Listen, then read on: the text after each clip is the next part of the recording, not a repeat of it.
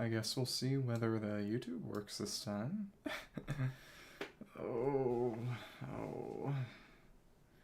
We'll see what I gotta do. Seems to be. I guess we'll see how reliable that is. I guess yesterday I just didn't flip the switch. It's a letter from Durin, who wants to meet us in Mondstadt. Fate's Accursed Wilds. This game is not Fate. It's like this book must have found a new chapter. And what? What are people?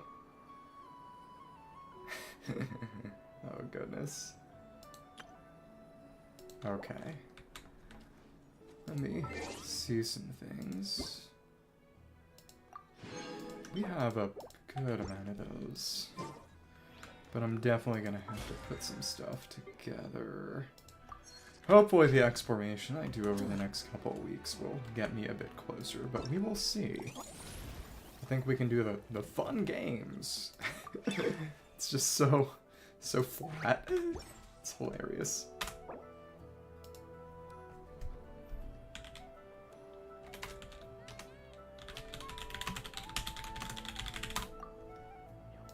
Let's see.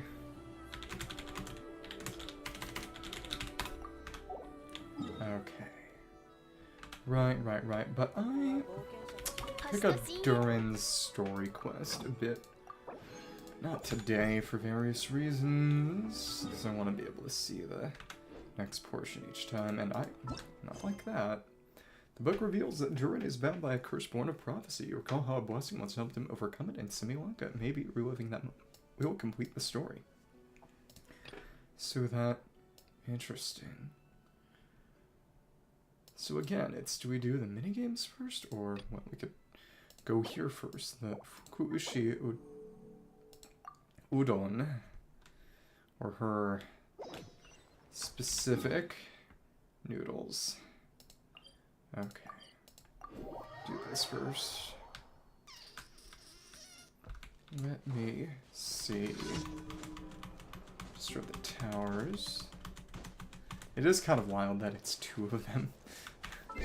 A lot of people made some insensitively mimetic hay out of this for some time. Okay. Regardless, and we're at a good amount.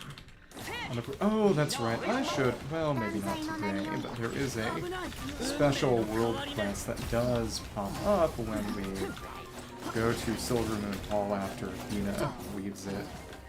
So that would be interesting. I will say that especially for dailies where I'm running around this much, the really hilariously long duration of Durin's burst really does come in handy. And we burned a giant arrow. Interesting. Completely by accident. Okay. Especially since it can track stuff on top of the towers. I guess we'll see. And that's a long distance away from here. It's alright. So... and it's that simple. I very much do appreciate how effective Durin is as an on-fielder. Mainly in the specific sense of he needs to be the on-fielder to continue adding a Bennett buff to his own burst damage. But even still... no, now that I've figured out how to more effectively use Official, I kind of want to retry fighting some of the, as in on Hexerai Official with that Hexerai buff. I do kind of want to retry one of the Hydro Phantasm local legends. In the specific sense of I have to, for the first rotation to get more damage, stay on field with Official for a little bit so she can do a couple normals to benefit from her own attack buff, because otherwise she doesn't get it, because it's only comes out after Oz is put down, after which point he snapshots, and you have to resummon him with either an E recast or a burst cast in order to allow her to benefit from her own buff. Which is interesting, and to the extent that that was an intentional aspect of that kit edition does emphasize, I suppose, that it's primarily meant to be a buff she provides to the rest of the party instead of something her own damage benefits from. Though, of course, she can, even without doing any kind of recasting shenanigans, easily benefit from it on a second rotation. At least if you've got C6 and the additional field time, but to ensure that you can keep triggering the coordinated attacks and the overloads up until she comes back on field herself. But one way or the other, we'll see. Dueling. It is interesting that there are no quest-type commissions in Nodcry, and they're all a lot more succinct. I think it's a little much to say that the previous ones wasted player time, but to be fair, I won't pretend that before they actively changed the commission algorithm to prioritize achievement-connected commissions, it was certainly a bit rough in order to get, a number of them, the big ones being, frankly, the Gourmet Supremos one. I remember, I was back in Sumeru patches? I think it was during Fontaine patch cycle that they changed that algorithm. And I was still in Inazuma. No, it was during Fontaine patches, and I was still in Inazuma doing Inazuma-related commissions. And then the rest just all got totally wiped out. No, it was Sumeru. And then I was able to move on to Fontaine. And then the crazy thing with Nalan, really, is that they never added any daily comms after 5.0, which was honestly weirder than not having commission-related achievements in this one. Especially since, the Cloud Soaring Saurian's commissions are meant to use the abilities of a specific Saurian, and then you go ahead and the only ones are Kaholasaur, Yunkasaur, and Tepetwasaur, and there's even one that doesn't use any Saurian abilities that is based around gliding, which it sounds like Kukasaur, maybe Iktomisaur to me, and then they just never added anything of the sort. But what are you going to do? Okay. It took me years to find out and realize that,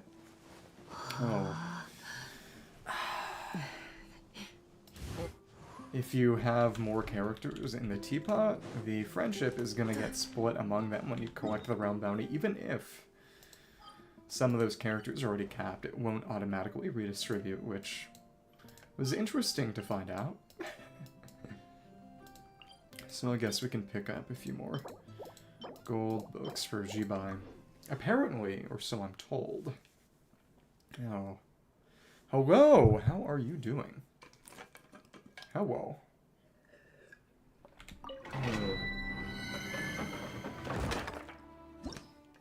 Apparently Jibai is gonna have some mechanic where she has the ability to summon a carriage and, allow the player to ride in it in certain points in presumably leeway, which is interesting because they'd have to update the existing areas for that. But a lot of people made a bunch of very amusing jokes that they were putting the cart before the horse, because in a very literal sense, because she is the horse Shion, but past that, before we get anything akin to an actual horse, because I mean, she has some horse graphics in her kit, but you never see a real horse. We're literally getting a horse carriage without the horse before we get any kind of actual horse in the game, which is amusing. But the big thing is that Durin doesn't have any kind of overworld interaction mechanic, but apparently 6-4, when Varka drops, is going to have a massive Mondstadt expansion, or so people say. It's honestly hard to say how true that is actually going to be in practice.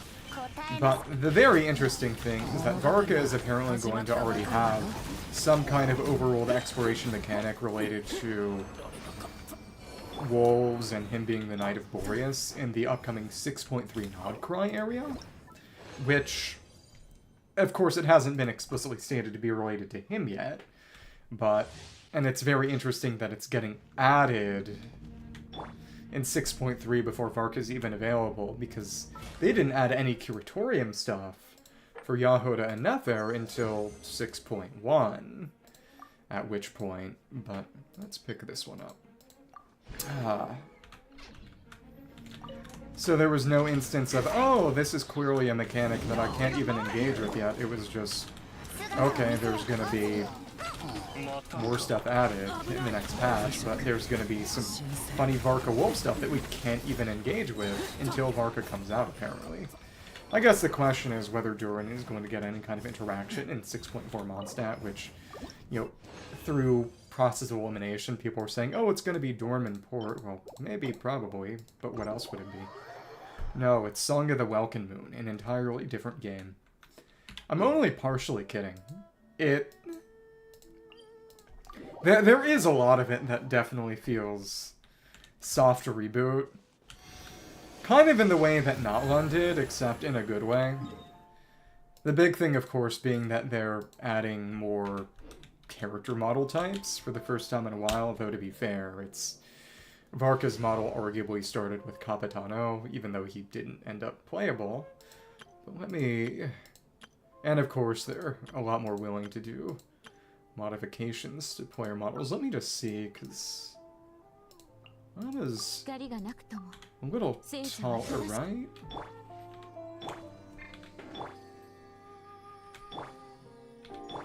Yeah, Lama's the tallest tall woman.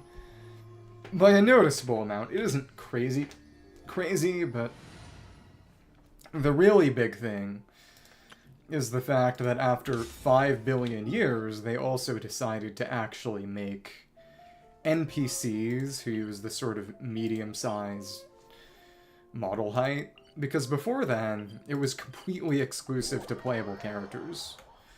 But now you have characters like this guy, who are, you know, about as tall as the medium guys. When previously you had children and you had tall adult men, and no in-between. Which, of course, did not help the assumption that honestly still exists, that, you know, anyone this height is going to be a kid. Because, of course, you've got... Oh... It's crazy to think I don't have any parties with Kaze in them anymore. It's been a while since he was particularly useful, which is just crazy to think. But, you know, the fact that, you know, Kaza is an adult who can drink, he's just scrawny. But, I mean, he's not getting any taller, he's just short. For better or worse.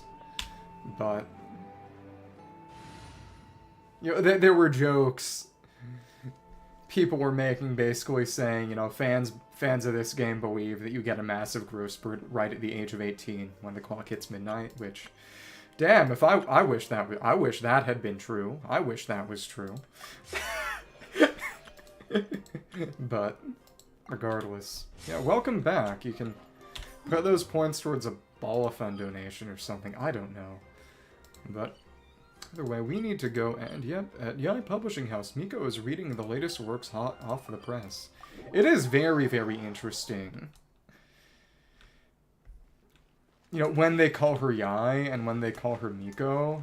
Because her name is literally Miko. I mean, it's... Of course it's a pun because, you know, she is a Miko. Well, a head Miko.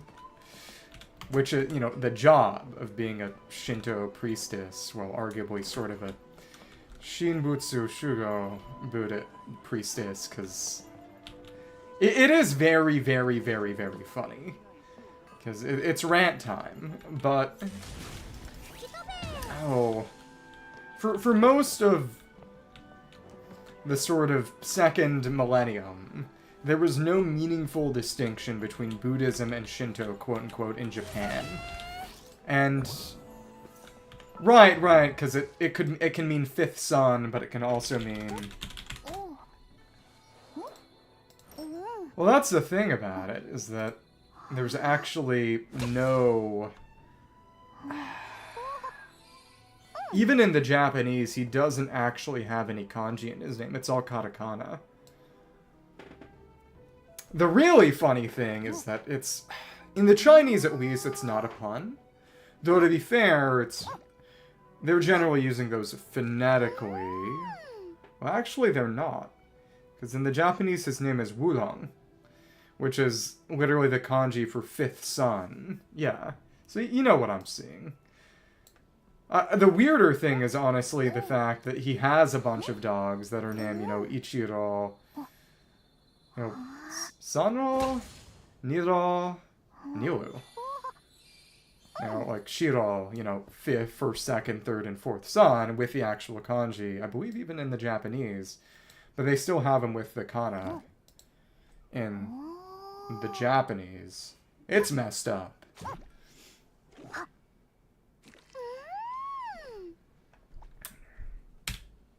But no, it's definitely meant to be fifth son. The extent to which they obscure that, goodness knows. It's bizarre. It's bizarre. But as I was saying... Basically, for most of the second millennium, there was no meaningful difference between Buddhism and Shinto in Japan. They were effectively the same religion. To the extent that Shinto being, sort of, primitive, not in a bad way, but objectively primitive animism, can't really be called a religion in the standard sense anyway. It's, an agglomeration of native beliefs that were assimilated into Buddhism in the same way that a lot of areas put their own native beliefs into, more codified religions that came in. Like, for example, in Irish Catholicism, there's a quote-unquote Saint Brigid who is associated with, inextinguishing flames. Perpetual flames. But the historical basis for such a person existing is meager and questionable at best, and it's generally considered that she's literally just an excuse for the Irish to at least originally have continued worshipping their pagan fire goddess of Brigid after Christianization. And, which, on a somewhat related note, it's very, very interesting that we don't have any pre-Christian accounts of Norse and Viking myth. They were all compiled by Snorri Sturluson after the Christianization of Scandinavia. That's not really related. But, as I was saying, there's this concept in Japanese Buddhism known as a gongen, which is essentially the idea of a Shinto god as a manifestation of a Buddha, sort of, just under a different guise, which was how they eventually conflated their native beliefs with the Buddhism that reached them. But the big thing is that there was what was called Shinbutsu Bunri, or the separation of gods and Buddhas, in the late 19th century to early 20th century, when the country was modernizing, and they said, okay, we need to be a quote-unquote religious country in a way that's legible to the West. Things need to be easily categorizable, so we need to codify Shinto as a religion in a way the West can understand, and that means separating it from Buddhism, which people already know about, quote-unquote. Which, in addition to being hilariously artificial, arguably in the same way that the idea of Hinduism as a single religion is just not accurate at all, and again, also largely a political construction for political reasons, frankly led to a massive destruction of cultural and architectural heritage. Because religious buildings before this process of separation were simultaneously animist shrines and Buddhist temples. But when that political initiative came around, they all had to choose one, which means, various things had to be dismantled, physically moved, which led to a massive destruction of cultural and architectural heritage. To, frankly, not just westernize, but modernize. I mean, not just modernize, but westernize. Which is frankly interesting in the long term, considering what a lot of them might think about westernization now. But, as I was saying, basically, there are a lot of simultaneously Buddhist and animist, I won't even say Shinto, concepts in Raiden's kit. She's very much meant to be a sort of bodhisattva type character, but she's also literally a native thunder god. Her name is literally Raiden. And people are saying, oh, it's, you know, sort of trying to combine things, and they combine a lot of things in this game. No, that's just actual historical accuracy. She's a Gongen. She's a... Which... What specifically... Izuna... Let me see... There are lots of Gongens, you know, syncretic deities. The manifestation of a Buddha in the form of an indigenous animist god. In pre-modern Japan. Which... Yeah, for example, Amaterasu is believed to be a Buddha. This is partially a joke, but not really. Paganism is when it's Western, animism is when it's not. In most senses, that is how people are going to refer to them. But, and there's... Susanoo O... Thunder.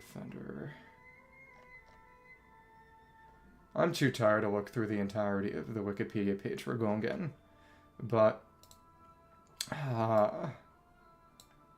But, if you want a real definition, it would be that animism is more sort of the divinity of the natural world, whereas paganism has, you know, more specific devotion to specific deities, I suppose.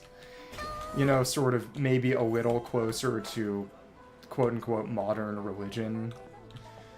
But again, in a lot of cases, people are going to speak of them more in the sense of paganism is when it's Western, animism is when it's not.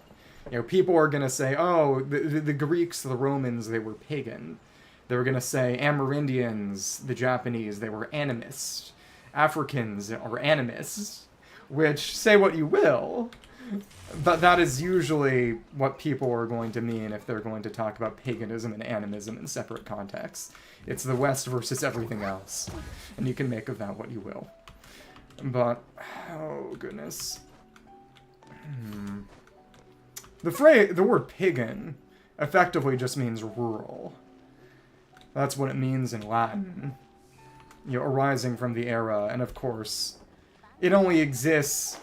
You can't really define water without air. That term came about after Rome Christianized, and they...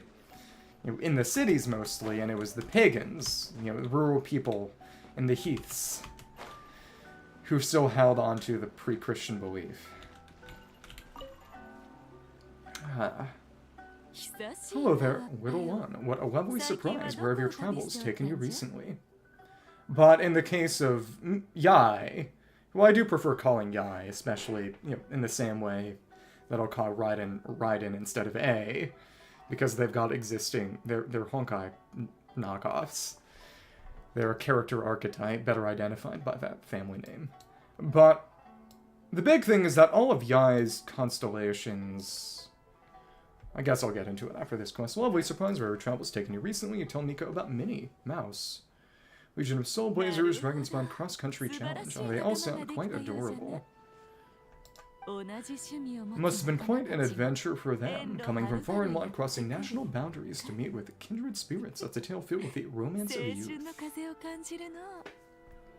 It is... very, very interesting. There was a documentary I saw bits and pieces of on YouTube about sort of the last remaining Southeast Asian headhunters and how the practice was more or less abolished with the conversion of those people to Christianity. And a lot of people said, yeah, something, Christian W. They managed to wipe out headhunting through the power of religion. Though if you look at stuff like in South America right now, it's small but extant. There's a movement or at least a number of phenomena where a lot of Catholic men are converting to Orthodox Judaism.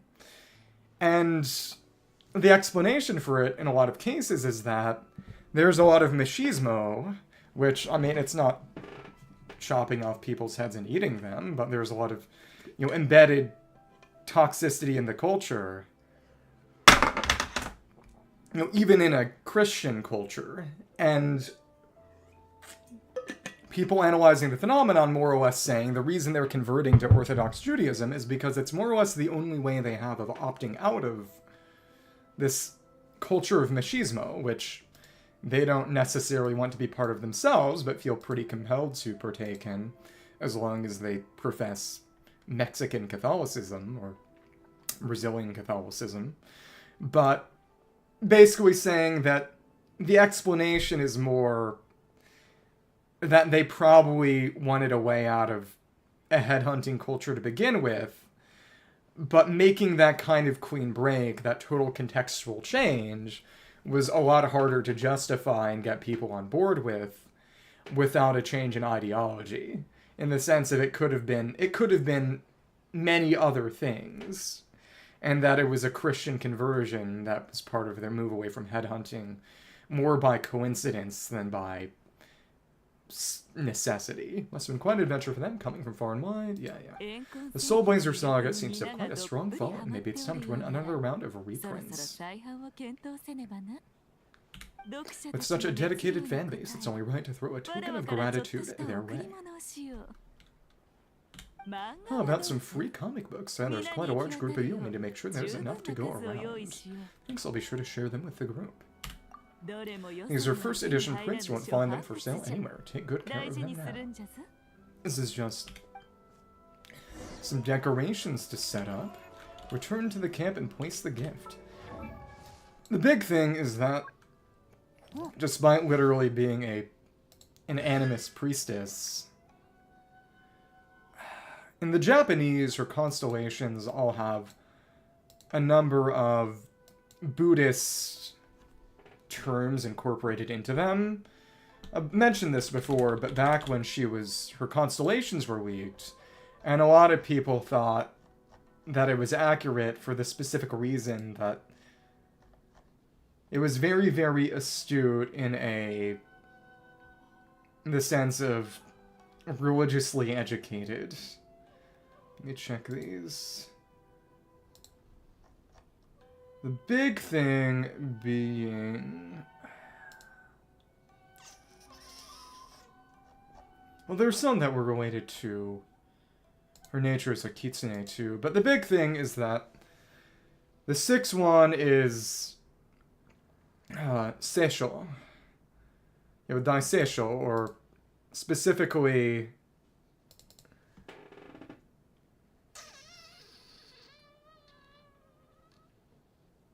Basically, it literally means the killing of living things, which is a specifically Buddhist term in the sense of, avoiding the killing of living things. But of course, her aesthetics are a lot more animist in nature, but again, it's not as if the two are perfectly separable. At least as much as some people would like to contend. Yeah, exactly. You wouldn't want your head getting hunted. Probably. What do I know? So... we just want to put these Kamek backs down. Miko gave us a pretty generous stash of comics. Since the plan is to share them with the group, why don't we display them somewhere that everyone can see?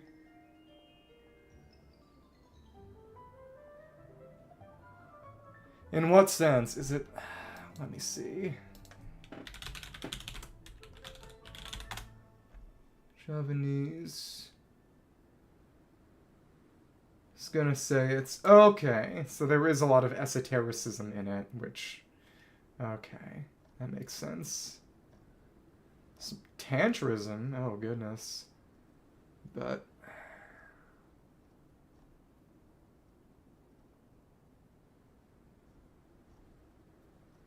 I guess if you're gonna say that one of the weird things was the deification of local kings as Buddhas, it's not as if that didn't happen in other places. You know, what I mentioned before about Gongen, a lot of that was the deification of various warlords. Plans to show them the group, why don't we display them somewhere that everyone can see? Oh, we have one of those light-up tablets that unlocked Snowtombster Silver a long time ago. Oh my goodness, just random Fitchway Chrono season made walking around. Let's put them near the book Santa Legion of Soulblazers camp. That way it'll be easy for people to browse. Borrow a bookcase, arrange the comics from Mika on the shelves. Nice, it's looking good. Now people can come and pick some out, and they're free.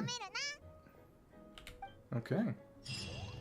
Again, it is interesting that it's the Amber's theme that's getting used as the theme for the camp. Because this is very specifically Amber's theme. Oh well.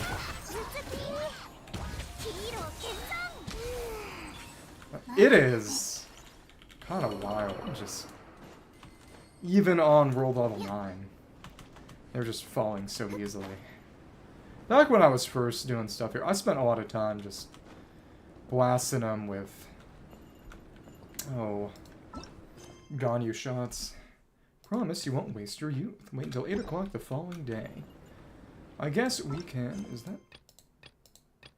2 people deep in discussion. Meeting between them. Playing in the snow counts as training too. Looks like Klee has had quite the unusual encounter during the cross-country challenge. Let's go check on her now. It's not as if we need to give focus experience mode for this. And oh, it's... Yeah, 2 children and a dwarf. Okay. Let's go Story Scout. Mika, thanks to recent exchanges with friends from different nations, Mika from the Reconnaissance Company has reached a new milestone. Serendipitous encounters and a curious consensus. You run into 2 friends near the Dragonspine and National Cross Country Challenge Camp. Meeting between them is something you haven't considered until now. Talk to Bold Bang Bouldern, Strength, Courage, and Trials. And she was actually one of the employees in the Fontaine Amusement Park event. That's right. Bold Bang Bouldern from the Collective of Plenty seems to be planning some kind of exciting activity with your old friend. It is always very fun when NPCs from old events show back up again. They did that with the Sumeru Merchant Gal on the fish net tossing event, which was fun. Let me see.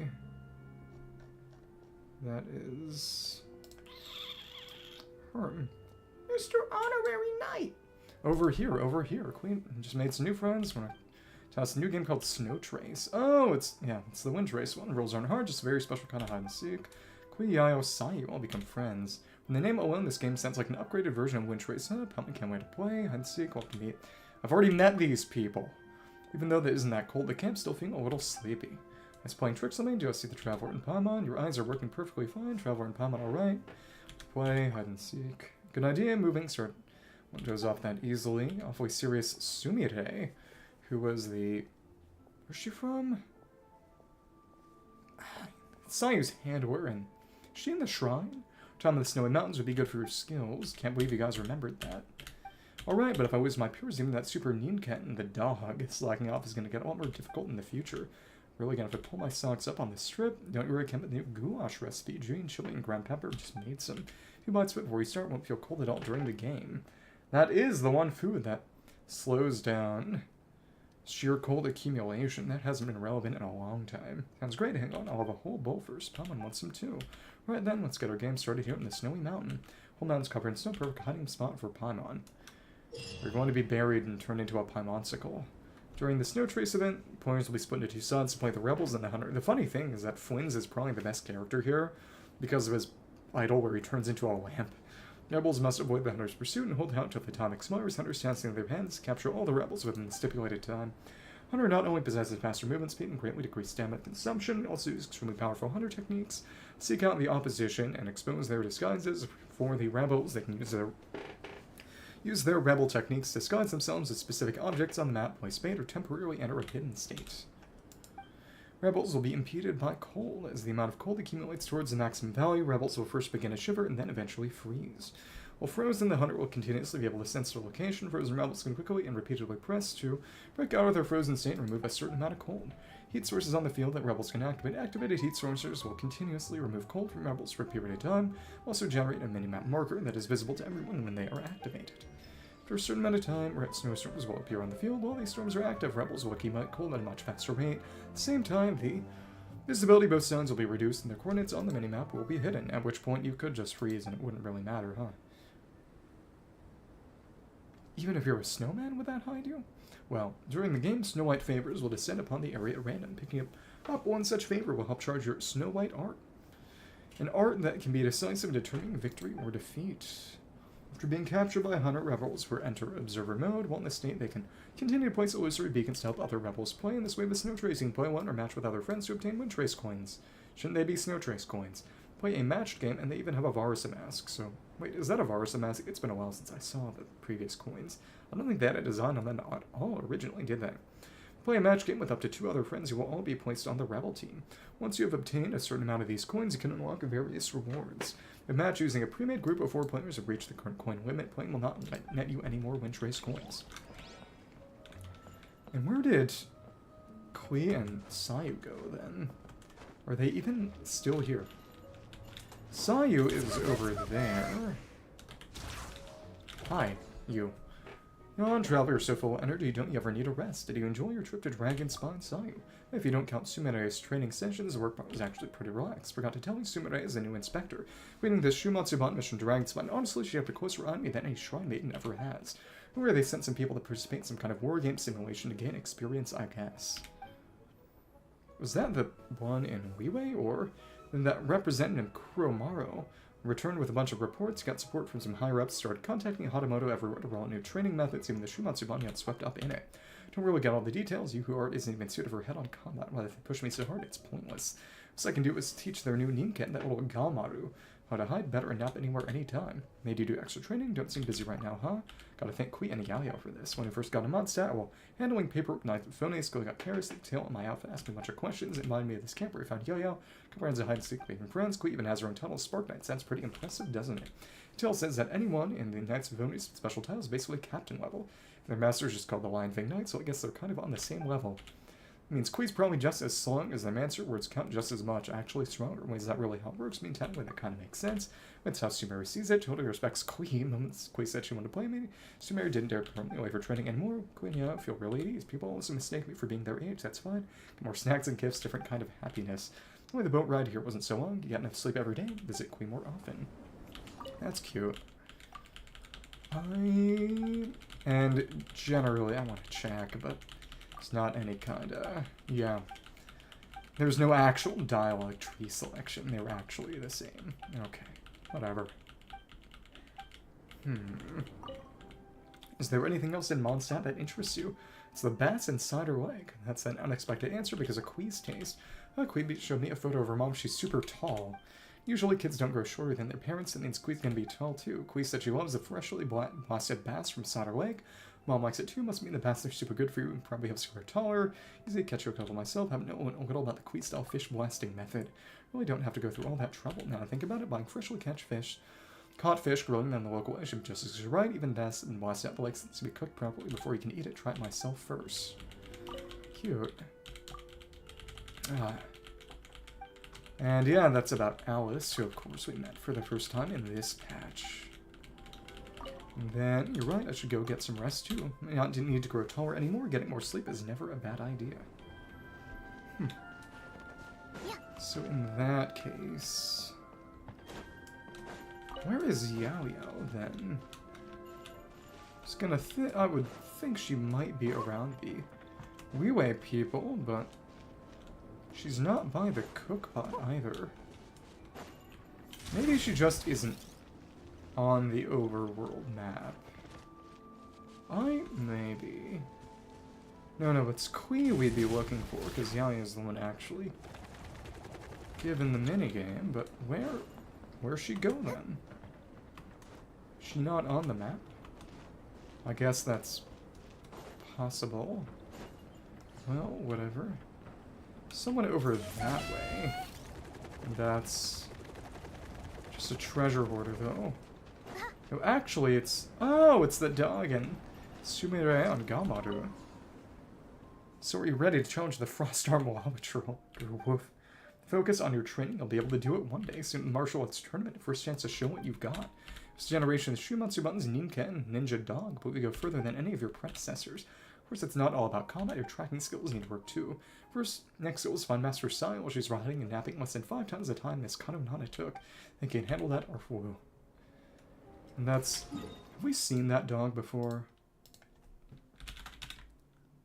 I know we've seen... Okay, no, it's Taromaru, who we fought in both the parry events. Because there is a ninja dog who they used in the Canine Bunshin, who was an enemy at the end of the animal tracking event in Inazuma many years ago, and then became an enemy in the parry event as Taromaru. And then, in a similar way, Taromaru came back in the second edition of the parry combat event, which they reused that mechanic for some of the fights in the recent, what was it even called? The game festival, whatever it's called in Inazuma. But other than that, so where's Klee? Is she not here? Well, that's whatever. See Klee's dialogue. Not really showing the characters there. Yaoyao dialogue. It's training 2. Post-quest dialogue, and apparently Klee just isn't here. Okay, that's alright, I guess. That's not much with you. Let's talk to Yo-Yo. Yo-Yo-Yo. Traveler should play Snowtrace. Did he come all the way to watch the competition? Yo-Yo. Yaoyao. Not exactly, it's kind of a coincidence. Xiangwen will be hosting a golden-haired lady wearing a big chef's hat, Escoffier, who's visiting from afar. So she's busy preparing fresh and interesting dishes. Chatting with Yanfei, she suddenly realized she'd never tried mixing Liyue and Mondstadt cuisines before. She decided to come to Mondstadt, look for some new recipes.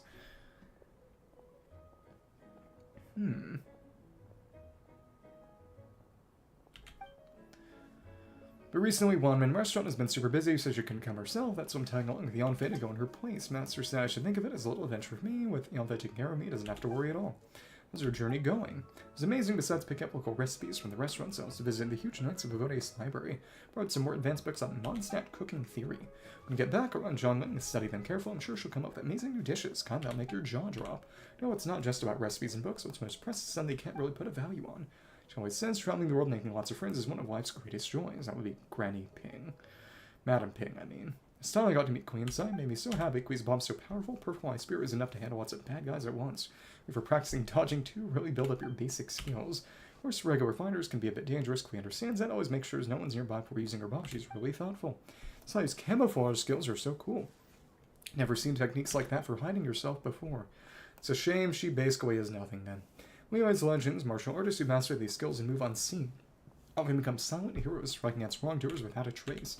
So on my visit, I'd like to bring Chi-Chi along, feeling the 4 of us would get along really well. Because they're all tiny. Do you like Mondstadt food? Absolutely. What surprised me, some flavors actually feel quite familiar, like the northern smoked chicken.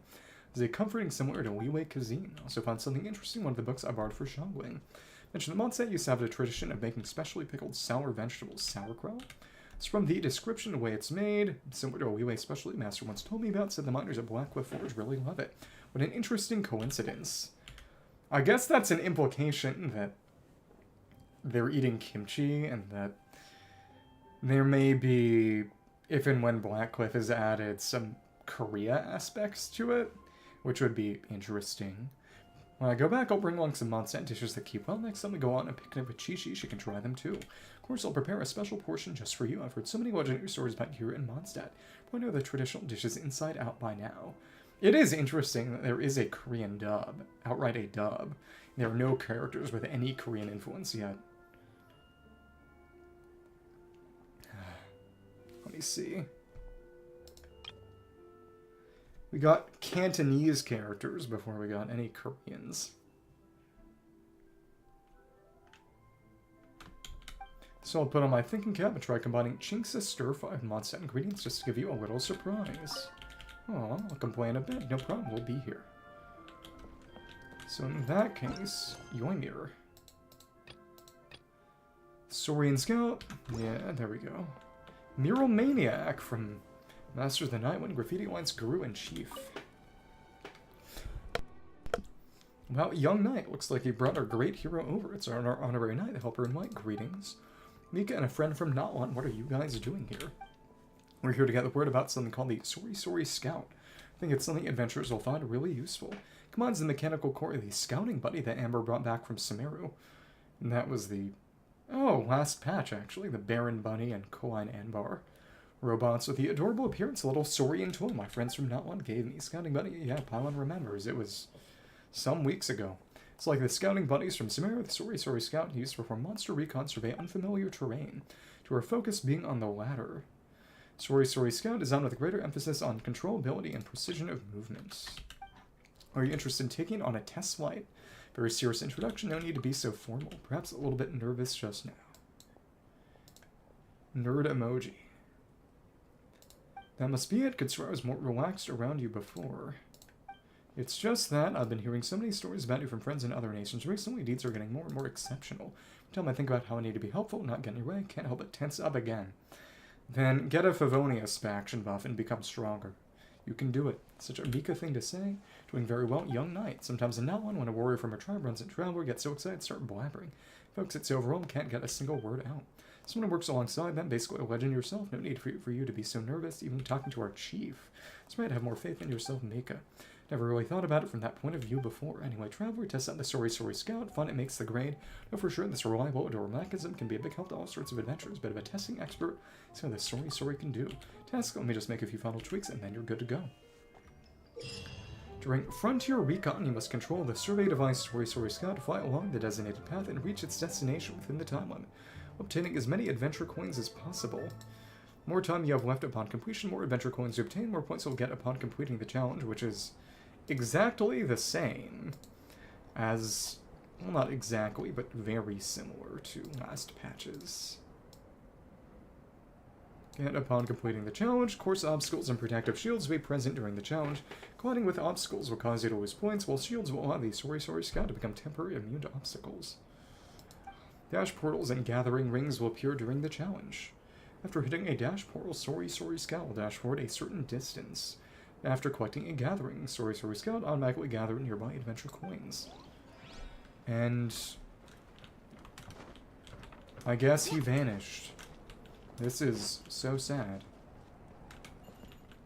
He got eaten. Okay. It's just you. Ready now, O great hero. Do you wish to take the Sorry Scout out on a test flight? Here for the contest too. You're giving me too much credit. I'm not strong enough to compete. Stop by to pick up some materials, do some recruiting, that's all. Ever since you and the Pyro Archon, not to mention all those brave warriors, quelled the great crisis, the people not have been able to travel. Graffiti Alliance has been expanding, recruiting talented artists from all over the world. Graffiti is a form of expression when it comes to specific styles. There are plenty of examples of people borrowing techniques from comic books. In fact, I've taken a few commissions drawing comics myself. Translating a highly dynamic scene from paper to a wall was quite an achievement. We're looking forward to seeing how the people of Mondstadt adapt their distinctive art style into graffiti and display it on the walls and mountains. Of course, the most important thing is that everyone only creates graffiti in the areas permitted by the administrators, never intentionally damage the local scenery. Beige Square Day. How do you end up working with Mika? I'm so lucky I met such a professional knight. So Graffiti Alliance's Guru-in-Chief, registered with the Adventurers Guild early on, make it easier to conduct surveys abroad. While I'm scouting for suitable graffiti locations, don't be arrested for looking suspicious. The body cold on Dragonspine and its monstrous residents didn't seem impressed by my membership and nearly turned me into a permanent icy exhibit. Thankfully, Mika found me led me to safety, otherwise I might have been done for. Afterwards, it got me thinking, must be plenty of adventurers who have been stuck in similar situations. Even he agreed that surveying the terrain can sometimes be too dangerous. So we tossed some ideas back and forth and came up with the Sorry Scout. Hopefully, once we collect enough data, the scout can go into mass production, helping more adventurers feature Graffiti Alliance members. I'll come back later. Okay, we'll be waiting. And then the Yanfei and Amber. Okay. That's what I'm saying. We figured it out. And this is the one about the throwing gallery. Jade Pitching. Yua detests rigid, stuffy people the most. You know, the kind with narrow-mindedness written all over their faces. They always get stuck obsessing over the tiniest details, and all they do is trip people up on every little step. Maybe they even wear a monocle and can't go anywhere without a book in their hands. When you take a closer look, you realize they haven't really read it through and are just using it as a prop. What they're really trying to do is put on a so-called intellectual aura and get a leg up on you before the conversation even starts. That was spot on. Can picture it already. Yanfei and Amber, now that's a duo Paimon's never seen before. Hey, what are you two chatting about? Is there someone you want to test? Everybody. Hey, honorary Paimon.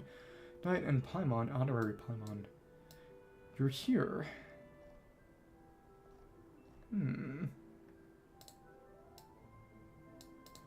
Yanfei and I were just discussing if we should have a few big bad snowmen as Easter eggs in our game. Targets that look like monsters. We were thinking that apart from the more typical monsters, also includes some less traditional characters. Looks like Yanfei and I share too many similar ideas about the casting. Yanfei didn't expect to see you here, wasn't surprised, never imagined the two of you would meet up. Kind of amazing seeing you side by side, Pumpkin can tell right away you really click.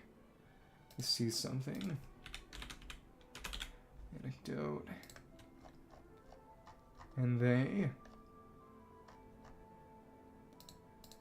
Just wanted to check, but yeah, they did not add any new anecdotes in this version. In last patch, they only added the Gaelon one. Which I suppose is maybe partially why they...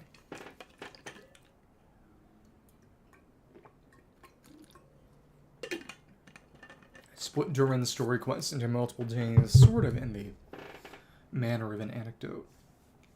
Or anecdotes. Yeah, I'm really surprised running the Traveler in Paimon and Mondstadt too. You know, this isn't actually my first time in Mondstadt. I've helped with several civil lawsuits here before. Some Yaoyao and I just finished up our work when I happened to hear about the opening of the Dragonspine International Cross Country Challenge, so I thought I'd check it out. Interesting.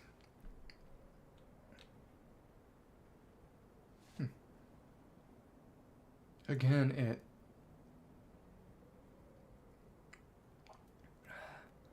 it really was a missed opportunity for Yanfei to not show up in the Fontaine Archon quest and have it be... Though, to be fair, honestly, she would have fulfilled the same role as Navi in the court cases, and I won't complain about Navia's showing in the Archon quest, because she was a standout character. But the fact that they're bringing back a lot of pre-existing characters in the Nodgroi Archon quest is a standout there. It feels kind of fate to me in a way. You know, they can't have a story just revolving around new characters. Other than the cast would be too small. They've got to have pre-existing characters getting more development and otherwise interacting with the newbies. It's not an entirely self-contained dynamic. Thought I'd check it out, as it turns out after I reached the venue. Because that is right, both Yanfei and Yaoyao are Madame Ping's servant students, though to be fair, it's not as if Zhongling isn't as well. It's complicated. See something. Okay, just a little hair. Okay. Did I? Okay.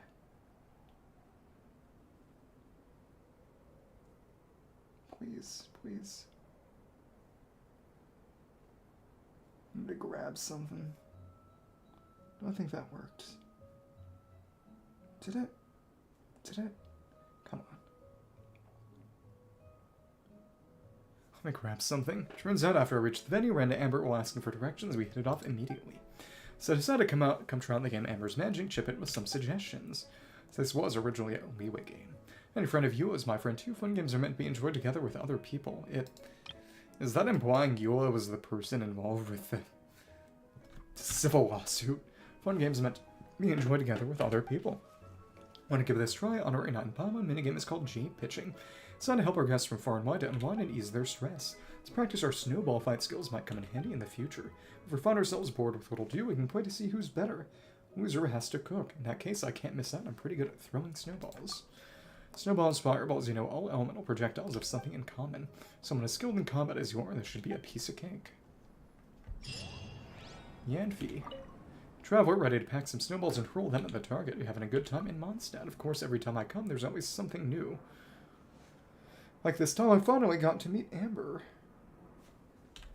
I'd heard a lot about her from Eula before and love to make a new friend. Oh, but that's right. Let me check something. Because the first instance of anyone mentioning Eula was just, and this was years ago, so it was easy to forget, one of Yanfei's voice lines was one for Eula. And then other than that, she just showed up in 1.5 without any real context other than that Yanfei voice line. That's right.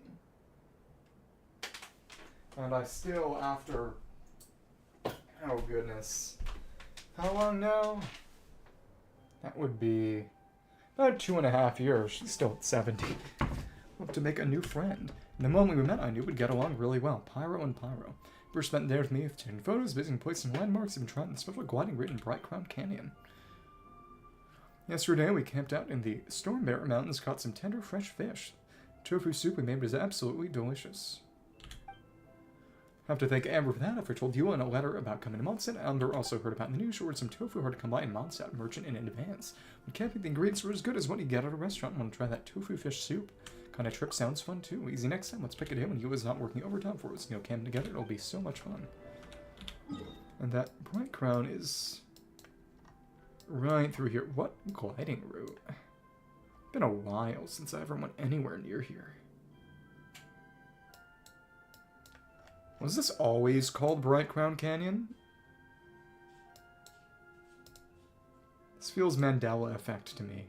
Which is not a real thing, of course, but... Bright Crown.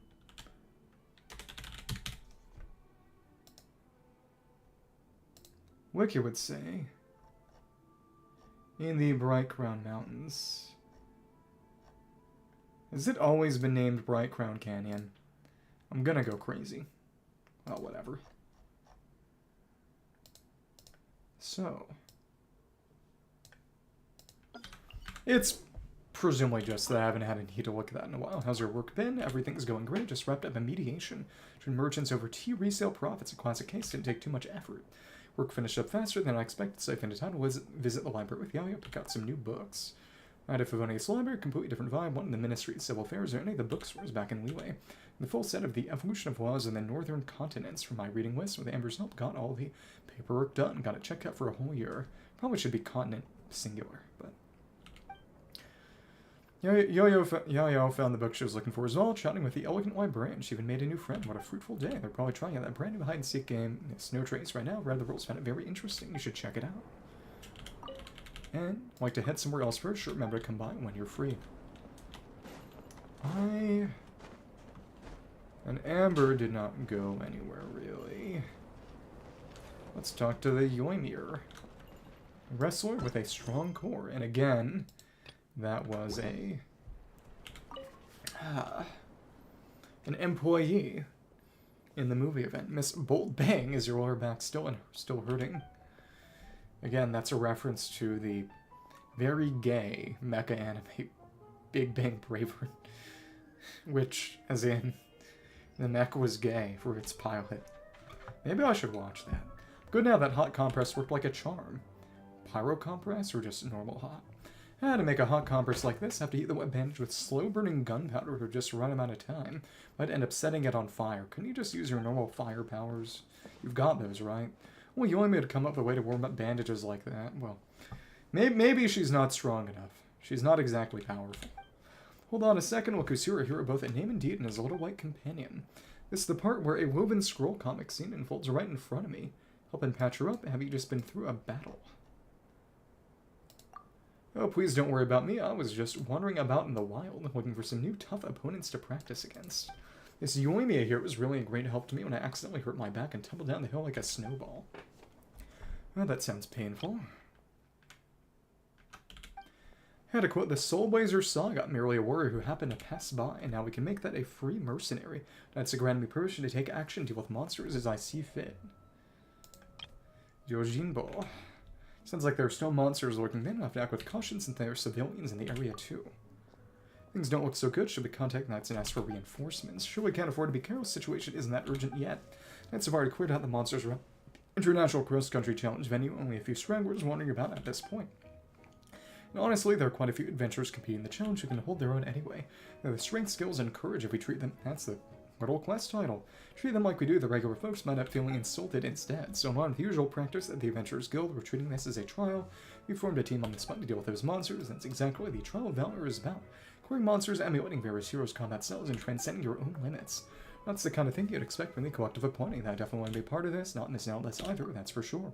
It's the obligatory combat minigame. Awesome, it's been a while since I saw you in Action Traveler. I'm excited to see your skills now. I wonder what kind of fireworks, how to compare your dazzling moves too. Trial of Valor must select various battle souls and trigger their combat effects to increase your team's combat prowess and ability to score points.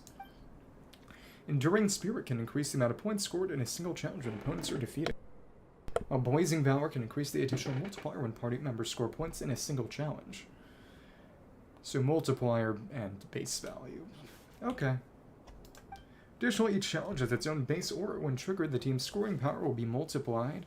The character's combat power is significantly increased. Triggering base aura again while it's active will refresh its duration. So everything except Jade Pitching got a tutorial, which I guess the others are unique enough. Jade Pitching is pretty unique. It's happened before, but still. In one of the... What's in it? One of the Lantern Rites? It's been a while. Basic score gained for their defeat, their difficulty multiplier, additional score multipliers, base or related limited time multiplier, on which not triggered is 1 multiply 1 another, give the score you get. You again. How are we feeling today, Boss Trail? We want to show how it's done. What kind of work do you do, my friend? Me working for you. Don't be so surprised. Mostly help out in Varus' shop, hauling goods who are out on business. Keeping an eye on the warehouse when we're back. Varus did say if the great hero ever needs it, the whole fruit stand and orchard are yours to call on. So I'm part of your support team too. Back when I went to Fontaine on business, really did send in my resume. Don't know if you remember that, and that was the amusement park event. So remember that, one would be an honor. If you don't, next time you visit the Collective of Plenty, I'll treat you to a glass of Sky Split Gem Bloom Grain Fruit Juice. Maybe then you'll remember me. See something. And the Dance dynamic. Dynamic Disco. Who was the gal in charge? That was... Nusta. Okay.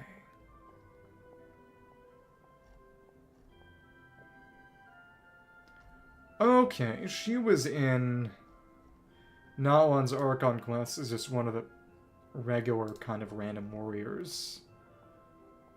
But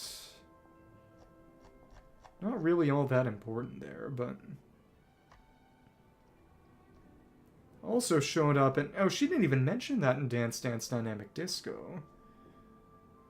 She showed up in Whirling Waltz, the amusement park management, but she didn't mention that in the rhythm event. But she was another one of the recruitables. That's fun. Okay. Need to go take care of something else first. Understand? I'll see you later then. Wrestler with a strong core, the Valor, the Trace, that, and okay.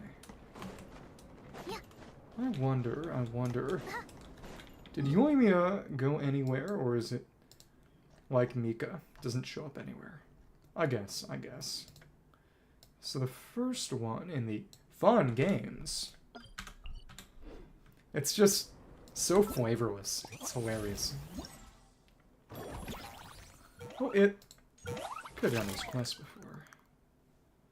So Snowtrace is the first one. And we need a total of 600. Okay. Got a number of Nalan mats, so maybe I didn't need to preform all that much, but big thing really is just making this leveling the Peak Patrol song. Yeah, we're gonna have Westbound hide and seek. Alright, everybody, it's time to get ready. Rebel Companion. Well, that's fun.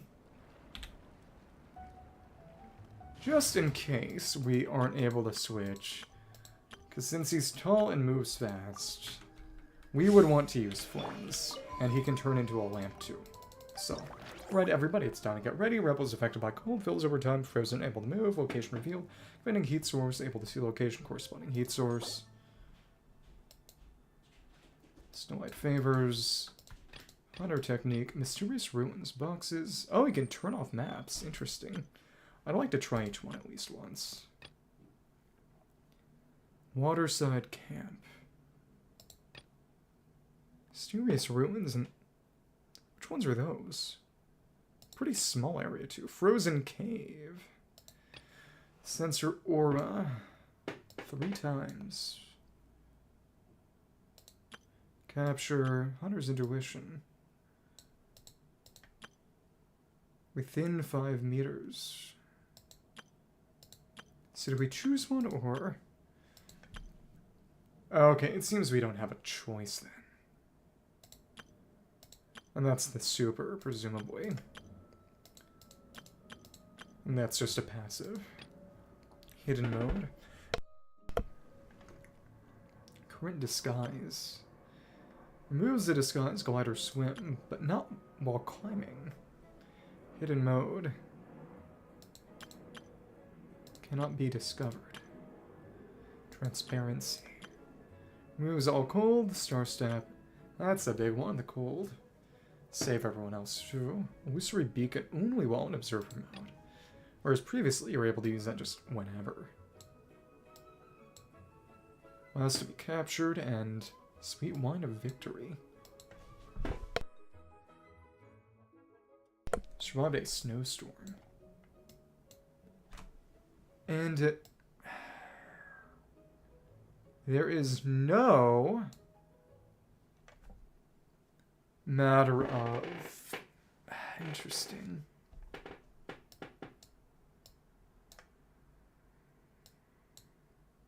The previous ones had ones about not disguising at all, but they don't have that anymore. There's no benefit there. Played by Yaoyao or Sayu. Transparency, disguise, trembling, or frozen. Activated heat source. So the more you do, the more you get. Different stages. Bonus rewards for finding extras, which makes it a little easier. You know, it'd be fun to go against team players. But let's set these so we can do each one once in order. But before, I need to take a quick pee break. BRP.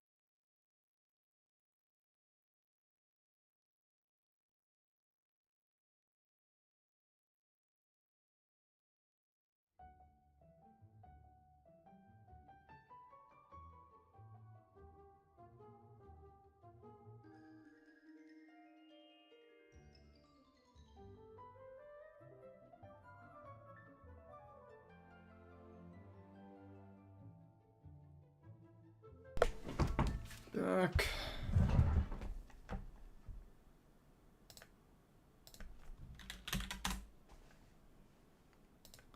Okay.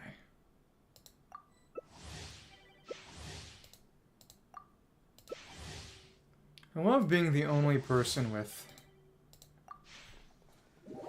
the funny profile picture frame.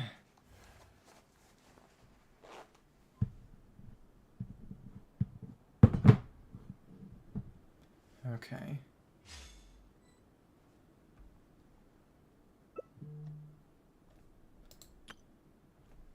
So I am a rebel. Klee's playing to... Okay, so we have a sub. Sub in. So, okay, no, we just had another. Okay, cool. Oh, wow.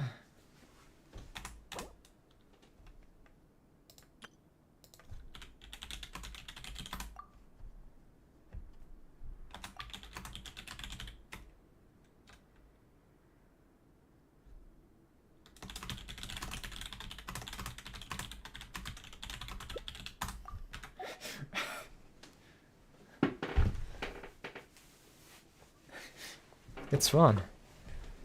Okay, illusory bacon. That only when you're there. And they just get a free Klee to pick up too. Lucky guy. It shouldn't be too hard to run away from Durin when we're bigger than Durin. Okay. Oh my goodness. Okay. That's a good option. It's just, where could I go and turn into a lamp?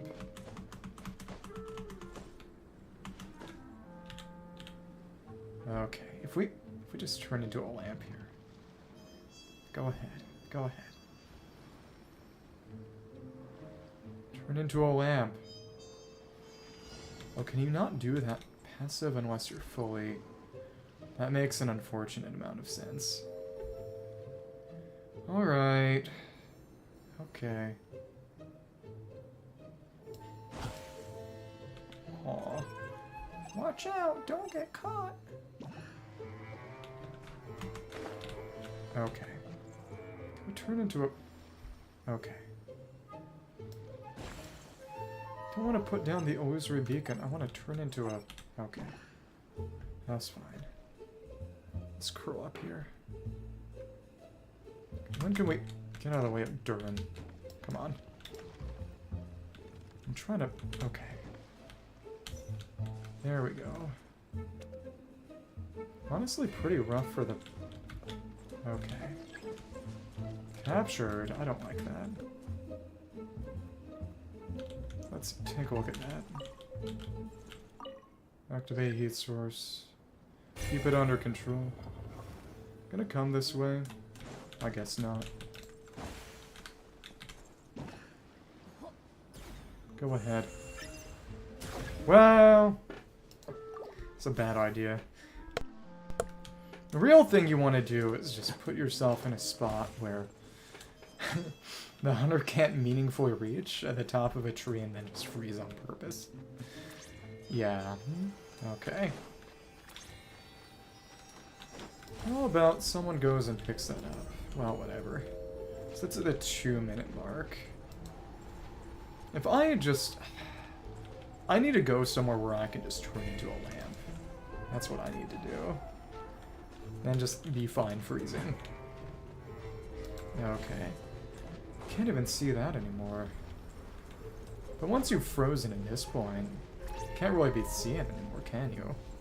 At that point, you may as well break yourself out. Maybe. Hard to say. They're just sitting here. Okay. Rebel has been marked for 60 seconds. Oh well. Well, that's okay. We can... If it wasn't every 30 seconds, I'd put down some more beacons right by. Try to trick you, maybe. You can't find the Chi-Chi, even though Chi-Chi's marked. That's interesting.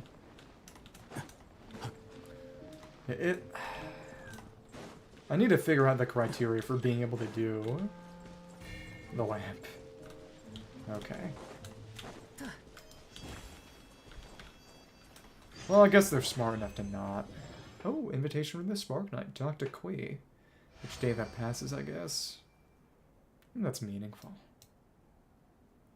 Activated heat source. Okay. I mean, you don't need that many.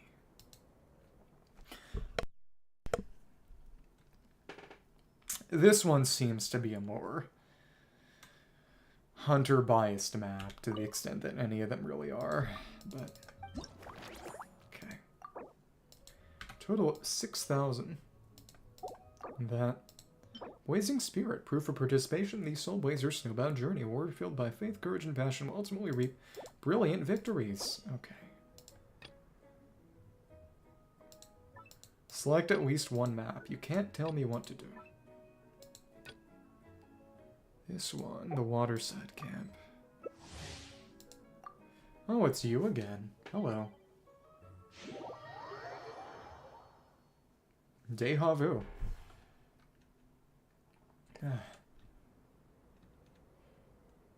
They're in my world. I hope this doesn't mess things up like Windtrace did once.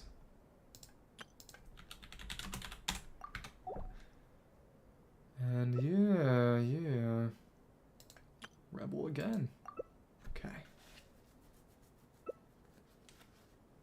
And they switched to Kaya Smart because of the sprint. Smart.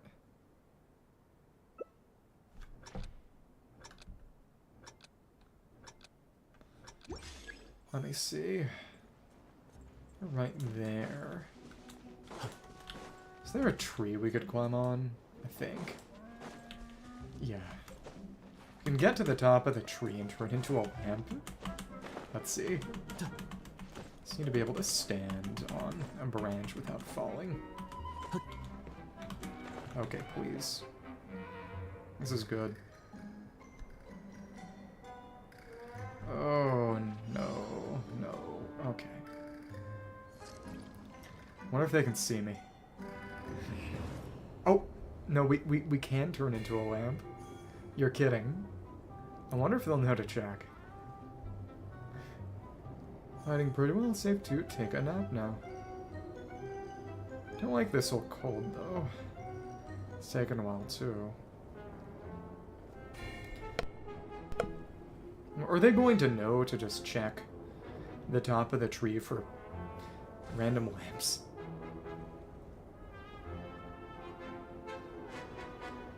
It is hard to spot, I imagine, especially if you're on mobile. And he morphs pretty quick, too. Okay. Is he gonna climb the tree?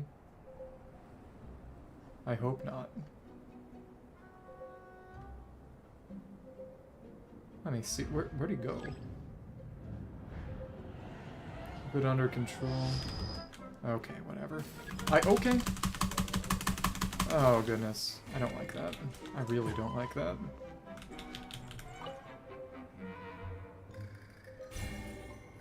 Ooh. Turn into a barrel. Okay. We're a barrel again. Disguise is perfect. Because that is definitely how we need to handle things.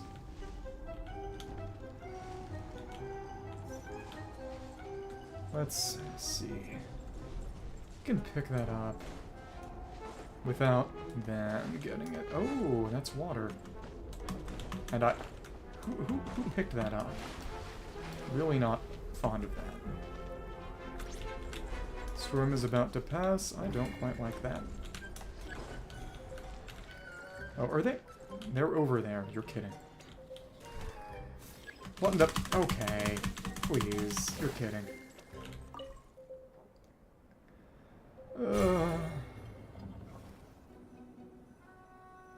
I mean, they're gonna know that I'm nearby, but... Okay.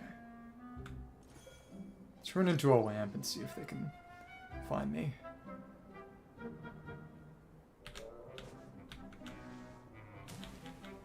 Well, this is really rough for the hunter, actually. Okay. All I gotta do is just keep moving around. I don't even know if anyone got the art there. I don't think they did. Oh goodness, I didn't want that. Yeah, the fact that their tracking is just that much worse.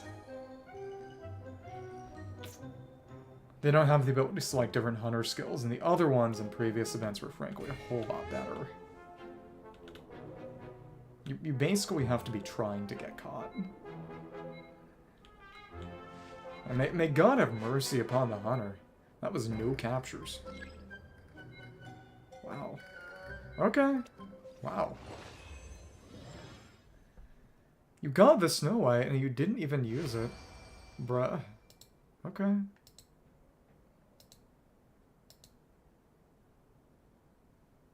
It would be interesting to try to win as Hunter and Rebel on every map, but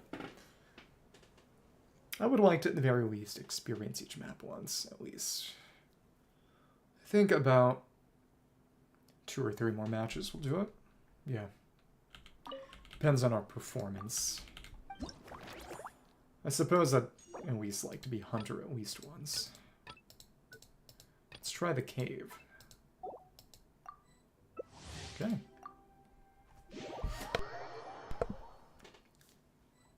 Absolutely. Nobody else got that avatar frame. It's just me. Just me. Still a rebel. Huh. And Yaoyao will play too. Cute. Though to be fair, it's not as if we don't even really need to do the lamp. The hunter doesn't have a good art option. Okay. So just where?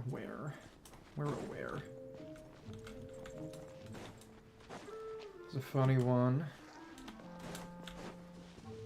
You know, the higher up we get, presumably, the better. Okay.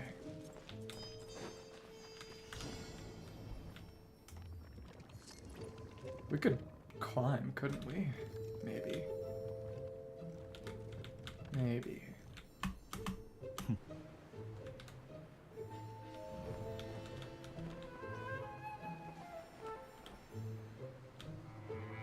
Let's just fly around and see if they can catch me or not.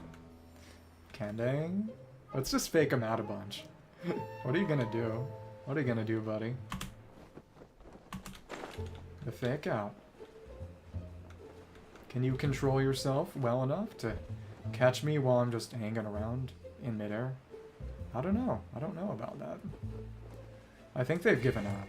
I think they've definitely given up. I mean, because just really, I just go over and warm myself every now and then. I guess the one thing is just, can you put yourself in a position where I can't go warm myself and I'm forced to freeze? This is really silly. I don't even need that lamp transformation.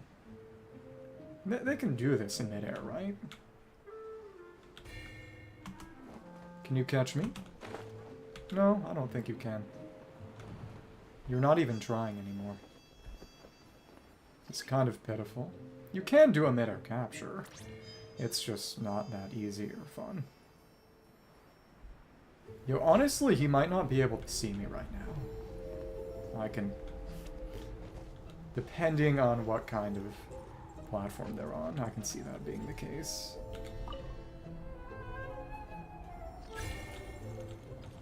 Okay. Let's gamble a little. Just leave this spot. Okay. I think I saw him. Is that just him? I think it might have been. Let's go get that Snow White favor. I would really, really hate for you to get that. But it's just all I gotta do. No, someone else definitely picked that up. I haven't disguised myself at all game. It wasn't a good spot to turn into a lamp. But nothing is stopping me from just hanging around in midair.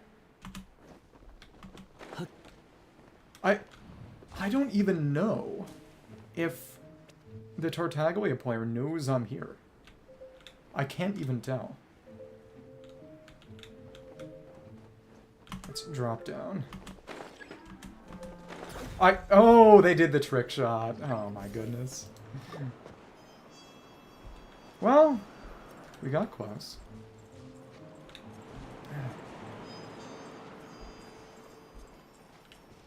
Maybe he just figured he could leave that until the end if I was going to be there the whole time.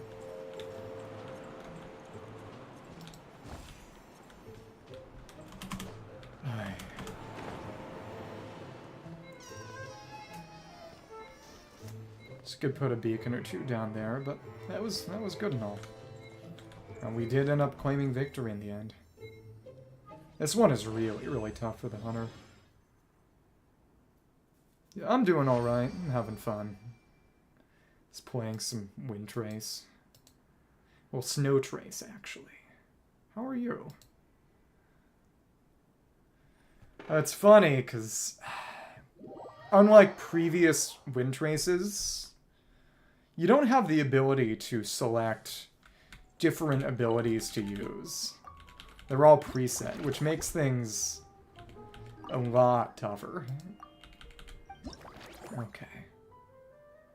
Actually, let's go and do the little Klee Snowman quest real quick, since that's there. An invitation from the Spark Knight. Klee Snowman. That's cute. Won it from one of the games. And she goes over by the camp. What caliber? I hardly know her. Then Klee seems to be looking for you. Looking. I don't even know what I'm trying to say there. Yep, right by the snowman. Hello. Dodeko Snowman. That's cute. I'm a little clover clip. Mr. Honorary Knight, you're here too. Amber told me there's gonna be a race here and loads of other cool activities. Anba Onecha. I'm having the best time. Nice people run this hill. It's gonna be loads and loads of gifts to take home with me. Aww. Again, it is funny that Klee is strong now, and that not having her actually is a meaningful loss. Oh, okay. That...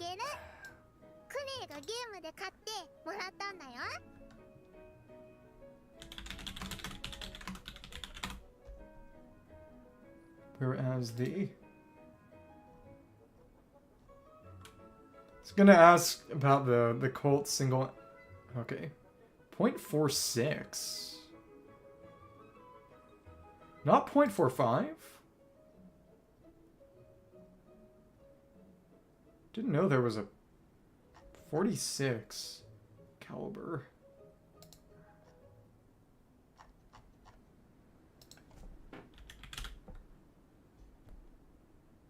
Oh, it's a Smith. So is it a Smith & Wesson?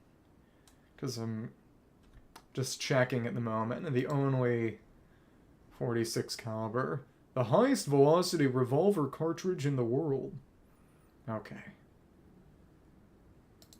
Okay. It's kind of surprising to me, then. Okay. Here are the Snowman, won it from one of the games. If you ever have some free time, we should go play it together. That would be Jade Pitching, probably? Maybe. But all of them are adding more and more bits to the Not One camp, which is fun.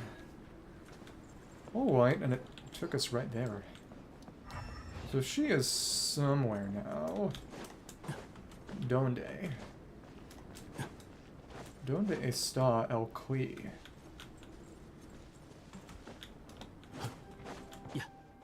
After that's completed. Okay. Right by at the quest location, if they say so. Oh, it's by completing one match of Snowtrace that it unlocks. So they're tied to the individual quests. I mean, individual minigames. That's fun.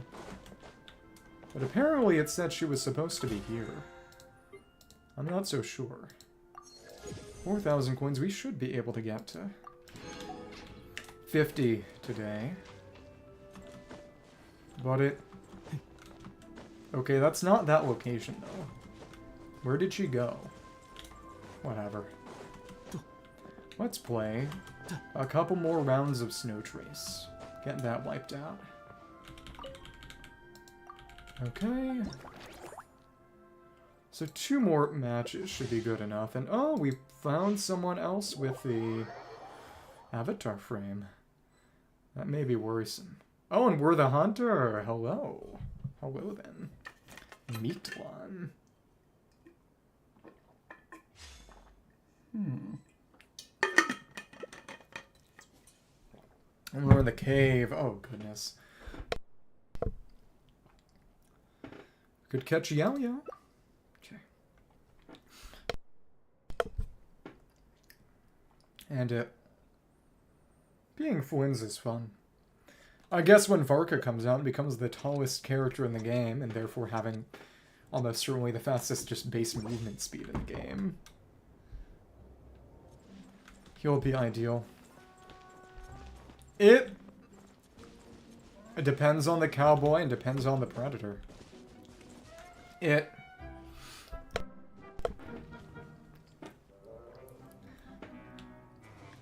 the big thing is that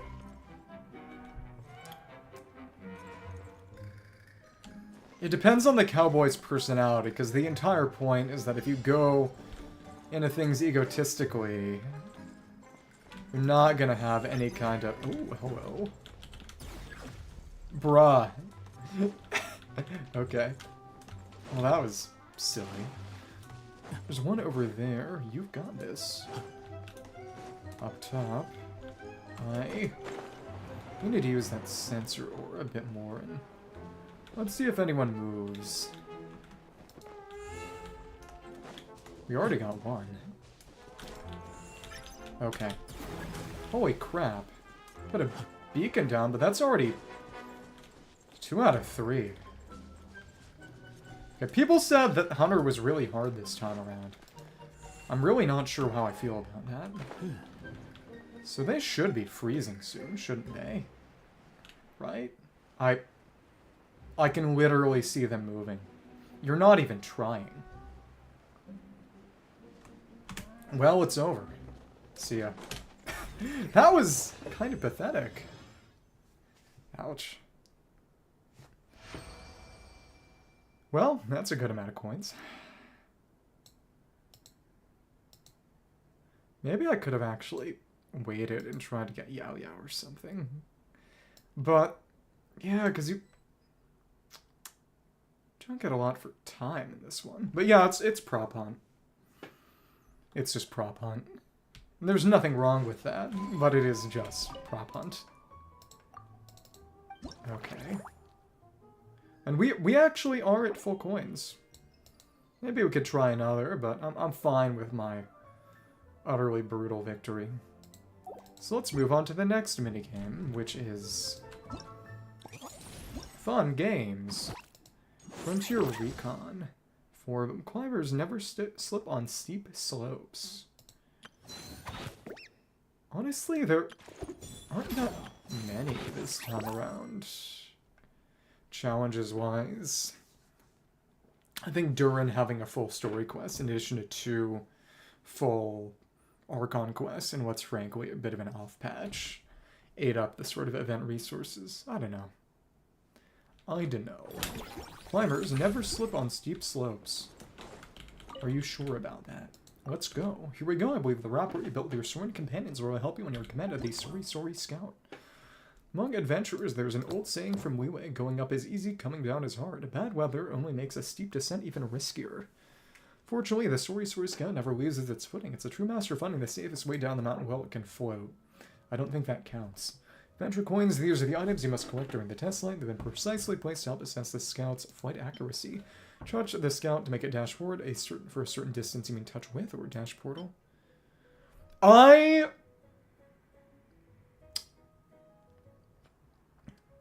That people, online Nazis will say that because they're retarded and evil. But that's not true. Because if you're talking about the whole, don't siege Stalingrad, take it immediately, that ignores how a siege works and why a siege ends up happening. The reason that a siege happens is because they categorically cannot take the city. But, I mean, if you're talking about they could have had better weapons if they had, not literally declared all actual real signs to be Jewish signs and sent pretty much all competent engineers back to the Allies. I mean, maybe in theory, but then they wouldn't be World War II Nazi Germany anymore. I mean, you're asking for them to do something that they were ideologically incapable of. But obtain this, and your scout will automatically collect nearby adventure coins certain period of time. Shell waterways, countless obstacles, course obstacles, place along the flight path, touch them, and you'll lose points. But you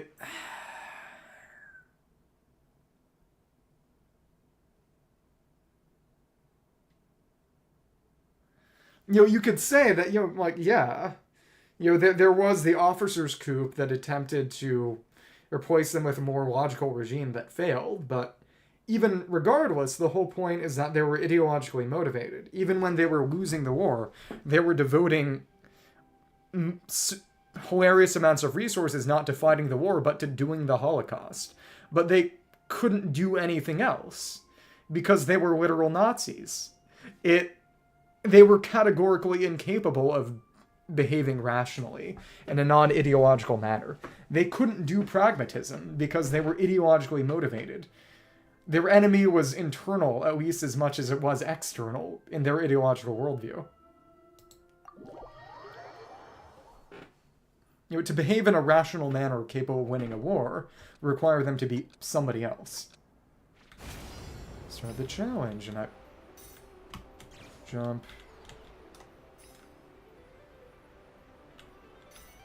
Why are they using Millie Astra music for this?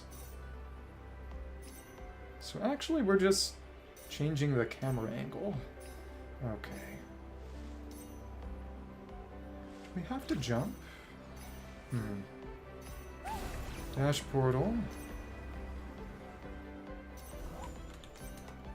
Can't sprint, can't do anything other than just change direction. That's fine. It is cool that we are going through actual Dragonspine locations. Yeah, feeling pumped. Also nice that we don't have to forcibly move ourselves anywhere. Okay. Is this as good as it's going to get? Probably. Got a bit of a speed boost. There we go. Would it have been better if we had jumped there, or... hard to say. And... so that ends here the Bellflower Arena.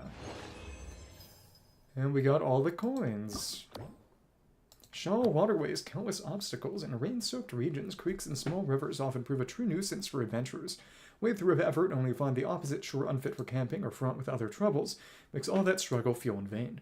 Fortunately, the Sorry Sorry Scout can take advantage of its floating mobility to survey the target area ahead of time. Interesting. Protective Shield. Obtain this in your Sorry Sorry Scout, protect a certain period of time, affects the collisions with course obstacles. Right, but the entire point is that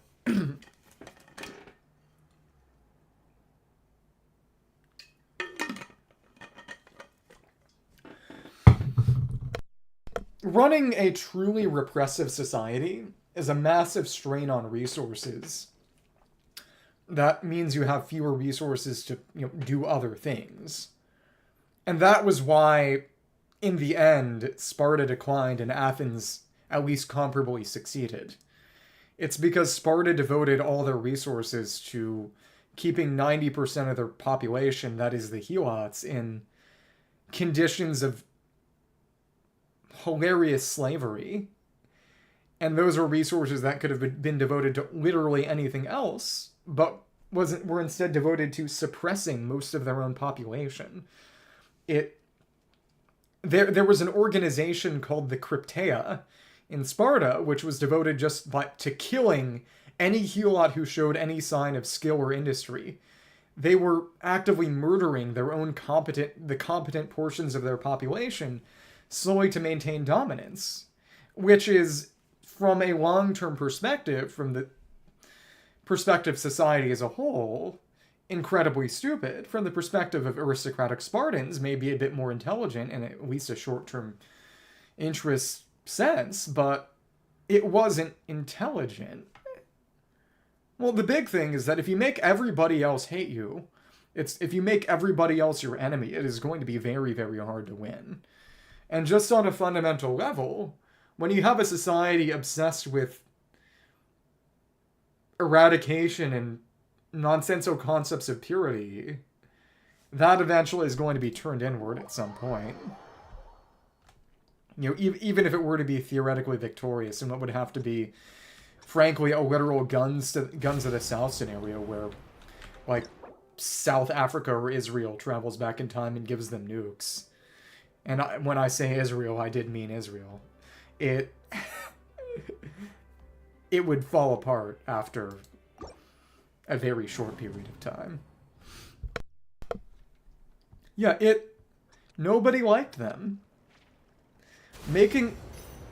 Machiavelli famously said that, you know, as much as it is important to decide whether it's better to be, you know, feared or loved, the most important thing is to make sure that you're not hated or despised.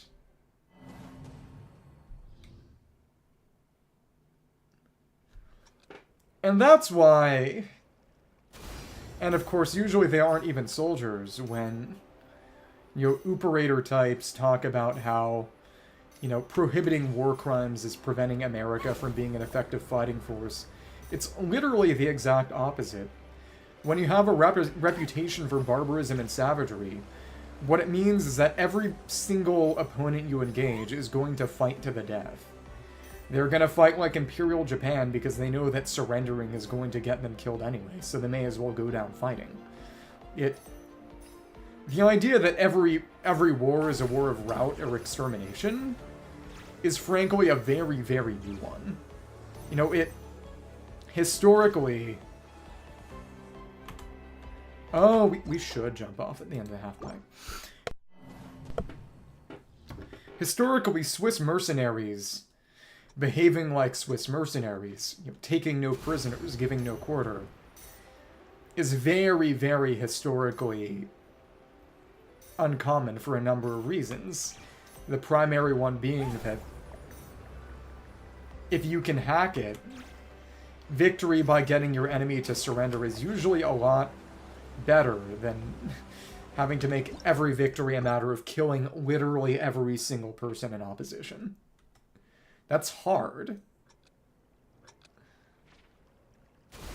Or at the very least, generally isn't a long-term good idea, because it means, you know, if you're going to bomb the land into a condition of total unusability, that deprives you of a pretty useful resource too.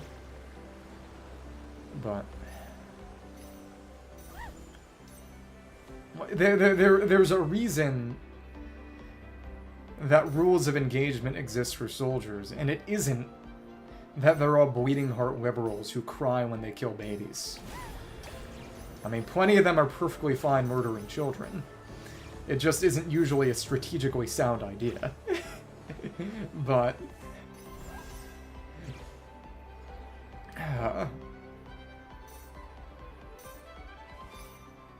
in the end, I don't necessarily mind, in theory, evil savages becoming strategically ineffective. I just don't think it's all that good for the people who are going to get hurt along the way. Yeah,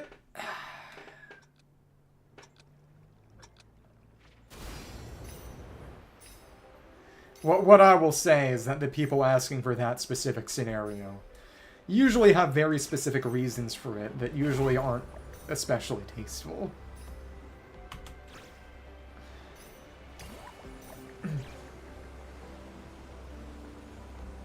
Because I mean, that's more or less what Patton said after World War II. It's important to put this in the direct context, but a lot of even the more loathsome eugenic practices that they did were inspired by things that were going on in America. And there's, I guess, a responsible and an irresponsible way to be contrarian about it. But considering things like Operation Paperclip and Gladio in Italy, it is possible to make an argument that Germany lost World War II, but fascism won. But of course, it is an inherently contrarian argument. Okay. Perilous paths and dangerous turns. Uninhabited valleys and ruins strewn with broken walls demand utmost caution from any adventurer. Monsters were to spring an ambush in such terrain, even escape would prove difficult. Scouts who venture into these areas ahead of time may earn handsome rewards, but accidents and injuries are far from rare. Sorry, Scout, now in service. Such dangers can at last be kept at bay. It's that... Behind us... How far back can we go? Not particularly. It's fun to check. But...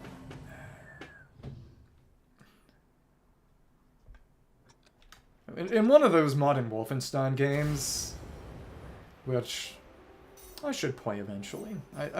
One of them I ended up picking up for free a long, long time ago. But, oh yeah, this is the north side. Maybe a decade or two. It depends on... How far can we go this way? When is it going to forcibly put it... That's when it puts us back on course. Let's try that again.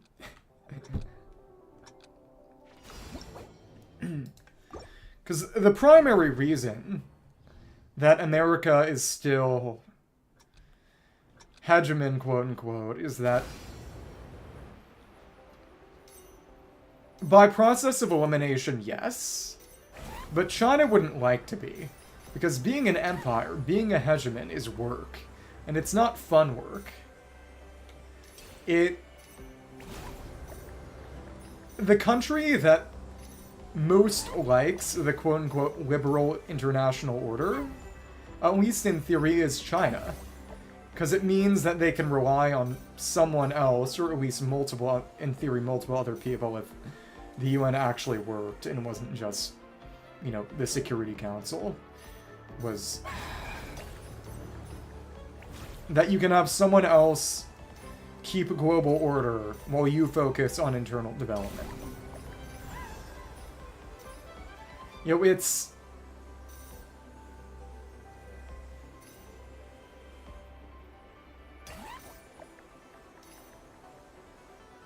China would not like to have to be the world's policeman. And if America really did decline, it would kind of have to be. But China has a lot of capacity. It just isn't really caring to use it for war at the moment.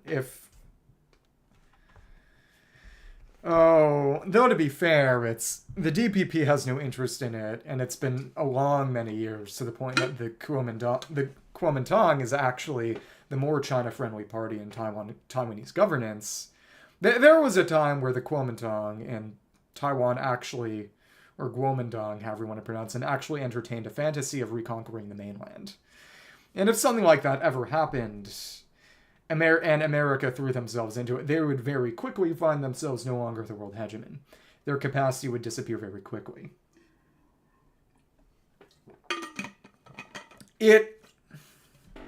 That's what it wants to be. It can't be, though. In part because the EU is kind of, or at least was for a while, the German Fourth Reich, quote-unquote. As in...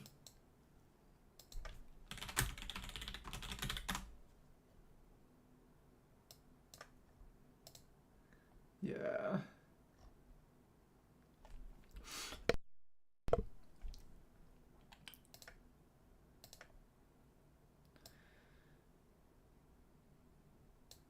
But liberal internationalism, global institutions, at least as they currently exist, are, for better or worse, subtler tools of domination than military force for whoever the strongest countries involved are going to be. And that's still preferable than by doing it by force of arms, which is the realistic alternative. But that's what they are. But a thing or two about exploring deep caves. Caves are some of the most treacherous places in mountainous regions. Most perilous among them combine 3 dangers into one. Steep slopes, waterlogged terrain, and monsters lurking just around the bend. Every seasoned adventurer knows that without overwhelming strength, proper preparation is essential before stepping into the unknown. Once carefully study the layout of the cave interior, note the distribution of creatures, check the stability of rock walls, gauge how firm the ground is beneath their feet. So scout letting a hand, all that painstaking groundwork can now be complete a fraction of the time. Okay. But do it.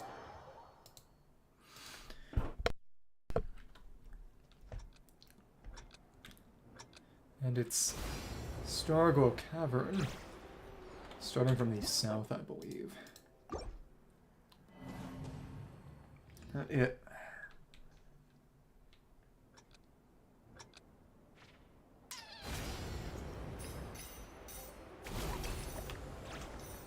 The big thing is that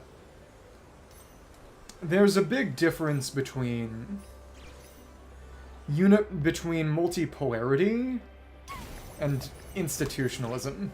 Because as of right now, for better or worse, the world is becoming multipolar. That just doesn't necessarily mean peace. Because as of right now, you've got everything going on right now in Thailand and Cambodia, which is not peaceful.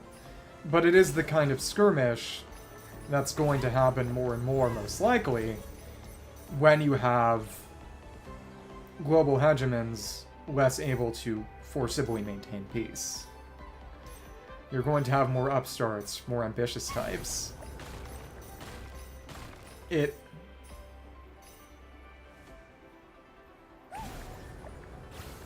might even say, honestly, I would definitely say that the only time in which any kind of international institution is going to work is when you have a hegemon who can, strategically, because out of intelligence, understand that it's a better and, frankly, more sustainable way of maintaining hegemony than just threatening to nuke or shoot everybody, and force some level of compliance.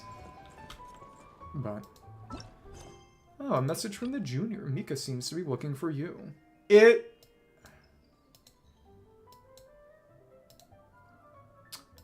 Africa is definitely going to be a lot more important on the world stage through the 21st century. But it's... as of right now, development in Africa is far more the credit of China than the West. And that's not to say that they're doing for altruistic reasons. They're doing it for soft power because they don't exactly have a lot of people who like them. But it doesn't change the fact that the deals they give are categorically better, in part because they have to be, but they still are. Some years ago, I spoke to an international student at a college I was visiting friends at, who was this, tall, ambitious, very intelligent African woman. I'll keep my mouth shut before I start to thirst post. But, she was talking about how, a lot of people she spoke to still had this idea of, I forget specifically, might have been Senegal, but, this false idea that she was, impoverished, her country was backward, and that, maybe a few decades ago that would have been somewhat true, but it very much wasn't true now. But all that development in human capital and architecture and projects is no thanks to the West.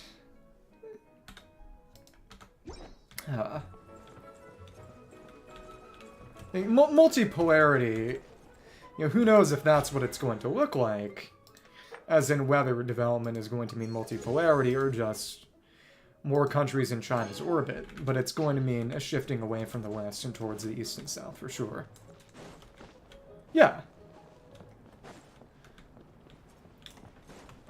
Because there are a lot of projects going on right now where China is giving in exchange for access to these resources, construction projects, education, human capital. And it's not just in the sense of needing more people to like them, but in the sense of needing markets, because China produces all these actual high-quality goods now, but especially in a situation where the West is actively committing economic suicide, raise the question of, okay, well, you need someone to sell that to. And to be fair, they are trying to pivot away from a consumer-based society, away from GDP as a calculation, more in terms of, okay, we can make robots and build bridges. Who cares if we can sell this to somebody? We can just make the stuff. But in the meantime, at least, on every night, we're so lucky to have you come and test out the entertainment stalls. It really puts my mind at ease. And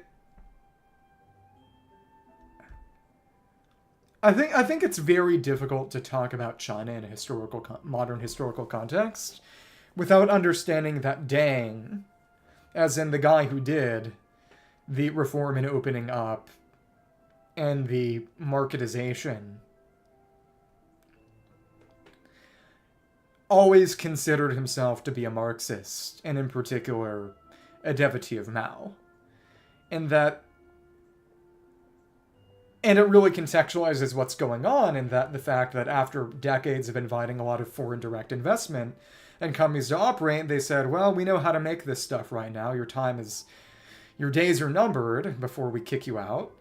That, in both a socialist and a nationalist sense, it was about building up productive forces, not liberalization for liberalization's sake.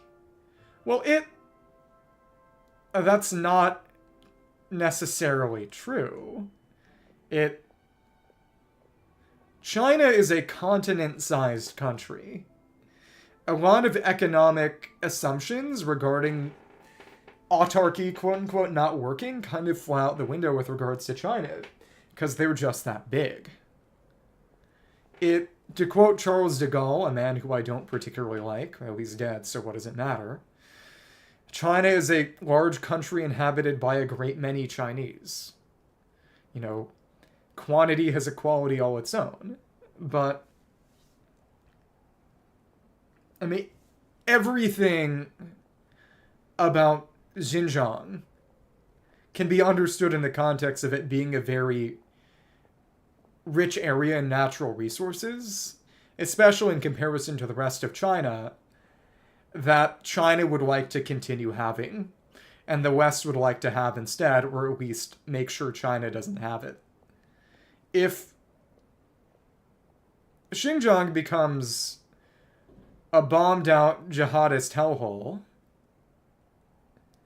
and I think it's important to qualify it in that,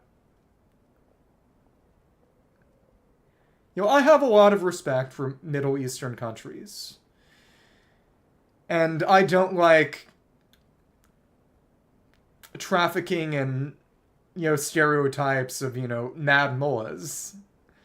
But, the East Turkestan Islamic movement, and to be fair, it's largely because they're largely CIA funded, they are legitimately a bunch of head choppers. When the CIA in Israel put in Jolani to be their puppet in Syria, and he immediately went on a massive sectarian murder campaign, he brought in a bunch of East Turkestan dudes to help him. These are not, astute, scholarly Persian types. These are...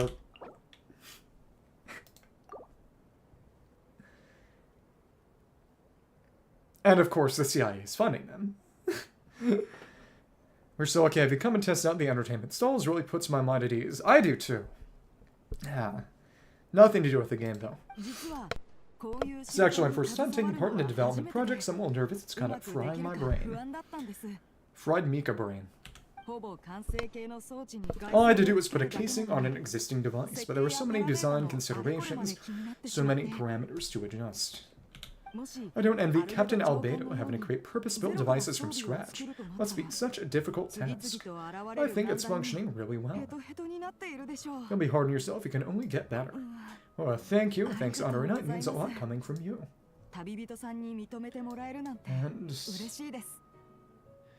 I'll keep doing my best. Hopefully I'll get to the point where I can build some useful stuff for the reconnaissance company. Yours, boy toy. Oh, I want a few toys in one of the games. I'd like you to have this one. I have another the same. Now whenever I look at it, I'll think of all the encouragement you gave me. Can set up the camp a little bit. Okay. Got some snowman, some comic books. Yeah, snowman from Klee. And the plush from Mika, and now he's right here. The camp is getting all kinds of lively. We still need... Klee still hasn't come back. Sir, once you finish testing the story's scout, if you have any feedback, please don't hesitate. Let me know, even if you think it's terrible. It's well, strange to address me as such. Strange, what do you mean? Comes to being a knight, you have more experience than me. Cares about experience, we're friends, aren't we? You're right, I've never called you that before. Might have made you uncomfortable, won't do it again. The other kind of overreaction. It's just during the International Cross-Country Challenge, met several. Not the you mean Australia, or do you mean actual kangaroos? If anything, it would be the emus. Because Australia lost the emu war to the emus. Yeah, I'm joining the emu war on the side of the emus. Not one heard of your legendary deeds, completely new perspective. You triumphed in the face of catastrophe, emerged as a great hero of not one. Worked side by side with people whose promises on a level I never thought possible. Both your adventures, the way you treat people, are so impressive. I admire everything you've accomplished. Your achievements shine as bright as the stars. Compared to that, I feel like I haven't made much progress at all. It feels like before I was striving just to catch up with you. Now your progress is so fast, you're almost out of sight. It just felt natural to start calling you sir. Don't be so hard on yourself. You'll get stronger too. Train together sometime. Well, thanks, Duff. I keep owning my skills. Gotta keep pushing myself. Just bearing my head in training, relying solely on diligence doesn't seem like the right approach either.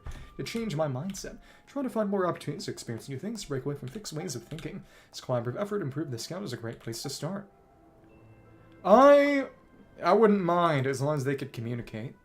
One of these survey devices put you out of a job battle between mechanisms, and people have actually pondered this issue before. Not the automation.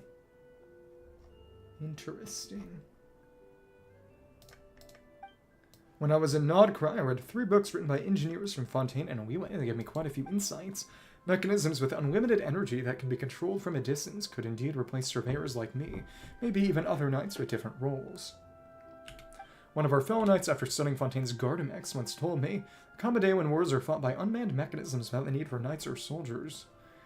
Drone warfare, but that would require perfect operating conditions. Even if you only consider power supply and operational strategies, there are clear issues that mechanisms alone are unable to solve. And in the Sumeru event, there was a lot about direct operation versus autonomous performance, simple versus complex tests. Most mechanisms can't simply deploy from a base, reach a target location, and then begin their mission. If they did, who knows how much of their stored energy would be depleted before the mission even began. Good point, there are too many uncertainties along the way. It's not safe to let mechanisms act independently. That's true. Generally, the operator needs to transport the mechanism to a suitable location before putting it to work. Whole mission is then kept under human supervision in case unexpected circumstances arise. In order to produce a mechanism that can work without supervision, a lot more research and development is required. So I'm inclined to think that when it comes to military and adventure applications, mechanisms remain a tool for multiplying human capabilities rather than a replacement. Force multiplier. I'd also like to train myself to operate multiple mechanisms by myself to synchronize the survey of larger areas. Does that mean that we get a Favonius buff? Mika's kit is just going to be totally different. That would be funny, though I doubt they'd do that for a 4-star. Can talk about that later. Have you been busy lately? Oh, thank you for your concern. As you can see, I'm not too busy right now. Helping Vice Captain Willen's old company adjust to their new duties. Came to help, duty, with the cross-country challenges for the makeup of the next expedition team. Personnel assignment should be scheduled for 2 weeks' time. Willen, Vice Captain. And he's going to be a standard medium-sized 4-star boy and 6.4 apparently. Willen is the vice captain of the 5th Company. He was a longtime member of the expedition team, playing a vital role in the mobile contingent. Recently, the team's mission has changed. Some members of the company are preparing to return to Mondstadt. Presumably, that would be about the Abyss moving on Mondstadt, like Venti mentioned in his text request. The 5th Company is a rather special unit.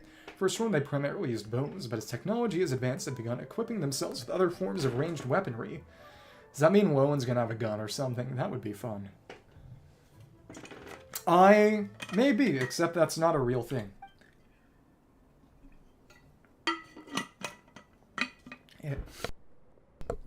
Though to be fair, I could see them as using arquebuses, which are a more primitive firearm, which are so old that they show up in the Song of Roland. Trained together as a single unit and deployed on missions, regularly split into smaller squads and attached to other companies bolster their firepower. Split up for combat, why not concentrate their firepower? Grandmaster status make our firepower more flexible. Splitting them up ensures no single company finds itself outmatched by long-range opponents. As a result, members of the 5th Company are always on standby, ready to deploy to the thick of the action. It means their missions are usually quite challenging. Even within 5th Company, Vice Captain Willen really stands out. He loves going wherever the fighting is thickest, often complains that there aren't enough monsters. He admires fighting spirit. Sounds like quite a character. How does he treat you? Which mean, how do you two get along? Treats me very well every time I finish a survey. Insists on verifying the results with me and organizing the intelligence right away. If there are any gaps in the survey data, the Vice Captain takes it upon himself to perform armed recon, giving the most precise information possible. As for his practical jokes, once you get used to them, they're not so bad. He has a knack for influencing his closest companions. Will tend to favor his preferred tactic of overwhelming assault, sometimes even neglecting their own safety.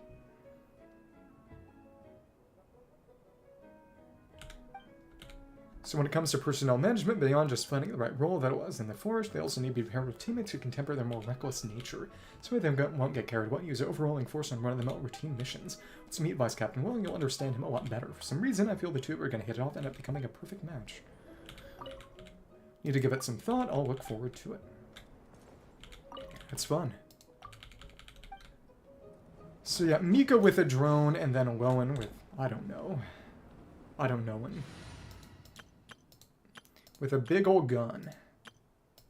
How fun. Sure. Where did Klee go? Is she supposed to be somewhere around here, right? Maybe that'll be later in the quest or something. Or we could try to change the time, maybe? Or just change the area. Because oftentimes it is just a matter of reloading the area, but...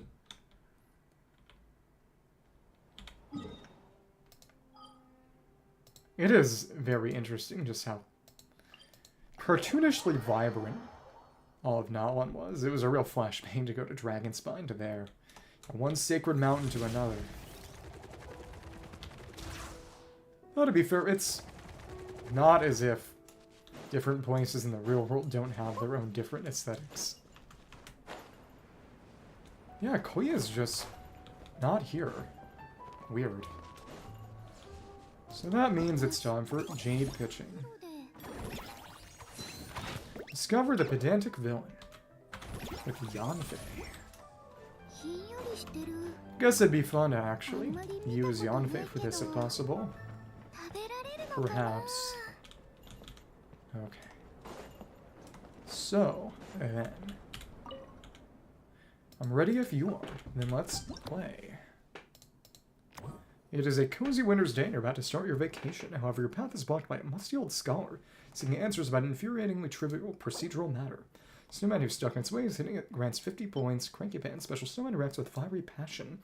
Hitting it grants 100 points, explodes when hit, dealing AoE damage to other snowmen nearby, and he hits the snowman from this explosion will also count towards your score. Ring special gadget set up by the organizers. Thrown snowballs pass through this prize ring to hit a snowman. Once gained will be doubled. Ring will disappear after a period of time.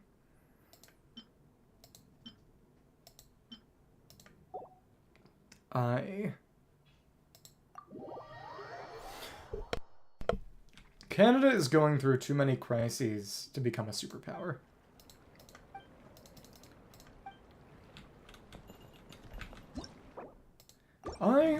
Let's just use Yanfei.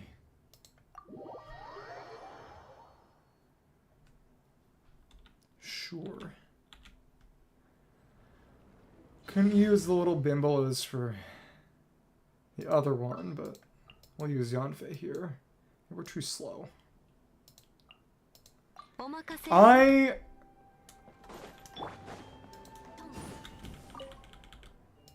That won't happen.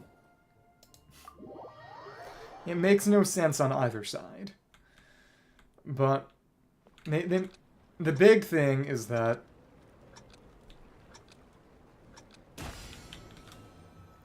talk about in a minute. But the big thing is that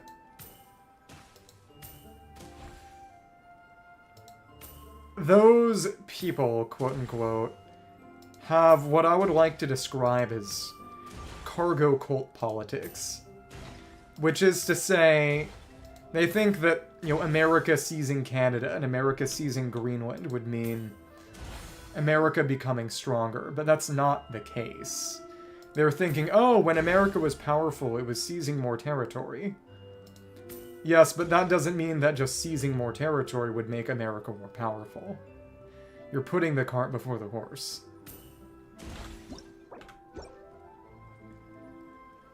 Okay. And there we go.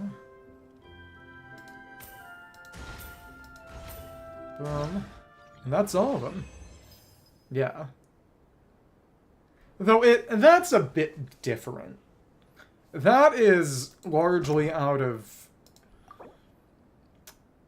or at least it said security concerns. That was the rationale given, and you can make of that what you will.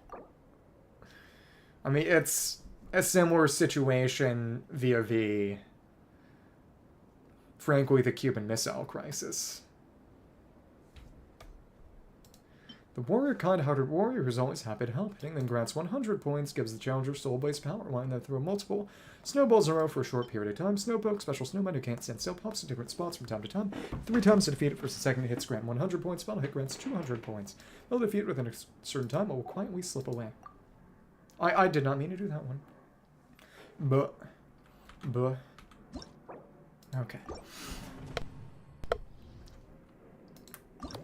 You know, in that there were missiles that were, or at least could be pointed at. According to the kind-hearted warrior, fortunately, a kind-hearted friend steps into this point. We're able to save this hard-earned vacation. Yet even as one struggle ends, a new crisis is already brewing in the dark. But okay, kind-hearted warrior. Come on.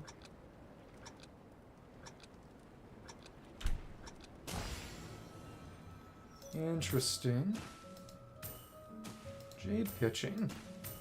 But what jades? There aren't really jades. Whatever. And continuously launch snowballs. Ooh, cute. Now we can just toss them. There's no penalty for missing. It's just about the score rings, really. There we go.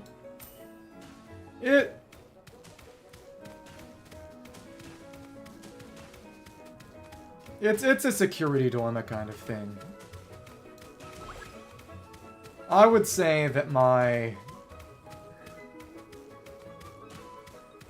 view on international politics is primarily a realist one, quote-unquote, if you're familiar with the term. Oh, and even without holding down the button, still tossing snowballs. Hello! Nice to meet you. Nare Terzian. I'm just playing the snowball game. Warriors appeared, continuously launch snowballs, so do it through there. Make sure we get it through the ring. It's funny that it has the same graphic as Cold. Okay, and let's make sure you don't slip away. It's another one. Nice, we got all of them.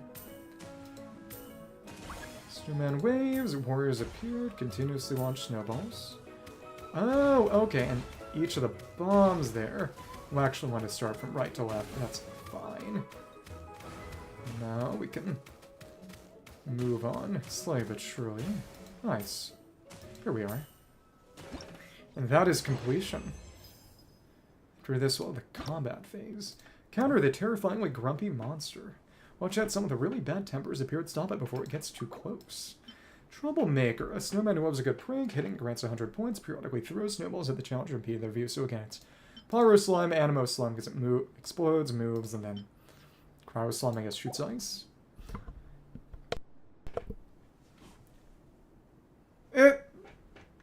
This may surprise you, but I actually have to... Is that name Farsi? Or I actually run into a lot of Persians in the course of my job. Not to say too much about what I do. I have a lot of Persian customers. It's crazy.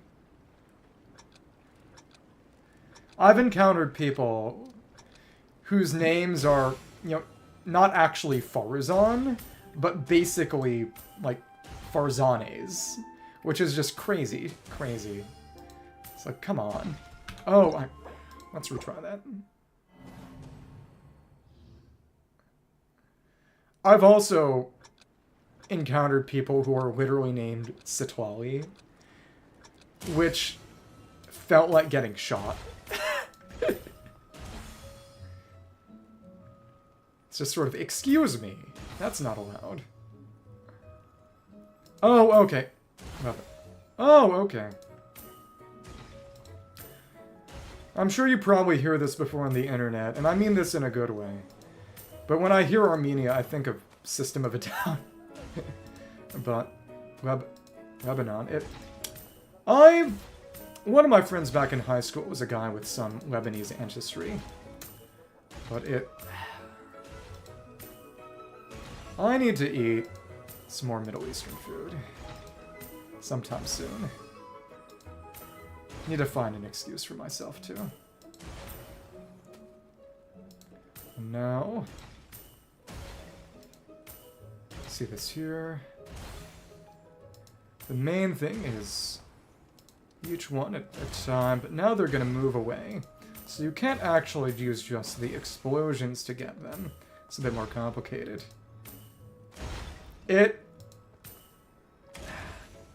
I remember back when I was in middle school, a lot of what I heard about System of a Down was the fact that a lot of things they did were sort of Armenian-related activism. You know, this in a bad way, but Lord, if Armenians have not been beaten down for centuries. I mean, you know, the craziest thing is what's going down. Oh, Azerbaijan.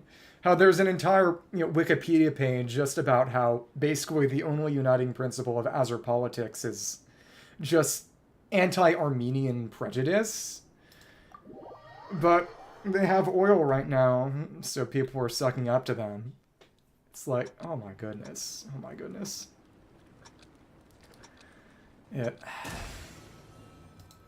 Views in the sky. When you lose my mind, you free your life. Oh, oh, oh, oh.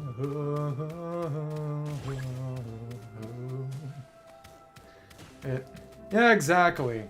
You know, you won't even have to do a redeem this time. Just tell me to sing Toxicity or something. Let's do it. Conversion.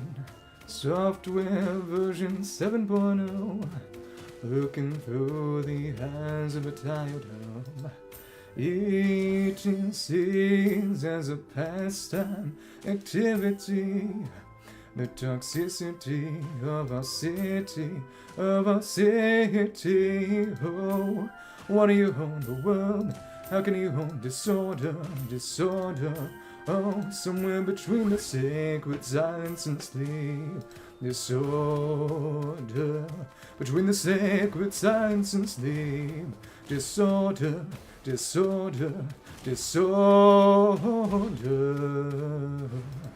Yeah, it's been some years, but back in college, I spent... My one activity was, I was in a men's choir, which was a lot of fun, because we also got to travel and be fed for free many times.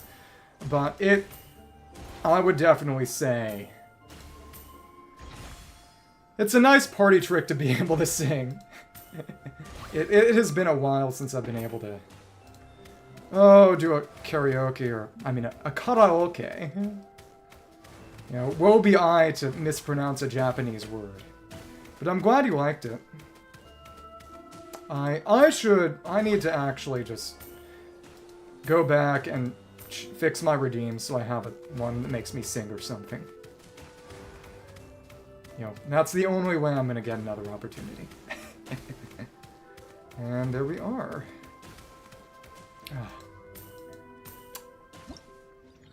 I will say that my music taste is Assault, the final release of Pressure.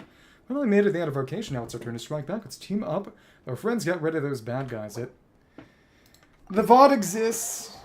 I don't know, I can tell everybody that the 2 hour and 21 minute, or like 19-minute mark I was saying, and gone but not forever. So, see this here. I'm more employed than I'd like to be, but yeah, when the economic crisis hits and I become less employed, Greetings from the Knights of Favonius. Amber seems to be looking for you.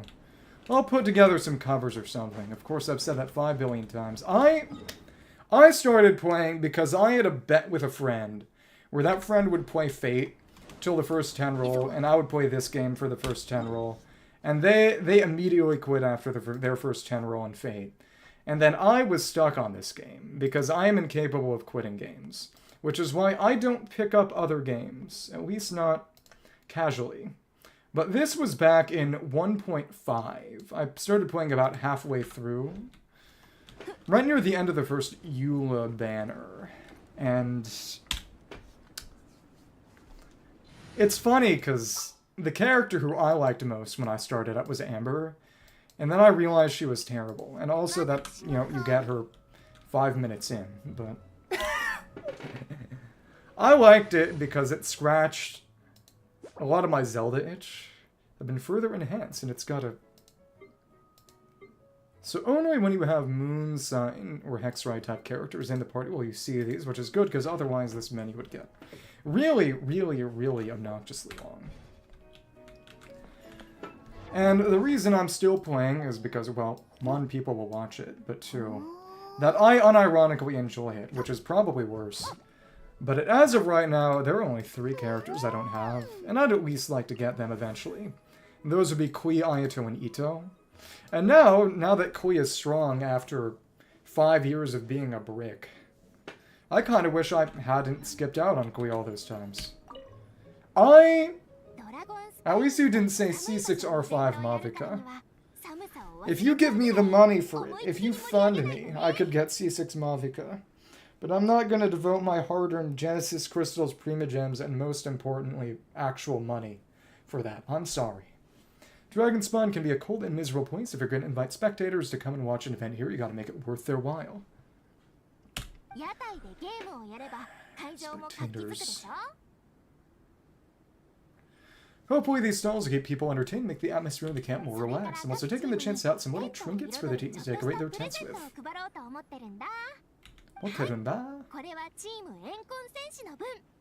Here we go, these are for the Soulblazers. Best of luck in the competition, and don't forget to have fun. What if I do forget to have fun, and I just suffer instead? What are you gonna do, stop me? Oh, and it... Oh, it forcibly advanced us to the next portion of the quest. Hey, Vars, finished reading that comic book you gave us. It was pretty cool. Morning, wait, you finished it? Wow, that was so quick. Ohio. Ohio? Okay, promise you won't waste your youth. Let's see about this one, because I guess we could do this next part of the quest before we go and actually do... Oh, goodness. Oh, let me see something here. Or if the player chose to return early. Can do this here and then do the combat event before the final portion. So there are some time gates, so we can wait until some of the time gates pass on their own.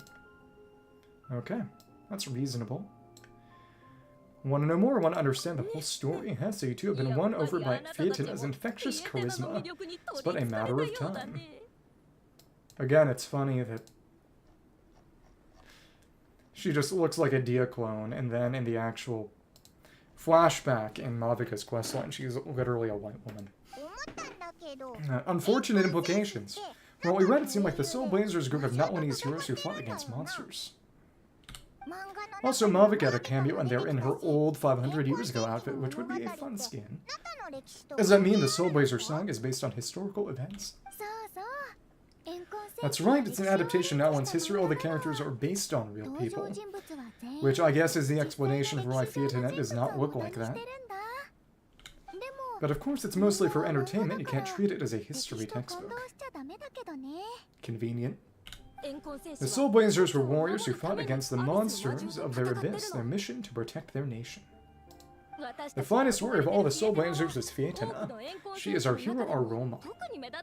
Because she didn't have an ancient name, she was normal, and apparently a wrestler, but also she had a sword, so... Actually, that's just Quetzalcoatl FGO. Never mind. The Power Archon has some real cool fight scenes too, though. She fights with real passion. But there's a whole bunch of other comic series that deal with her story specifically. One is more focused on Theatinette's story arc, her motivations, her rise to greatness, and so on. No matter how desperate things got, she never lost hope. Thanks to her dogged determination, she went from rookie warrior with no understanding of strategy to a formidable commander. Along the way, she became friends with a group of fellow warriors who stuck with each other through thick and thin.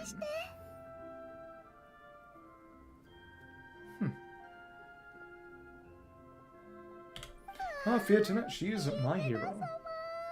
Theatinette-sama. This story really means a lot to her. She seems truly inspired. And again, her signature is Theatinette's trophy. Every time my thesis gets rejected, just think about all the challenges that she faced. Suddenly, my own problems don't seem so insurmountable after all. And it... Theatinette's... The Vivid Notions trophy Varsa has is partially Flower Feather, partially Collective of Plenty in its make, which is kind of what happened with Theatinette as a character, I guess.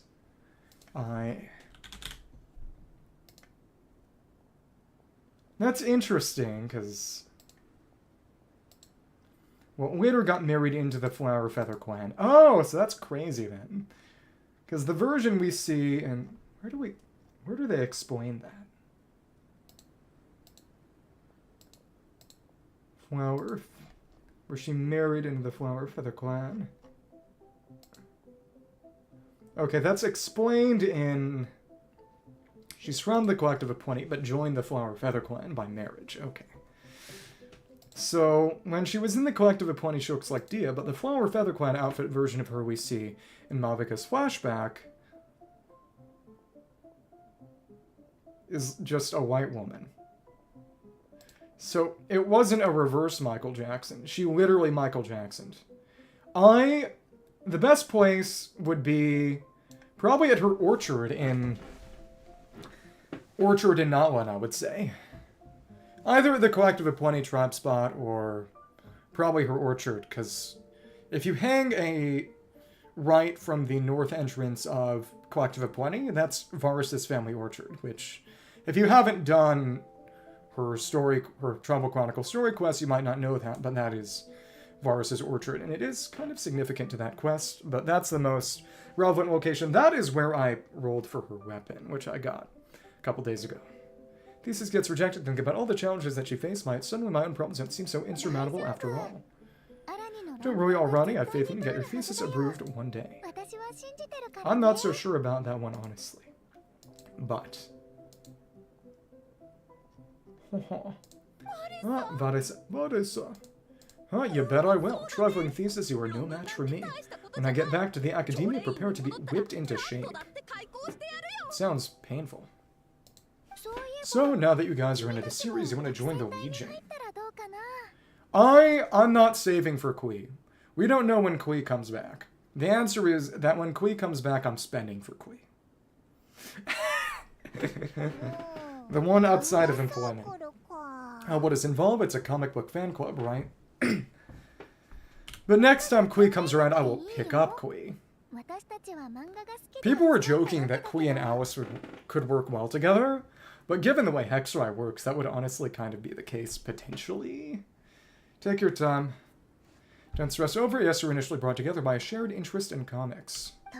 But ultimately, our main purpose is to share life's joys and get rid of life's woes. Well, there's nothing like filial devotion, so prioritize what's important. Well, it's Hexrai is the name for the witch faction that includes Razor, Klee, Venti, Albedo, Durin, Mona, Sucrose, and someone else. No, it's Hexerai, because it's the Hex and Circle faction. But presumably Alice would be a Hexerai character. Though it might honestly be more interesting if she wasn't. Because it's not actual witches, it's students of the witches. But whatever comes our way, we have each other and we can face it together. Pen pals. We discuss comics together, eat together, and chill together. The eating makes Paimon happy. In that case, Paimon's in. Count me in too. Yes, welcome, welcome. Captain, what about the welcome ceremony, or have you forgotten our traditions? Ah, of course I haven't forgotten. Find a nice open space and wait for me there. I'll just go grab something from the camp.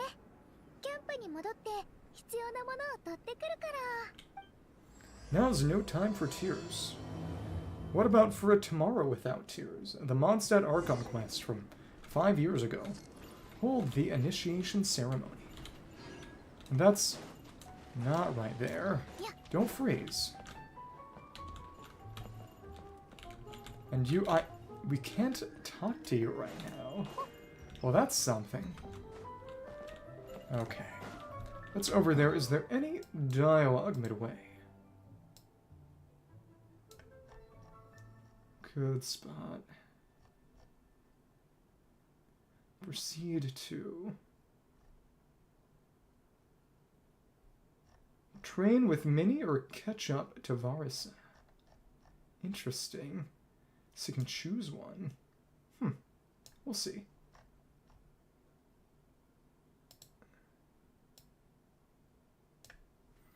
So what is she gonna fetch from the camp?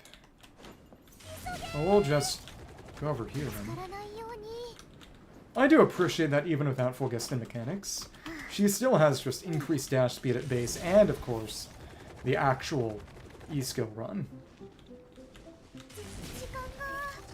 She is genuinely one of the most powerful exploration characters in the game. And at C6, she can keep that run up perpetually. Of course, that's not what I have. Here, this is a good spot. Alrighty, do you have any idea what Varus is fetching from the camp? Probably the relic we used to swear in new members. Relic. That would be...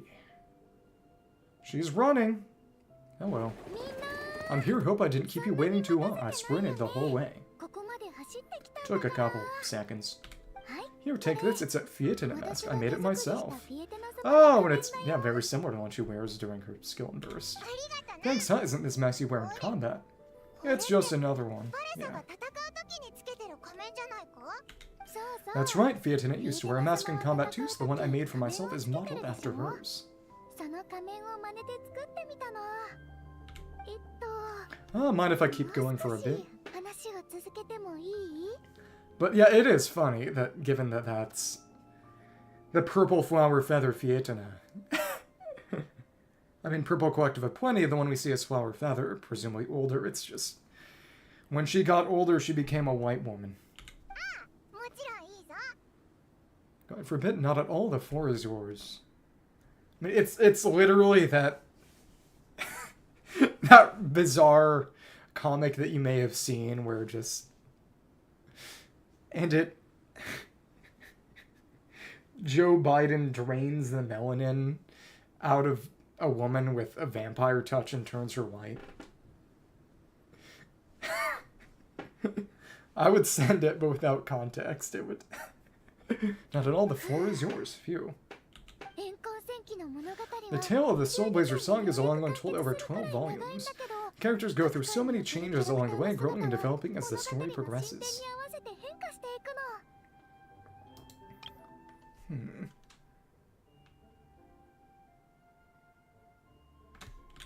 This mask, for instance, is just one of the 5 different versions Fietana wears during the story. This was my favorite of them all. And this looks more collective of playing. This looks almost Nightwind and Flower Feather. You have a Kukasaur motif. And this... Huh? Generic, and then, of course, her personal one. The one Varisa uses. Though, to be fair, to the extent that's even historical, as who knows. At one point, Fietana goes through a tough phase where she's disillusioned after fighting so many battles, but her friends are always there for her even through her darkest time. With her encouragement, she was able to rally and get back on her feet. This was the mask she wore when she made her comeback. In my view, that makes it the perfect relic to use for inducting new members into the Legion. Oh, the ceremony just got super ceremonious. I do very much like older characters coming back in events and getting not just interactions with characters they hadn't seen before, but more explanation depth to them. Hold on it, you're gonna need it during the ceremony. Okay, let me see. Oh, Captain, is it time? Oh, and you can see one of the beacons we put down on Dragonspine around 4 years ago. Still there. Now, Traveler and Palma, join me in reciting the Legion of Soulblazers Creed. She will cry at the top of our lungs. We have to shout it out. That little box that was around here just now was the... I believe that's where we put some ham. Yeah, just imagine her bursting with praise for the chef after a sensational meal.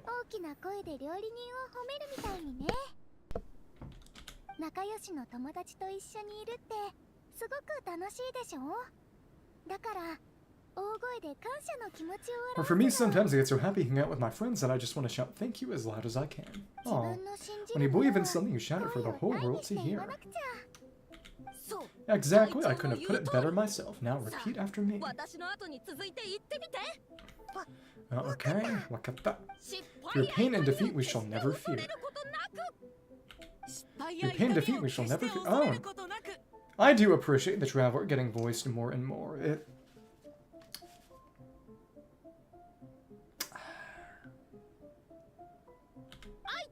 I will always champion love and imagination. I'll always champion love and imagination. Be careful with that. Great Soulblazers, as of this moment, you are now members of the Legion. Nice. Oh, I can't wait to tell Shiwanen the good news. I'm not sure she'll be happy, or really even care, but... If I'm not mistaken, she's out training with Minnie and Yigong today. Got it? Alright, let's go. Shipatsuyo. Greet your teammates. So do we want to do the training with Varsa, catch up to Varsa, or the training with Minnie? The massive cliff jump she does too automatically is also just amazing. Panting. Wise Captain, should we call it a day? That's enough string training for now, but we still have racetrack familiarization training. Can't afford to skip it. Attention, Soulblazers. I thought it was Soulblazers. Fanfare. It's me great pleasure to introduce 2 new legions, the Legion additions, the Legion of Soulblazers. 2 new Legionnaires, Traveler and Paimon. Does that mean we can get Legionnaire's disease? Pleasure is all mine. I was champion love and imagination. Red induction complete. Now we're officially Soulblazers. Welcome to the club. Unfortunately, I don't think we'll be able to hold a welcome party for you today. How enthusiastic she sounds. Minnie and Yigong have been training for ages. They are completely exhausted. And... congratulations. Omedeto. And then...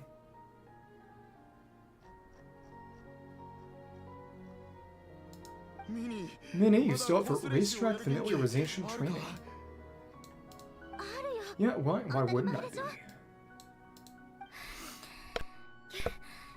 Since it's a 4-person relay, we gotta rehearse every stage.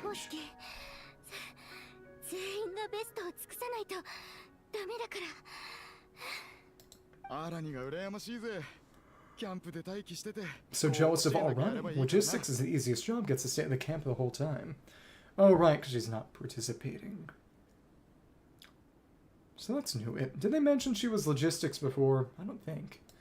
So it'd be Liwe Guy, Sumeru Gal, and then Shiwanen and Varsa, Alrani, and Tangi Gon. Yeah, they seem totally locked out. Alright, we can skip the welcome party. Pretty much know everyone anyway. And he... She may miss out, don't feel kind of bad when I think, oh, okay, here's what we'll do. Does he show up anywhere else? Okay, he only shows up in this event. Unlike Alrani, he has no prior basis or connection. Okay. Why don't you join us for training? Still need to practice on the race course itself, so it could turn into a team-building event.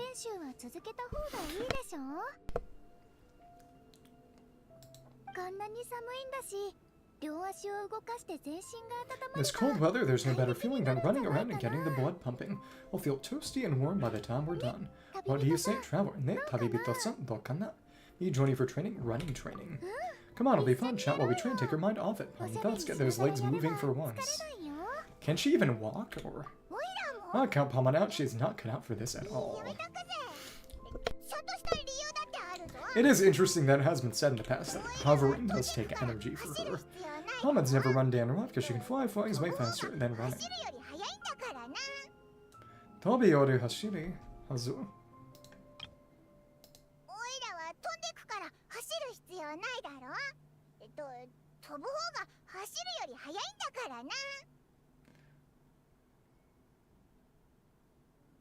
The funny thing is that, in the Japanese at least, what she said is pretty much exactly the same as the Venti voice line of, wouldn't gliding be faster?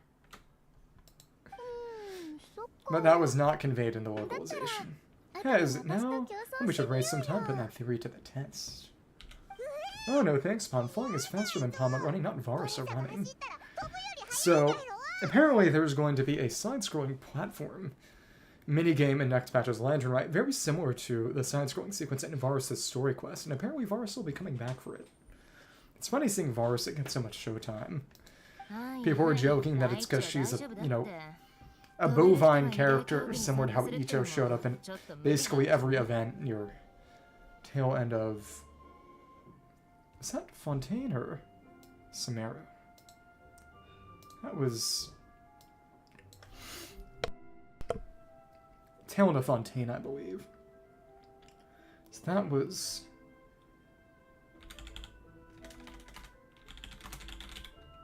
Not that good enough, the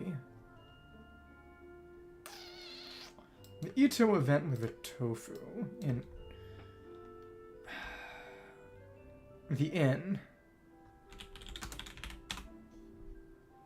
Wangshu Inn. Receiver of friends from afar. That's right. That was during in Wangshu Inn. Yeah, that was back during Fontaine. Yeah, during Fontaine, Ito was showing up in basically every event in the second half of the patch cycle. Which was, you know, as someone who enjoys his character, I didn't object to it, but it was funny. Alright, well, at Pamela, pretty absurd having someone who can fly and join a running race. I'll rest it up so I can join you instead. That's for Mini and Yukon. If you guys want to keep training, then pace yourselves and stick to slow jogging. If you're worn out, feel free to stay put and recover.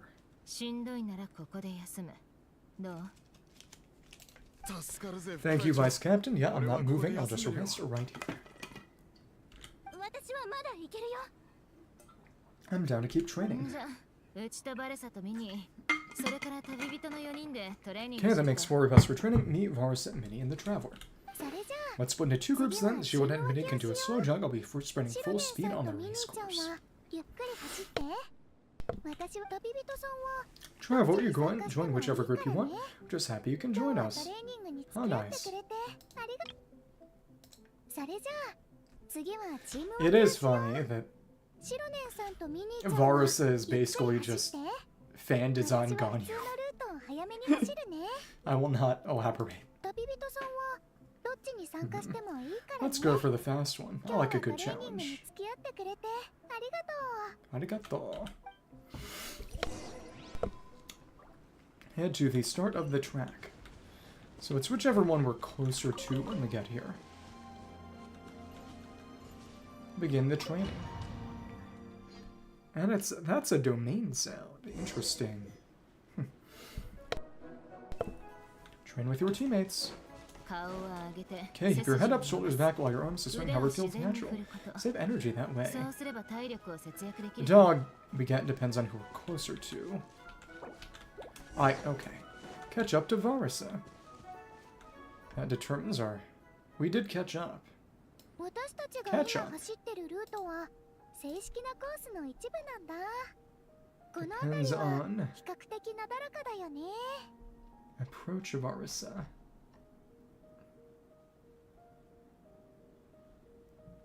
while training. Mini your baseline fitness is still limited. Don't go full throttle right out of the gate, okay? Start slow and steadily build up your speed. It's track forms, but some of that dialogue goes whichever one you start with. Whether you do the mini or Varus, because now we've gone over to the Varus one. Some of the dialogue regarding Shion's coaching on the wiki is tied to the mini portion. This track forms part of the official race course. It's one of the flatter sections. These ends.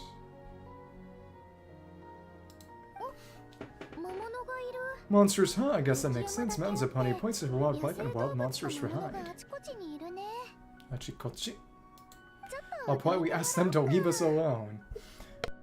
Let me see, do we have any trial characters in this one, or...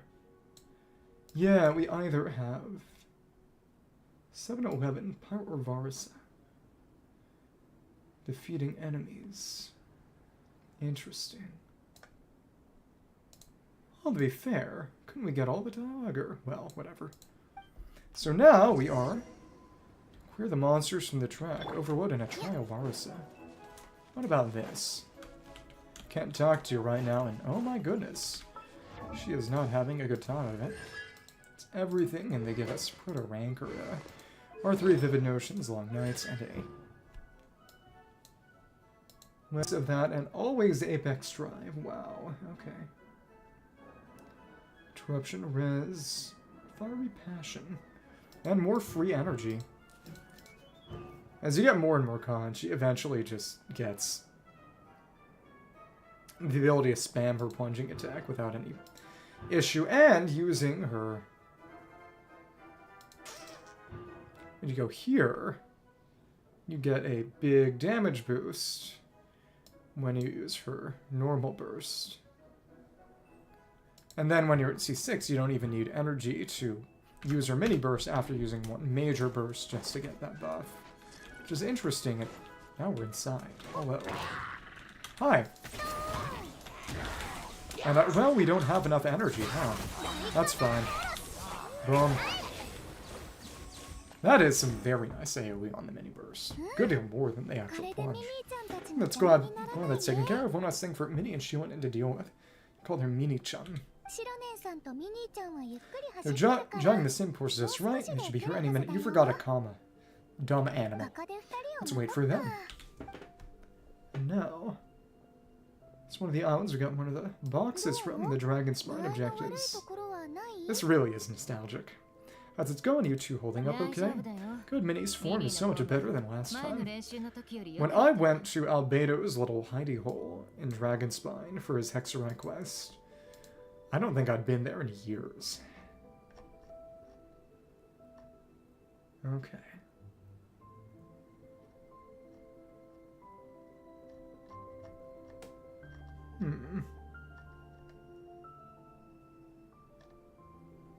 Okay.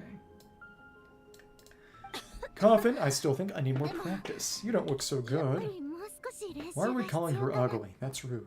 Why don't you take a rest, Minnie? The course goes into an uphill climb from here. It's gonna get pretty tough. It's fine, I'll keep going. I gotta get a good ranking. I don't want to drag the team down. But your logistics. Even so, you shouldn't push yourself too hard. Health and safety always come first, results are second. How responsible? Says the woman who would eat an entire table of food and then the table. Thanks, Varsa, I do appreciate it, but the thing is... You need this, don't you, for personal reasons. Mentioned some kind of deal with your parents? I'm guessing it's something to do with that.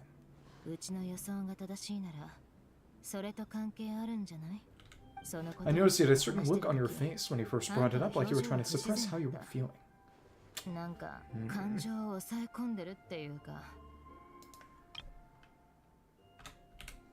In my view, when a kid makes a face like that, it's actually a cry for help. Oh, and this is... She mentioned Nepika before, but this really does bring some resonance in with her tribal chronicle and rescuing Nepika from being forced to be a replacement for another woman's dead daughter. So what's really going on? You can tell us. If you keep it to yourself, we can't help you fix it. I remember Minnie saying one of her wonders how she hoped to go to Inazuma one day and work as an assistant comic book artist. Mangaka. That or become a prop maker building true-to-life comic book items for fans. Cosplay mentioned. But her mom and dad aren't very supportive of her goals. Could that have anything to do with the relentless training? Okay, I'll explain.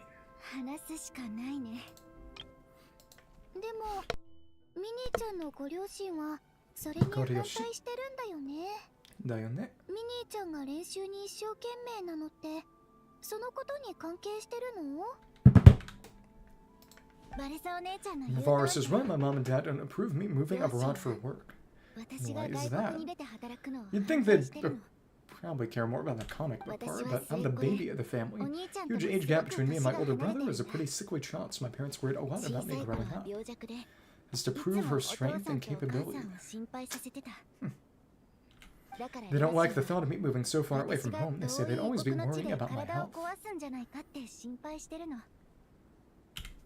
Also, they'd rather I pick something more stable. Oh, okay, exactly. That is part of it. The idea of trying to make a career in the comic book industry is crazy then. I think I need to be more realistic, get a real job. Not the scare quotes. But what employable skills do I even have? I can do art and I can build stuff. I'm no good at anything else. Don't be so hard on yourself. Well...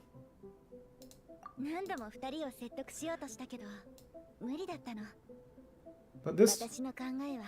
It's like no matter how times we have the conversation, we never get through to them. Treat me like I'm just a little kid living in a fairy tale world. But this time, the situation is different. Some of my friends came all the way to Mondstadt to see me because of our shared interest in comics. Manga Suki.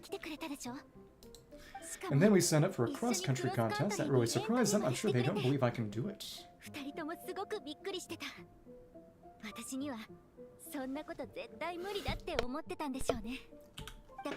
So I made a deal with my parents. If I pull this off, my team gets ranked and I have to start taking me seriously about what I want in life. Some very dry pistachios. A little soft, but they're not actually a problem. Should bring some bread up or something. Don't worry, Minnie, you're in good hands. And Coach Janssen has praised me for how fast I can run, and she has high standards.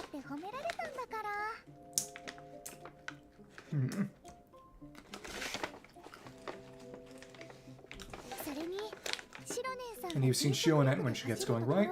It's as tough as they come, a real hero. She fought wars for her tribe. Oh, I kind of forgot she was one of the 6 heroes. But that's right. As long as we do well enough to get ranked, your parents will come around, right? I'm confident we can do that. We're all behind you on this.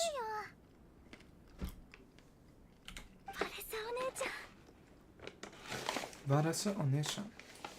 Varasa. Minnie, I still remember that time you sent Nepika some of your work, artwork of Fietana, and a mask you built yourself. Let me see.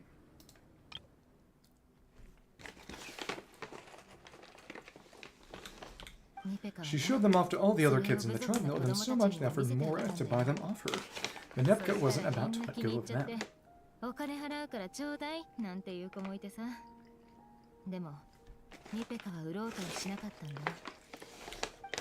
really? I had no idea anyone would want to pay for my artwork. Why wouldn't they? Are creations of real value? Not subjective in emotional terms, the offer of more is a pretty objective measure. Though to be fair, that was children. I'll be nice.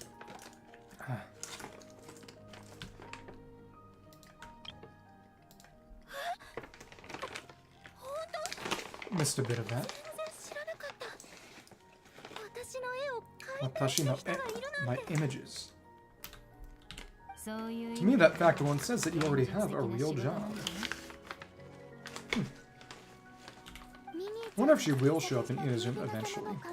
Asking artwork are always famous in the collective of plenty. People are constantly asking who painted this. It's incredible work. I wonder if she made any of those comics. Maybe. If you ever visit our tribe, you can bet there'd be crowds of people swarming you and begging for your autograph. Oh, nice. I'll definitely visit one day. I had no idea I had fans already.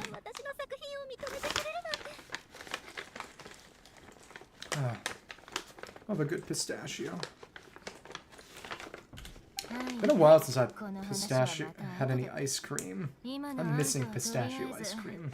So it's kind of hard to get here in the States. The last time I had it was in Italy. On good time, we can talk more about that later. For now, I think we need to stay here and get some rest. Thanks, both of you. I'll make sure to rest properly.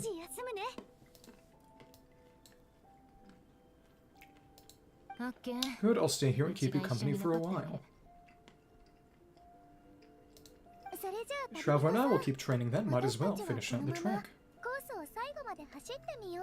Kosumade. Okay. So if we had actually stayed closer to Mini and Shilinen, there would be some slightly different dog there. Let's not freeze ourselves. And that's... So most of that is kind of the same, but... Big thing is, Mini, your baseline fitness is still limited. Don't go full throttle right at the get okay. Start slow and steadily build up your speed. Okay, keep your head up, shoulders back, allow your arms to swing however feels natural. Save energy that way. And if you... Then you don't actually get the Varisa fight. Says... There were some monsters up ahead, but I chased them off. They won't affect the training. How's it going? You two holding up okay. So that becomes totally... something you just don't see if you don't do Varus's version and keep pace with her, which is interesting. Definitely don't want to stray off course on a mountain like this. It could get dangerous. I did not remember to hold things. Find yourself getting cold. There's some torches off to the side of this section. Just stand by one of them. Stand by. Set one alight and warm yourself up, which is why we have Pyro Trap, presumably. That's fun. That's the wrong way. Oops. Okay. A special story mode.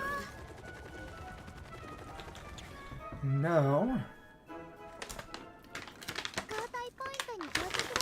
Made it to the relay point. Good job. Tsukare-sama. Gotta say, this terrain is seriously challenging. If people don't familiarize themselves with the course in advance, they can easily get lost on race day. But at least the organizing committee has taken the time to clearly mark out the course, and thankfully there aren't many wild animals or monsters around here.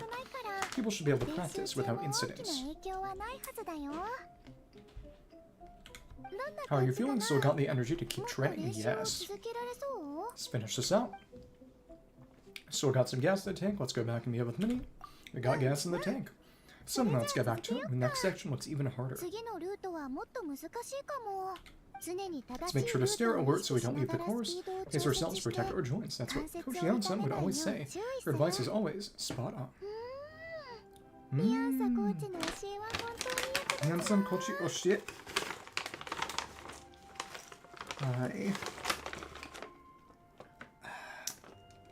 Oh, that is a very screwed up pistachio. Actually got totally blackened. I'm not sure if that's rot or if it's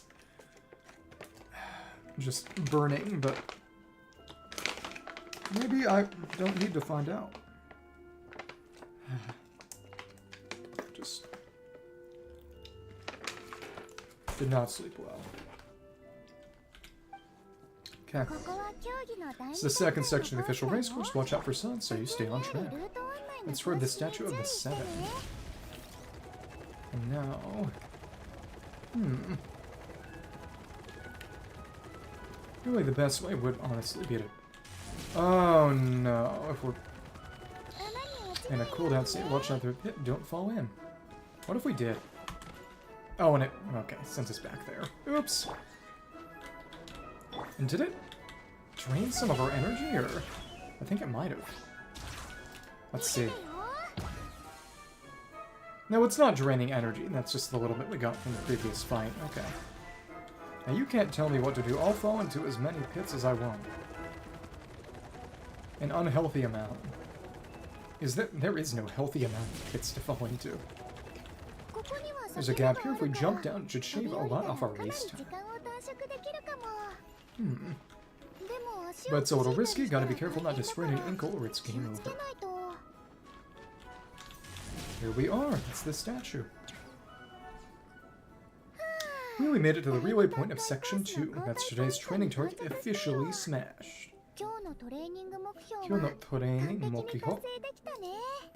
This quest description was... A shared hobby brings you all together. Right. We just need to check out Sections 3 and 4 of the course, but we can do that tomorrow.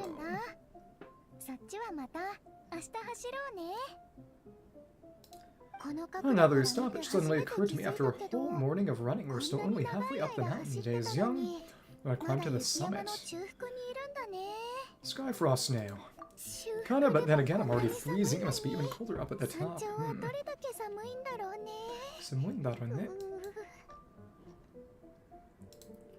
Yeah, forget it. Let's head back. I'll catch a cold if I'm out here much longer. No time for tears. Why don't we regroup with Shionen and Mini, then head back together? Mina ishoni.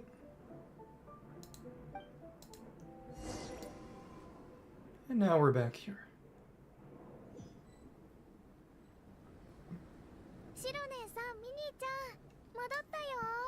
Hey you two, we're back. Modotta yo.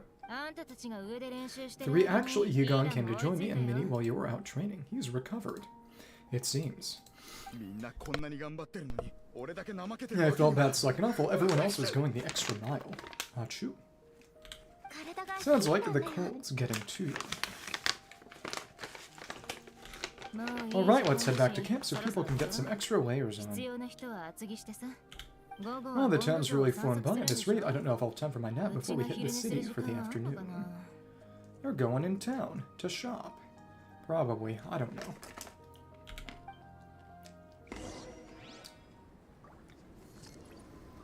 Turn to the camp and meet up with everybody else. And they're still a good distance away. But, oh, we... Okay. I keep forgetting that to continue it after we use one, we still have to hold. I'm losing my mind. Well, whatever. You can just keep going. It has been a long time since I've actually used Varsa for open world stuff, so to speak. I didn't mean to do that. Buh. Just walk across, and here we are again. Well done on your training, everyone. Now we have some free time before this afternoon's activity. As planned, we'll meet by the Knights of Livonia's headquarters at 2 o'clock p.m. Gogo Niji. 2 in the afternoon. We get to go to the library, Willy. That's right, excited. Unfortunately, Varsa can't read. Well, yes. Well, she don't die, of course. Me too, after days up here in the mountains, looking forward to finally checking out the city. A slightly warmer place. Great, in that case, see you all at 2 p.m. sharp for some well-earned fun. Yeah. That perked up. Now that fun's on the agenda, they don't seem so tired anymore. Well, of course, it's important to relax and de-stress after training hard. A little bit more pistachio. And to eat, I'm super hungry right now. Okay, everyone, dismissed. Yoshi. Okay. That part is done, and what did Amber bring? Was that a masker? That's until after we'll see. So, where are Amber and Klee and... Could do that combat event, maybe. Perhaps.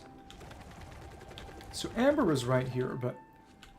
Now, where did Klee go?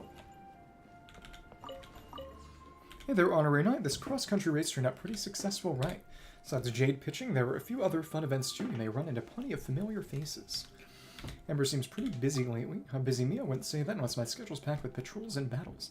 Doesn't really count as busy. We met in Sumeru. I was off duty on vacation. I was just having fun helping Koi with a few things, nothing tiring at all.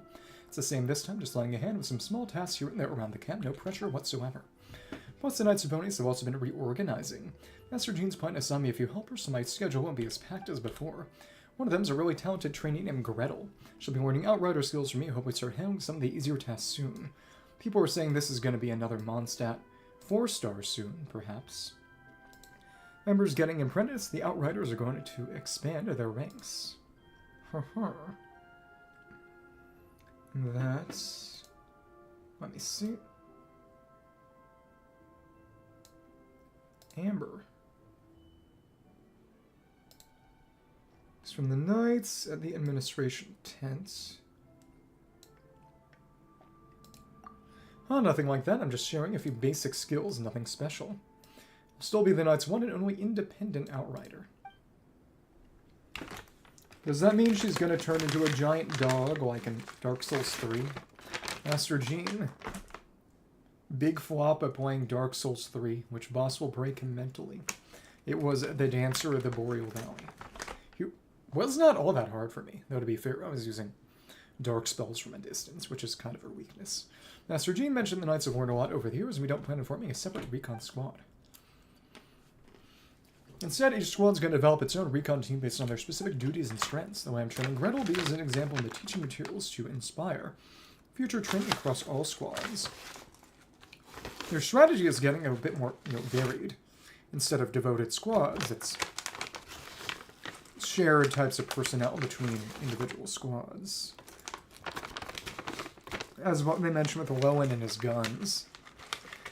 So you're studying the standard now, the instructor of instructors. Pretty much to do that, I'll have to write a ton of reports and summaries. That's when things will really start getting busy.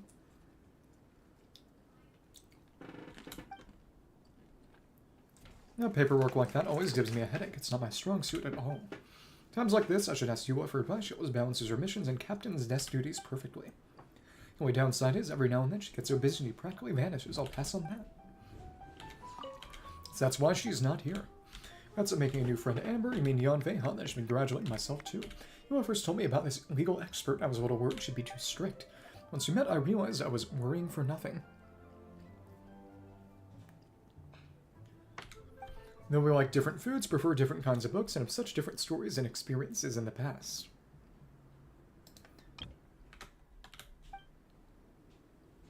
But it's incredible that many of the things we enjoy fall into the areas the other isn't familiar with, yet has always been curious about. That's why whenever we're hanging out, there's a natural sense of familiarity. When we went camping, we just kept chatting under the stars until way past midnight. What did you talk about? All sorts of things. One topic was about the limits of action. It gave me a lot to think about. We could be found suspiciously, but need to enter a citizen's yard to investigate. How do you carry out the task in a way that keeps Mondstadt safe without infringing upon people's rights? They added the Fifth Amendment. Is that... Wait, no.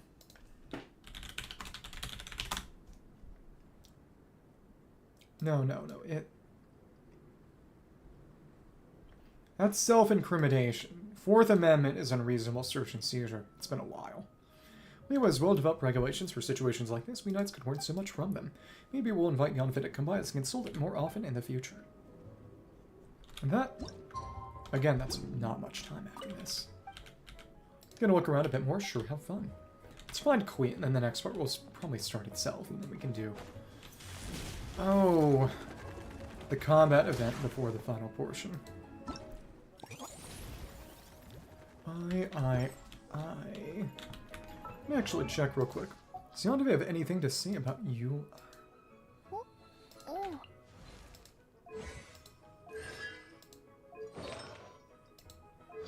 And...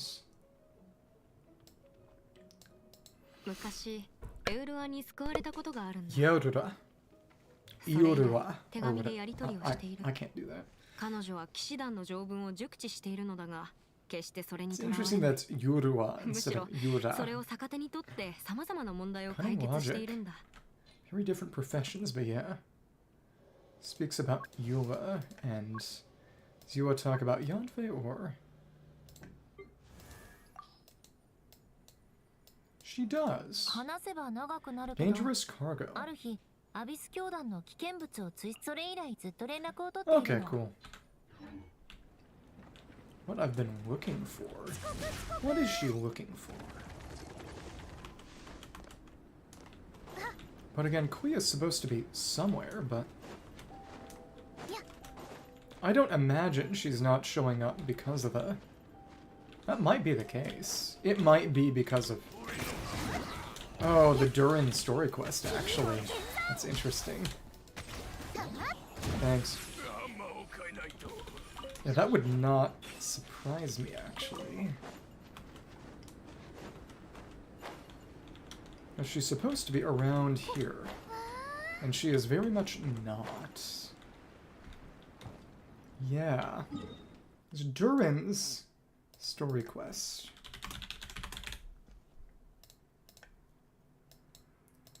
Gonna meet him over in Fate's Accursed Wilds.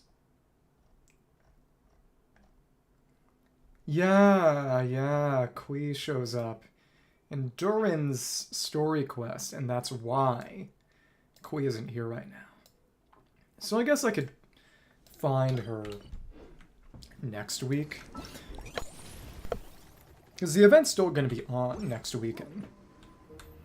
But that is definitely what is going on here.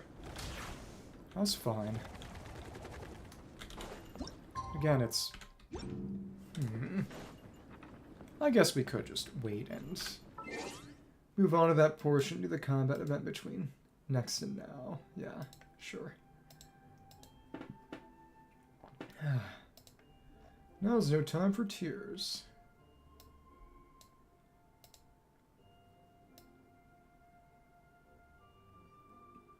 Go, Fiatina, go. Amber is in there.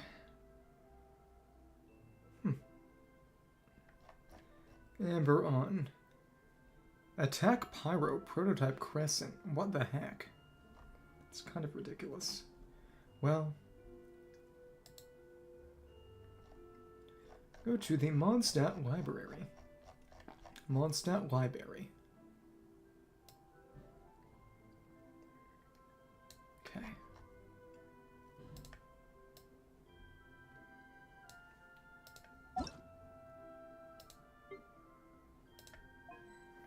Someone begging for top-ups? That is not happening. Well. Go to the Mondstadt Library. Some people think I'm not enough. I have 2 words for those people. Think again. But yeah, there's water under there that we can actually get shocked by. That's kind of crazy. So. So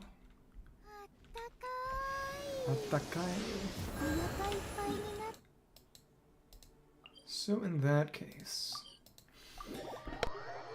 we want us to start from outside. Down here.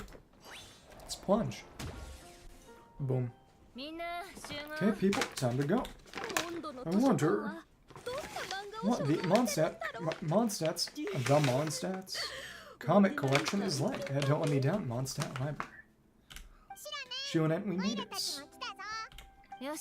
Nice, everyone's here. Let's go. Minnie and Varsa are already inside. Okay. Oh, and it TPs us inside. Alright. Talk to everyone. Varsa and Shonen.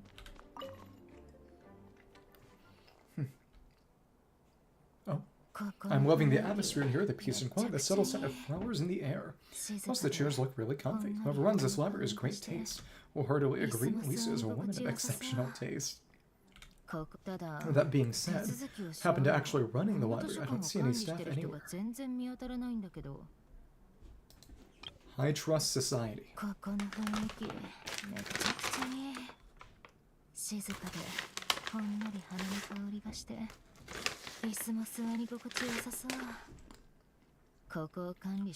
Now, Shonen is normally pretty succinct, but that was pretty long as far as dialogue went.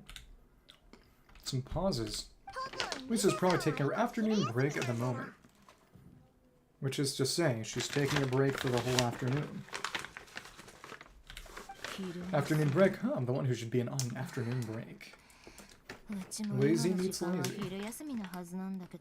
Yeah, they would work pretty decently well on a team. And that's it, okay? I am taking it. You guys go hang with Varsa. I'm gonna find a table to pass out. Enjoy. Why not a chair? Yeah, it's just too cozy here not to. It would be a shame to waste the opportunity. Cat in the library. Oh, there, that table. I've been eyeing it since we got here. There's nap material written all over it. Does it though? Well, that's fun. Palm has a funny feeling that Lisa would approve of Shion's commitment to afternoon naps.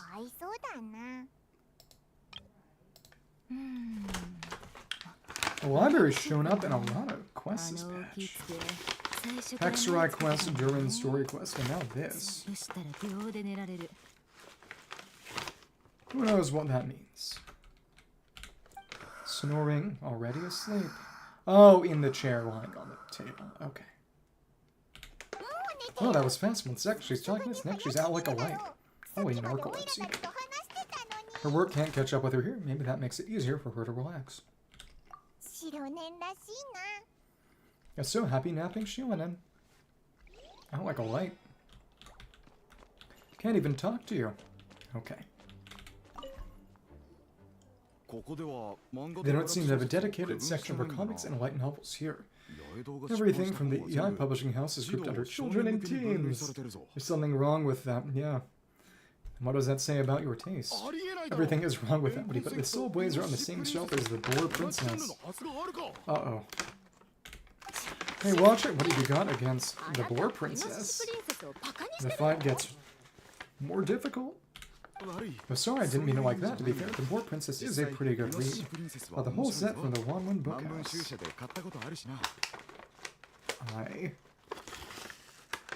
What are you reading, Yuko? The Soulblazer Saga Armored Assault Volume 1. Soulblazer spin-off. Yep, this book was my first introduction to the Soulblazer universe. Soulblazer Cinematic Universe. It abandons traditional modes of human combat. That housing the heroes within giant armored mecha, each of the size of the Jade Chamber. Jade Chamber mentioned. And since it isn't canon, it's free to delve into territory the original series can explore, like aerial combat goes pretty hard. Armored Core mentioned. When I discovered this as a boy, I thought it was the coolest thing ever. Since I was a mecha mid-air dogfights, I was hooked. When are we getting our Wii mecha then? So you're big into the mecha genre, huh? And in the Japanese.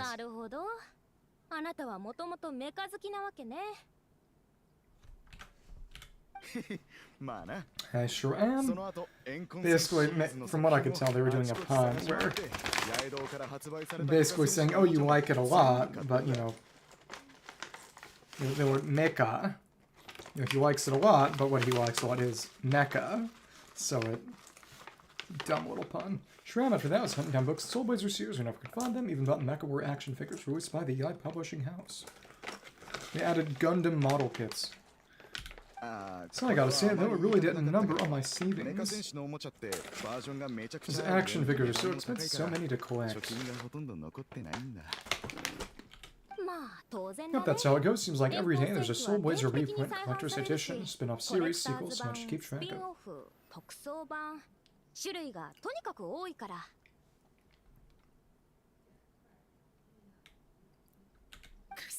Yeah, the thing is, the publisher knows exactly what they're doing. They keep milking their cash cow for what's worth, because chumps like me fall for it every time. And whose fault is that? Me too. Okay, and...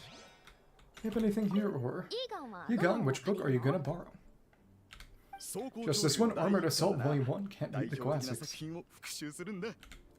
Okay. And we can't say anything there.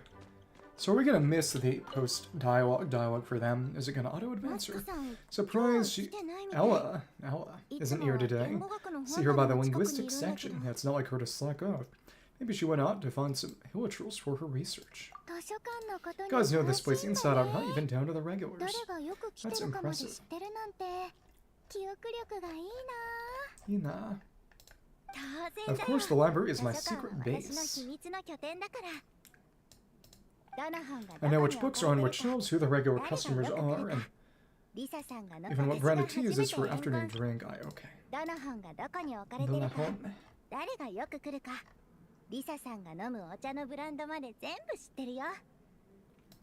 This chair is the same one I was sitting in when I first read through the Soulblazer saga.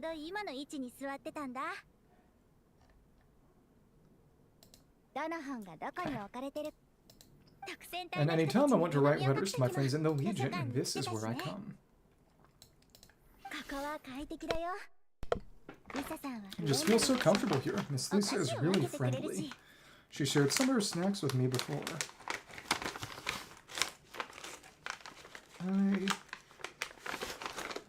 Just eliminating these statues. Should grab something. Oh, amazing. Snacks. Hehe. Kashi. Oh, what I meant to say was this library is totally different from the one back home. Instead of books, we have woven scrolls. They're usually hung up high on the walls, means the shorter kids can't always see them.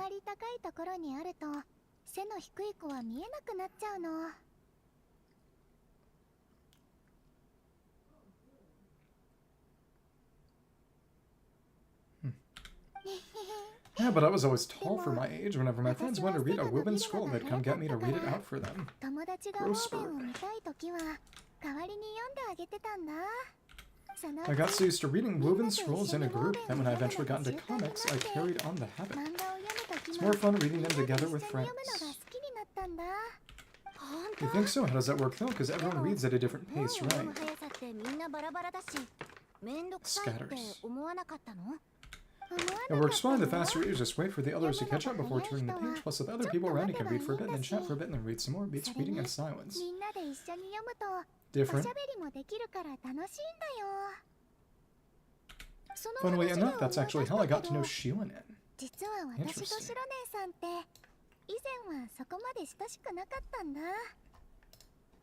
This one time I came to her workshop planning to commission her for a job. When I arrived, I found Nepika reading a comic book. It turned out it was the Soulblazers saga. It is interesting that the quest is not actually... No, it does recommend doing Shionen's one as well as Collective of Plenty. As in Varus's, because that's how you get to meet Varus. You don't meet her at all otherwise. This is outside of events. But this is the one that establishes Nepika. We were both pretty stoked to meet a fellow Soulblazer fan, and I guess we were chatting so loudly that we woke Shionen up from her nap. And then they were killed. This is sad. She came over intending to quiet us down, but that turned us into roping Shionen into reading comics with us. Cute.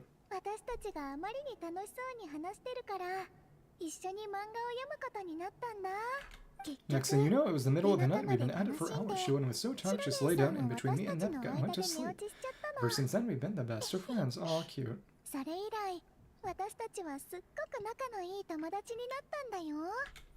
That sounds so nice. I really want to meet Nepika too. I hope I can visit Naoan one day.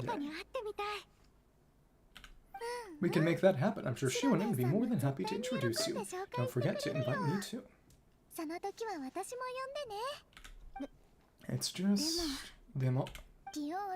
Hey, don't feel down. A deal's a deal. As long as you get ranked in the contest, your parents will have to respect your wishes.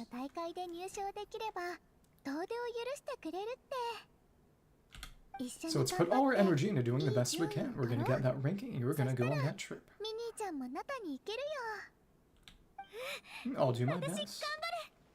Ganbaru.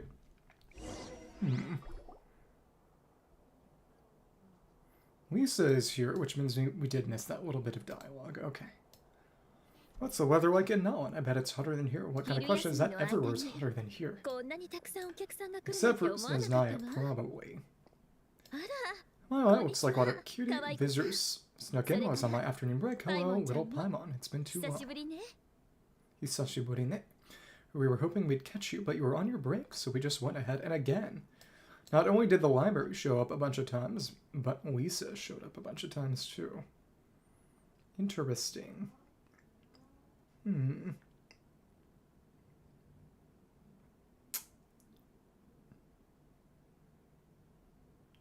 Nepika.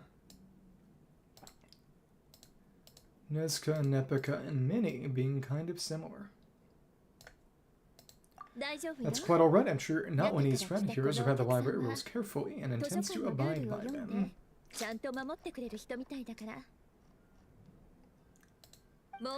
As for your other Naoani's friend, I'm glad to see someone appreciates the cozy atmosphere. She looks like she's having a wonderful nap. Now then, has everyone decided which books they'd like to borrow?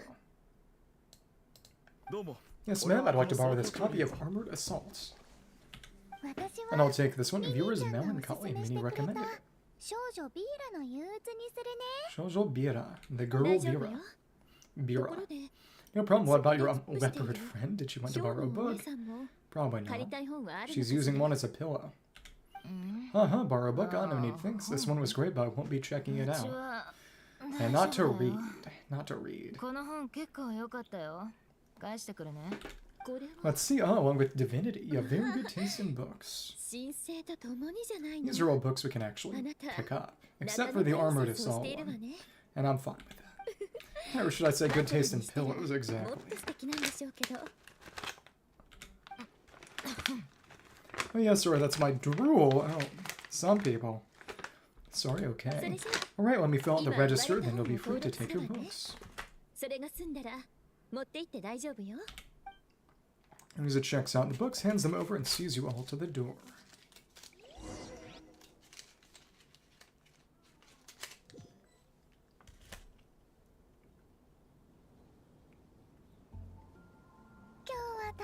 My appetite is insatiable today, must be because of all the exercise.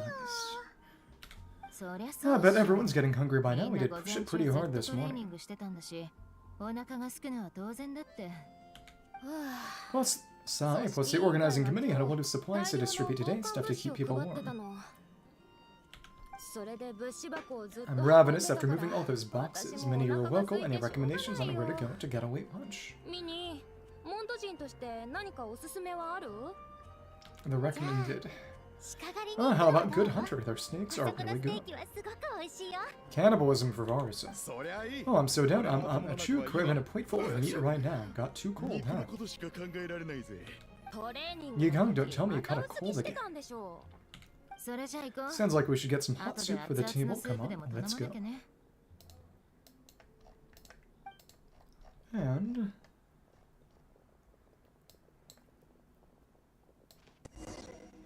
approach the Good Hunter. I do wonder the extent to which that was intended as a Bloodborne reference. Okay. We can still run around, and we got Shion in here too for more running. That's right.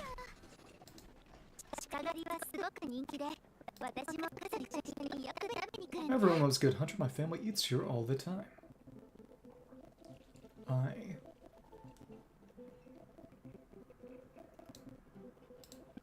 It's a little small, though. We'll probably have to split the group across 2 teams. Oh, bummer. Well, never mind. We've done plenty of group activities recently. It won't kill us to split up just this once.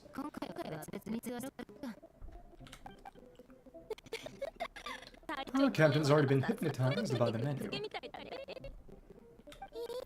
Smells so good. Meat stew, seafood, meat soup. What? Are you ready to order?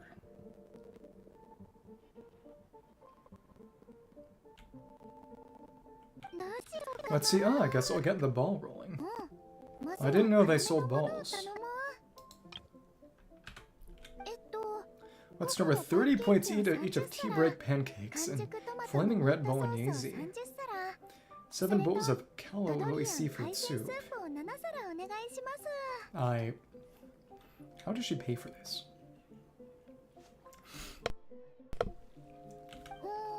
And yeah, 30 meat natives. As for appetizers, 12 apple roly-polies and 12 sauteed matsutake. Don't want to overdo it.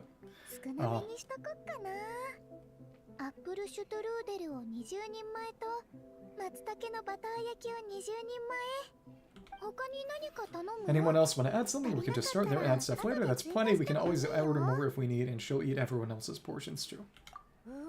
Looks like Farz's appetite is as crazy as ever. Thanks, Sarah. That'll do for now.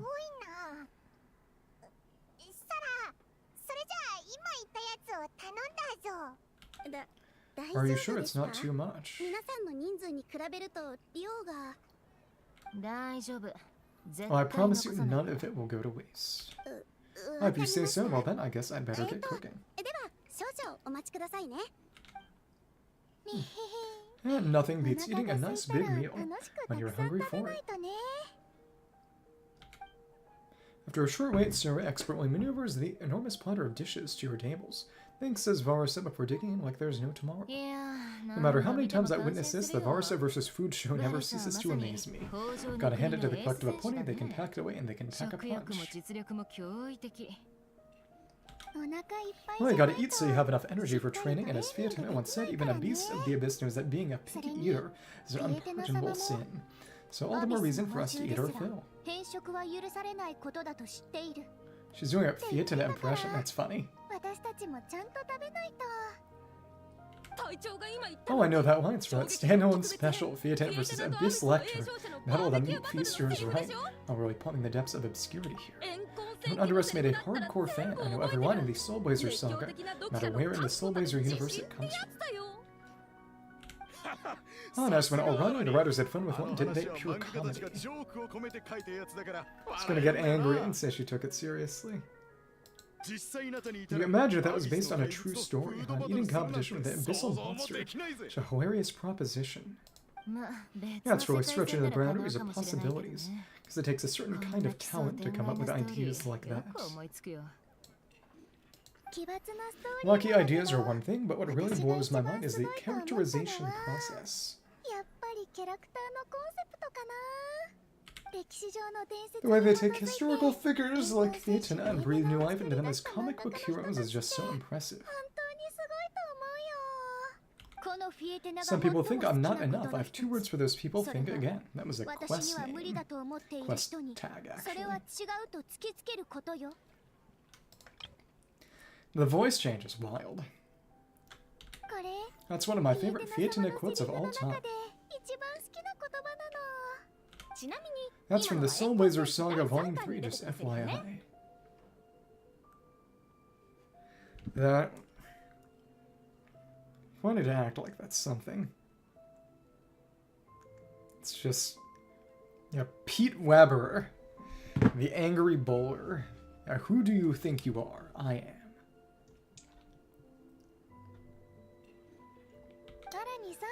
Thanks, Arana. Arani-san.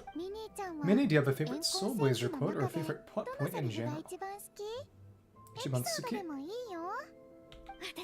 I think for me it's the way they portray Fiatino's dream. Despite the endless numbers of monsters and even when the abyss seems like a never-ending threat, Fiatino never gives up fighting for her dream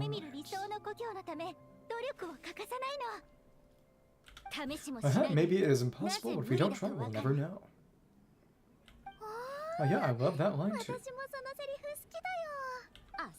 Volume 3 strikes again, FYI. Okay. No matter what, Fiatino always stays true to her dreams, that's why she'll always be my favorite hero. Aww. Yunanda. Same. But when I look at my own life, I wonder whether that's some kind of tireless dedication. Following your own dreams is so hard sometimes. I feel like I'm giving everything I have to give, but everyone around me is telling me, give up, it's not realistic. Oh, I don't know, I'm not even that good of an artist. Never quite happy with my work.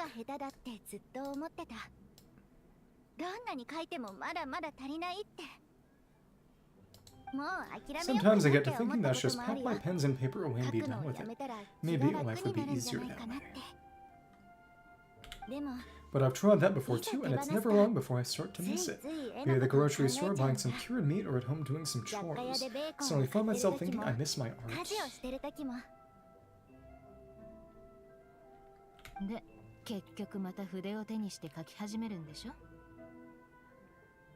Let me guess, it always ends up with you digging out your art supplies and giving it another try. Yeah, it's turning into a bit of a cycle, honestly. I keep flip-flopping betwing, and that's it, I'm never painting again, and no, I gotta keep trying.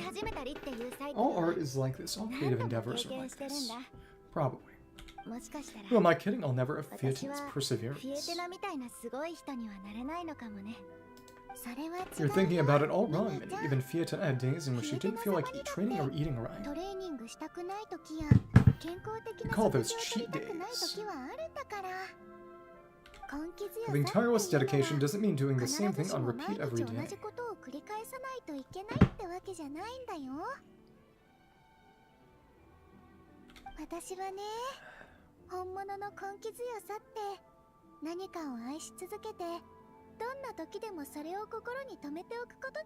To me, dedication just means being passionate about something.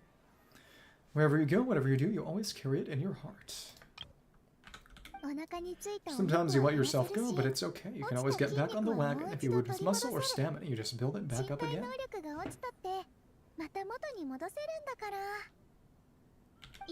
The important thing is to keep that passion alive through all the ups and downs, as Fiatina said.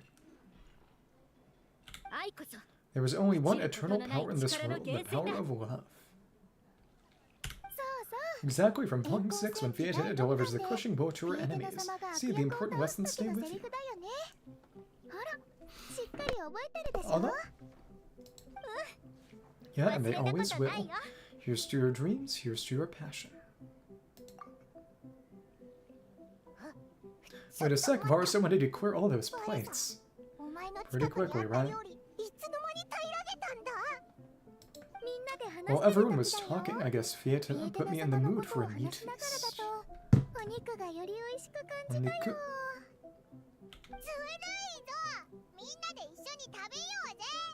Tabeyoze. No fair, come on everyone, eat, we need to catch up. Everyone grabs their cutlery and vies for a fair share of the remaining food. So full. Oh, and what is Diona doing there? I can't eat another bite. I'm absolutely stuffed. Should we head back to camp? We can walk up some of that food. And it... Yeah, that's why. And what is Diona doing there? That's exactly why. Klee is with Durin right now, which is why she did not show up there. Let's give them a wide berth, because I am not really interested in triggering that right now. Gonna finish this part of the questline and then do the combat portion, and then I think I'm actually gonna call it a day and leave the final portion, which isn't that long, but still, probably for Friday. There's no more group activities today. Once we get back to camp, everyone's free to do their own thing. That's a relief. I'm about to go into a food coma. Minnie, where have you been? I've been looking everywhere for you. Patton. Oh, she's Patton's daughter. Oh, no. Sister.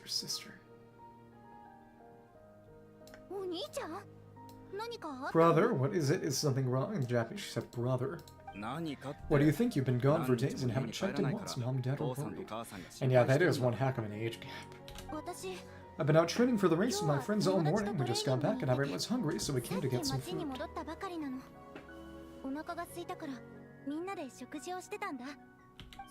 Mom and Dad should know about it, though. I told them I've signed up for a cross-country contest and I'll be at Dragonspine practicing in the days leading up to it. They agreed and everything. Yeah, well, you know what they're like. They agree at first, but then several days go by without seeing you and now they're freaking out. It's always that way.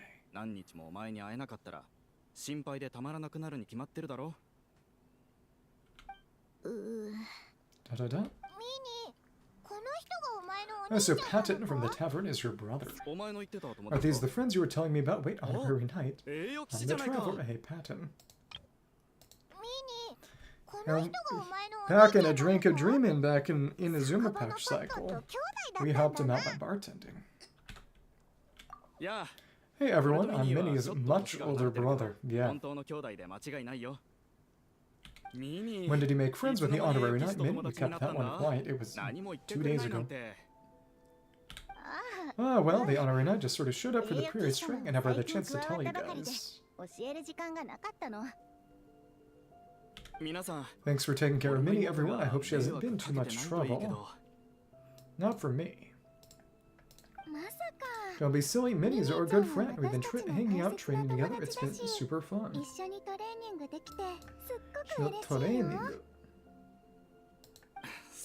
Good, glad to hear it, Okoa. Mom and Dad said to tell you they miss you and they hope you come home soon. It's great that you've got a hobby you're so passionate about. Don't let it take up all your time, okay? Gotta come home and check in once in a while. Hi. それならよかった。ミニ、最近家に帰ってないから二人とも会いたがってるぞ。お前を見かけたら早く家に帰ってきなさいって伝えるよう頼まれてたんだ。Come home as soon as you can, okay? You can go back to training tomorrow. We don't want mom and dad blowing that gasket. I didn't know they were cars. That's new. Okay, I get it. I'm heading back to the camp with my friends now, but once we get there, I'll grab my luggage and head home. Oh no. Okay, great. Make it quick though, otherwise mom and dad will probably go all the way to Dragonspine looking for you.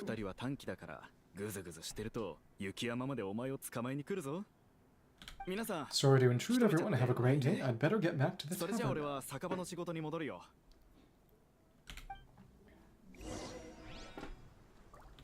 Return to the camp with your teammates, and we could run there. That is true.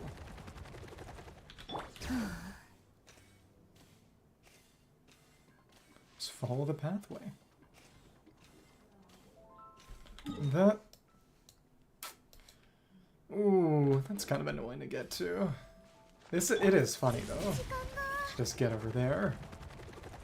To the actual road. It's been some time since we went here. Normally, I would go here for commissions. It's no longer really all that relevant. Right through Dada Upa Gorge. That's fun. That big leap forward. Oh, it's Manly Jack. We can just immediately switch and let's avoid those thorns. Okay. Jikanga.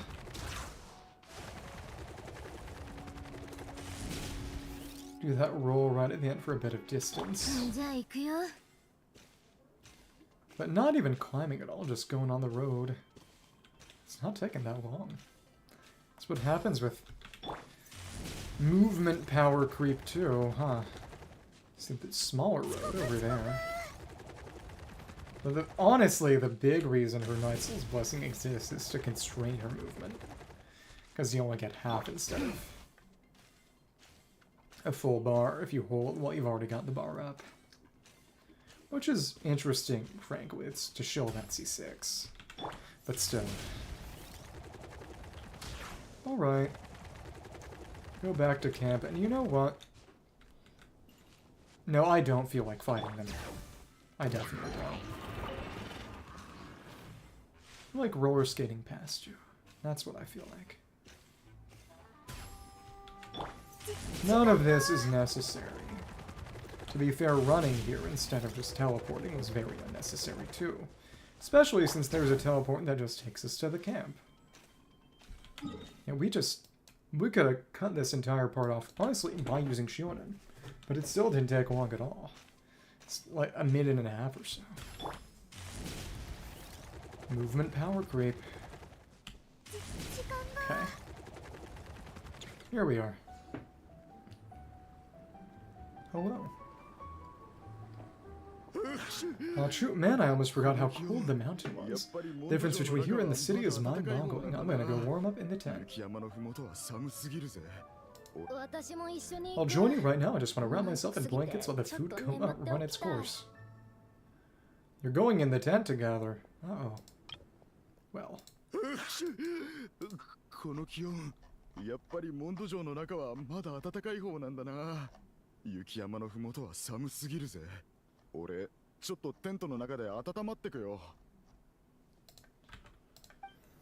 Alright.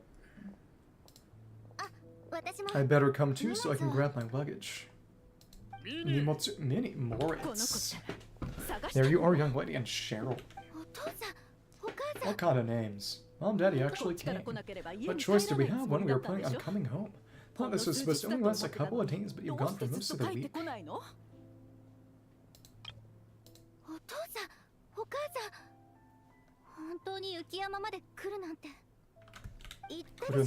I never said a couple of days, I said several days. You did, I remember that, but we also agreed that you'd be out during the days and come back home every night. Come on, it's time to go. Okay, I'll just let my friends know.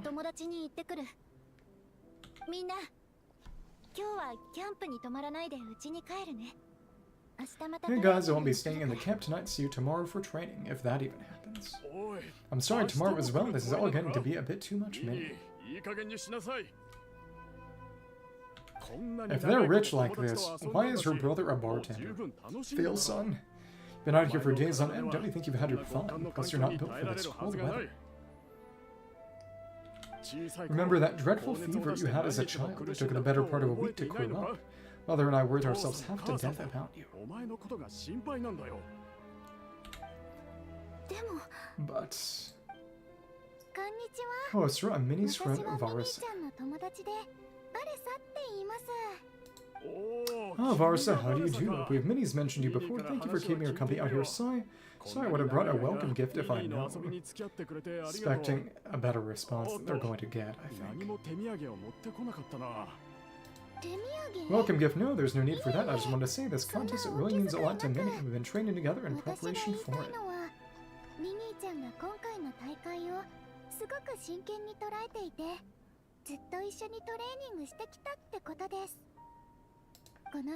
Minnie's taking the training really seriously. Every day she starts earlier and finishes later than anyone else.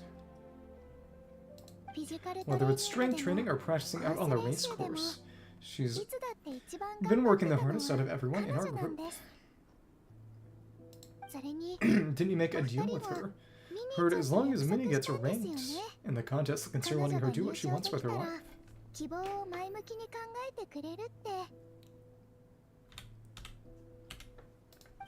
Her greatest wish is to work in the comic book industry, and she's putting so much work into it. Surely you don't want to see all her efforts go to waste.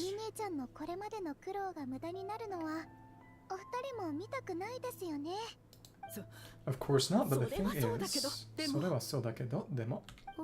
Mom,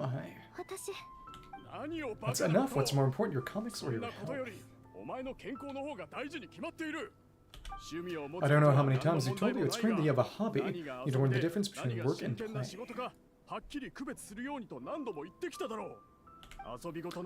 When's it gonna stop, Minnie, when you ruin your health in the name of fun? Don't take your father's words too hard, Minnie. Both of us just want what's best for you. You're still young, and it's great that you have something you're passionate about, but at some point you need to think about your future. It's kinda true, though. I've seen your artwork, and I do think you have a wonderful talent, but being a comic book artist just isn't a stable career. It's true. So, I'm sorry, Minnie, I didn't mean to be so harsh.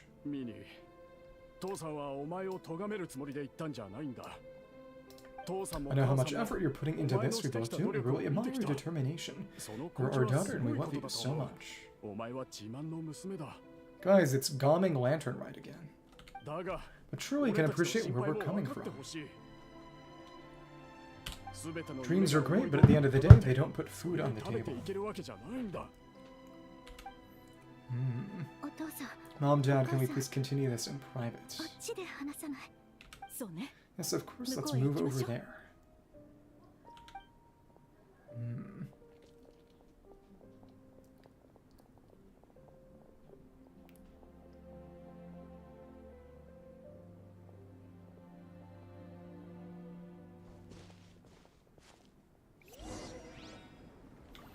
Talk to Shilinen.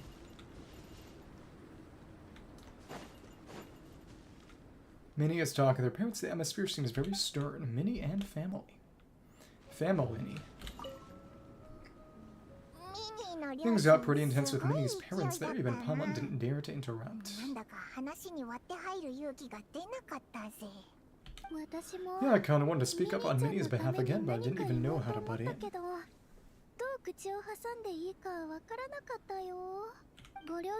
I mean, it sounded like their hearts are in the right place. They said of their best interest in mind, expressed concern for her health, tried to comfort her.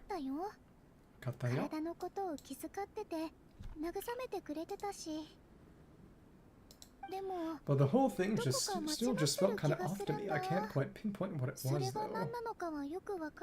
What about your parents, Varsa? Have they always supported you?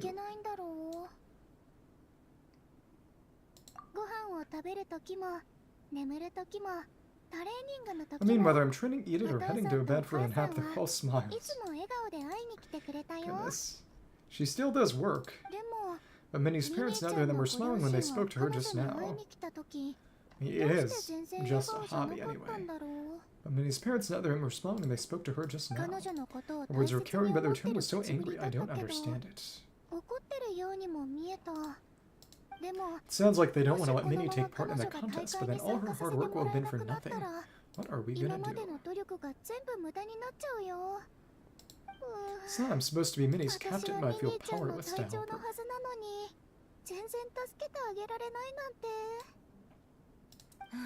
Yeah, I wasn't expecting Nepika's gift for Minnie to come in handy so soon. Let's see.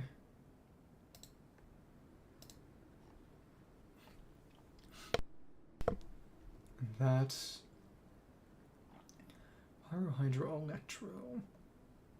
Next theater cycle is going to have Hydro and Electro in it, so it kind of want to wait for Columbina to be available there. Run some Winter Charge. Well, we'll see. Shiwanet is a character there as well, so I should probably get Peak Patrol selling up for her. I was planning to save it as a final surprise before we leave, but under the circumstances, it would be silly not to use it now. Got a plan, Shiwanet? How do we fix this? I can't put smiles on her parents' faces, but I think I can make sure Minnie gets to participate in the contest. Dekiru-kamo.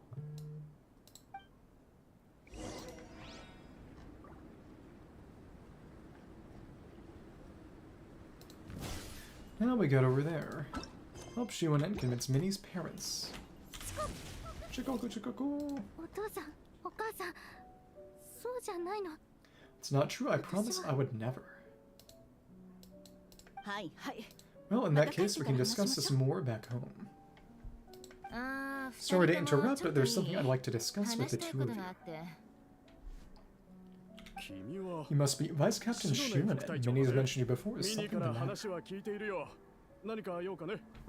If it's about the competition, don't worry, we'll let Minnie take part, but as we've just informed her, this will be her last time. Don't want her wasting any more time on worthless pursuits. Angelic, I don't mean to interfere with your family business, but Minnie's a part of our team. To make sure everyone's on the right frame of mind to compete. Member. And I can't help but feel that her conversation with you was a little demotivating. Concerned it's going to impact her performance on race day. Also, don't think you're really validating her efforts when you brand something your daughter is passionate about as wasting time. Like I said, not trying to intrude on her family business or anything. She definitely is. Thought you should know that student of mine back home simply adores Minnie's artwork.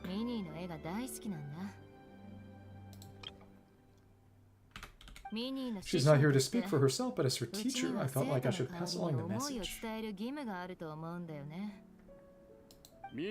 agree that Minnie is artistic talent, but I stand by what I said earlier.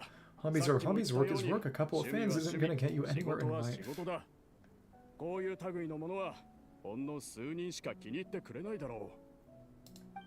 Yeah, about that, take a look at this letter. Oh.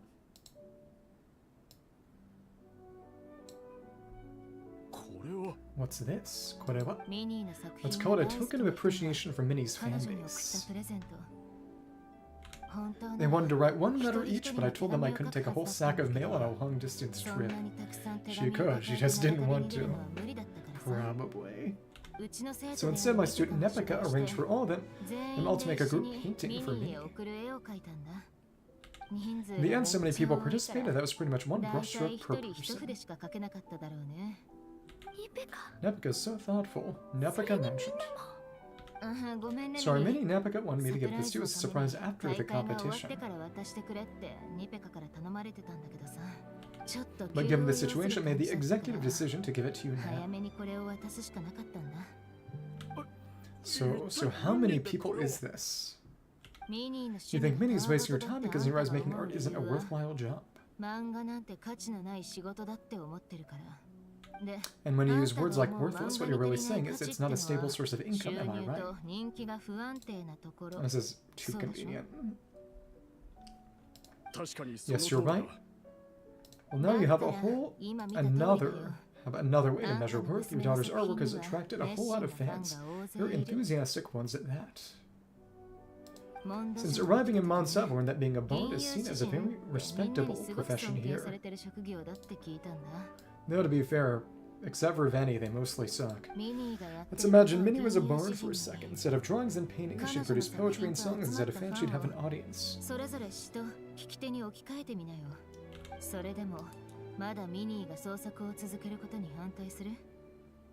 Would you still be inclined to stop her from being creative? Would lyrics and music be just as much of a waste of time?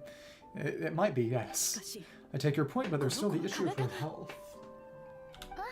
Sorry, let me butt in real quick. You know, Minnie's not nearly as fragile as you think. Oji-san, Oba-san? Uncle and Auntie, she said. I'm not just saying that either. I've been doing competitive sports in my tribe since I was a little kid, so I know what I'm talking about.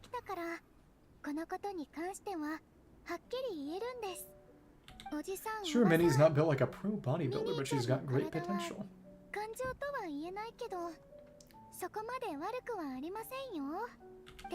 A sensible amount of exercise is good for her health, far better than staying cooped up at home all the time. Mom, Dad, my health is a lot better these days, really. I feel great.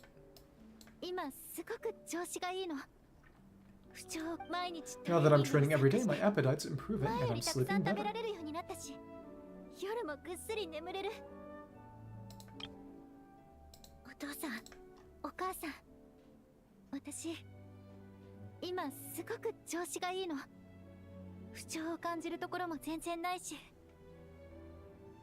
Okay.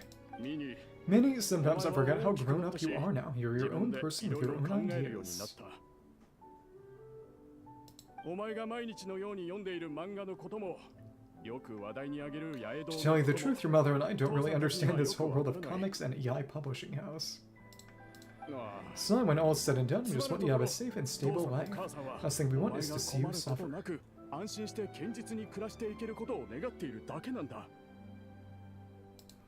But a deal is a deal. This competition clearly means a lot to you. So give it your best shot. See it through to the end. I will. Don't worry, I'll make sure Minnie gets through this safe and sound. Thank you, Honorary Knight. It really does ease my mind knowing that you were on the team. Yeah. Kinda wondered if they knew about that whole thing, too. I think I've said enough for one day. Minnie, you're free to attend training, attend the competition, but you're not to stay out at night. Come home and sleep in your own bed, understand?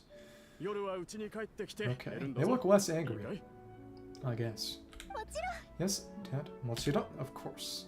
Minnie collects her luggage and leaves with her parents. They promise to bring her to tomorrow's training session. Well.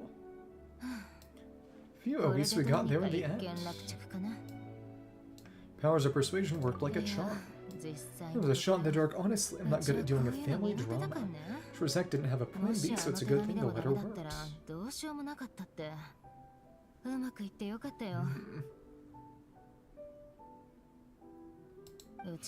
This is way more than I signed up for. I came here to buy that merch stuff or whatever. Even though it wasn't me signed up for, you really rose to the occasion. Oh, you think, I don't know, seeing how Minnie's parents were asking just reminded me of a similar situation from a while back.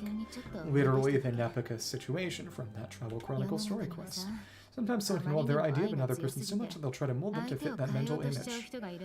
And that's literally what happened with Nepika and Neska.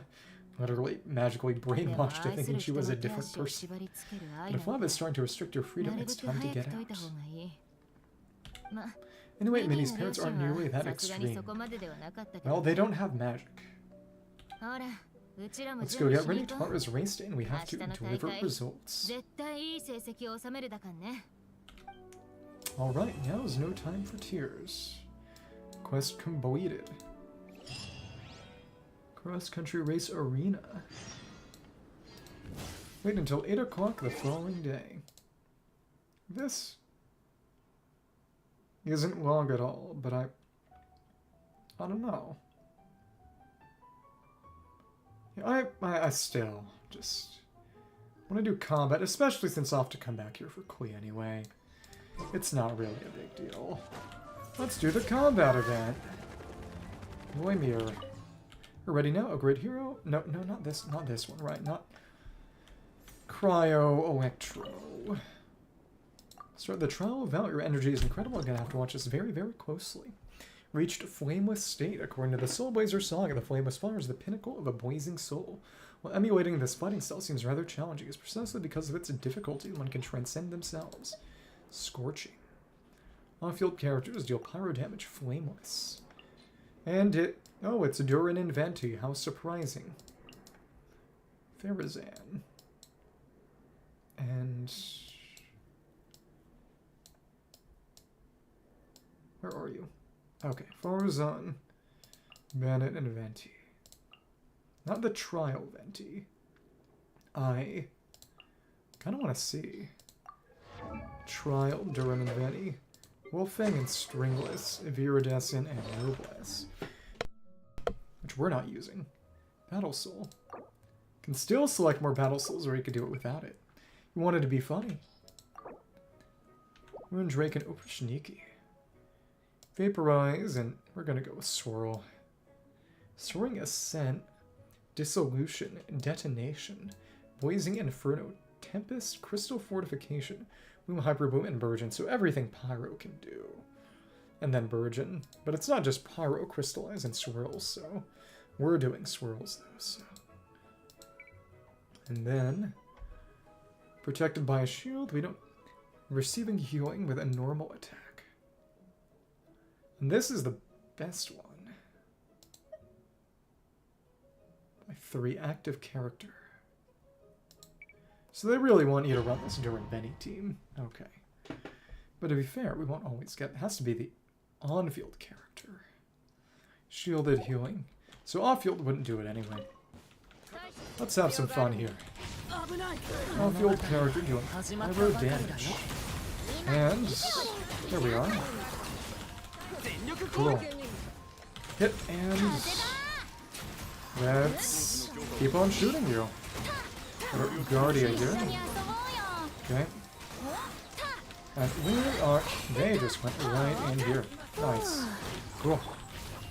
Now... Windmill Karime. Ooh, hello. Ruined Drake Skywatch. Ruined Drake Guywatch.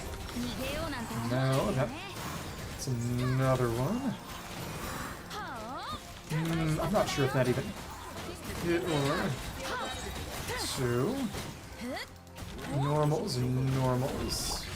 And please don't hit me too hard. We're doing alright for ourselves. Okay. Stupid Guardia, I don't like you. Now, here we go. Off-field character deals power damage. Hit and... Very, very powerful, that's for sure. Boom. Decent damage. No. Got our Fab. Thank you. Thanks. And there we are. 2. Another one. As soon as that comes up. Very, very strong here. Cool. Should get a little bit more in terms of rotation and all about that Battle Soul. Nice. Keep that active, and here we go. Get that up for our Desert Pavilion. Cool. Machine gun on Venti. Nice. Boom.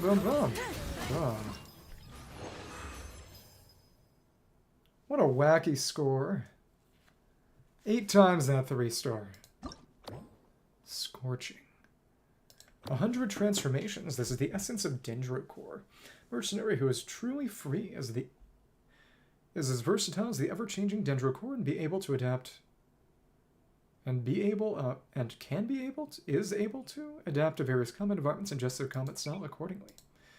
Boom, Hyper Boom, Dazzle, Burgeon, and Winter Boom reactions. I I'm only going to be on for about 10 more minutes, but it's good to see you, Bala. I'm doing some... You know, honestly, this is how it is. Maybe I should start at... Oh, maybe I should start later in the day. Maybe. If you can't watch in the morning anyway, I should just do it in the afternoon. Potentially. Boom, Hyper Boom, Virgin, and Winter Boom reactions. 250 points for 8 seconds.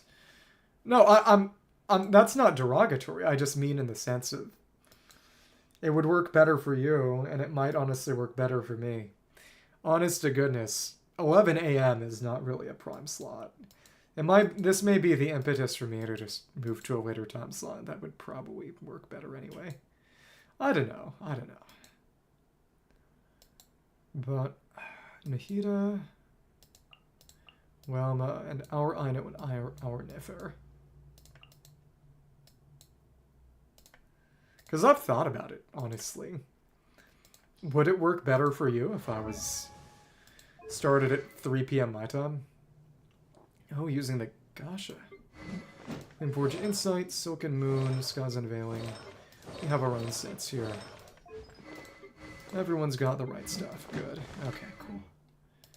So, Lunar Boom reactions increased by 4. Radiant Bloom, Blazing Inferno, Swirl. Crystal Fortification, Bountiful Harvest. Lunar Bloom. So that we aren't even doing. Normal Bloom. I don't know, actually. Lunar Bloom damage, full bloom, curative effect, unyielding wall. Shield and healing apply to everything. It's sort of just standard, but this is better. Lunar Bloom. Okay. Dendro Shockwave. Well, alright. Yeah, Velma would actually work better with the Deepwood. It's probably okay. Maybe. Sockball.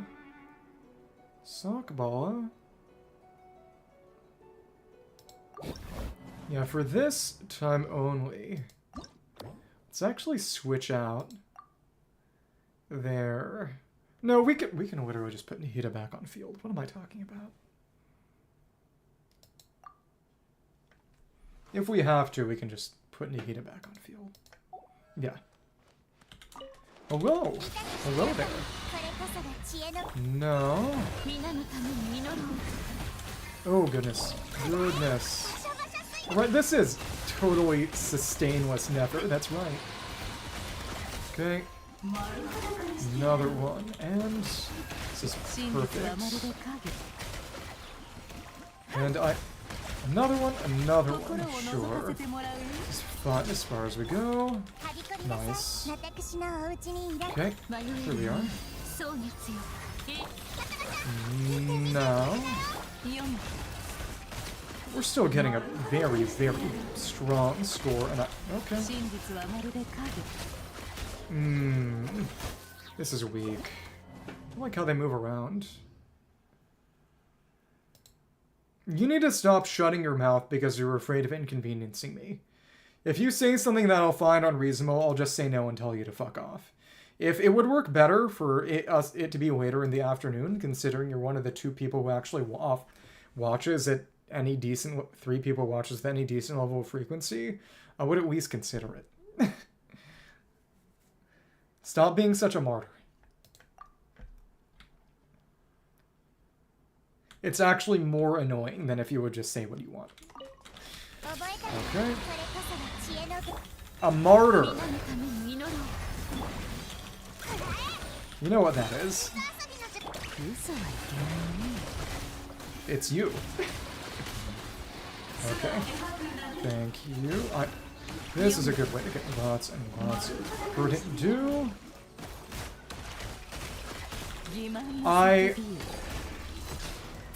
Okay. I'm speaking in a more general sense. Okay, poor Aino. Cool, and you're over here. Blooms, and you're right over there. That's all good. Thank you. This one is a little bit rougher, and again, when we're beating enemies this quickly, we do kind of want Valma to... Okay, whatever. Be the Deepwood holder. But again, the Silken Moonset I have for her is based around Saint Bala. Okay.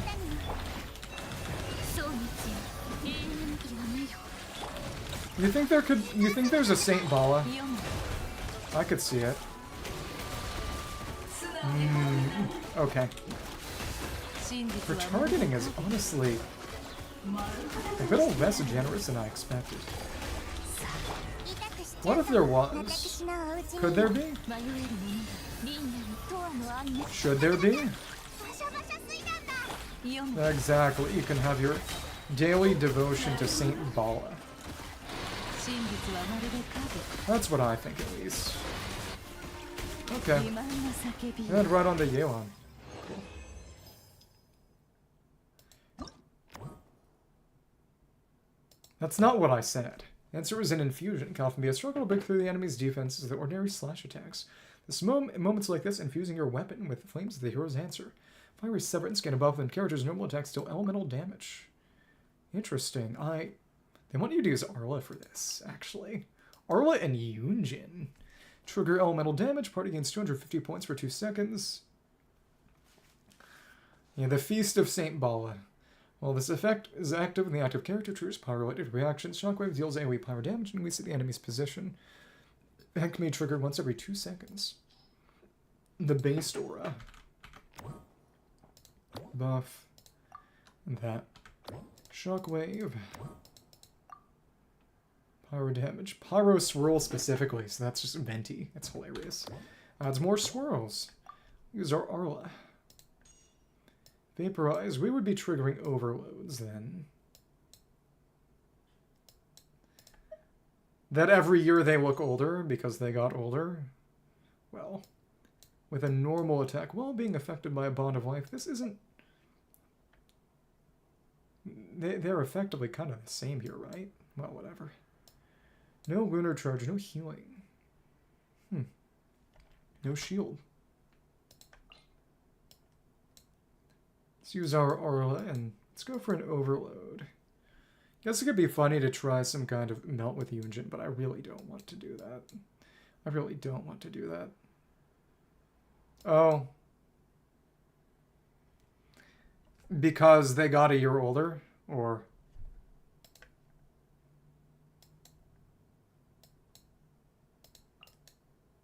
Let me see. Let's see about lining up those cooldowns. Durin's good. We'll see. Okay.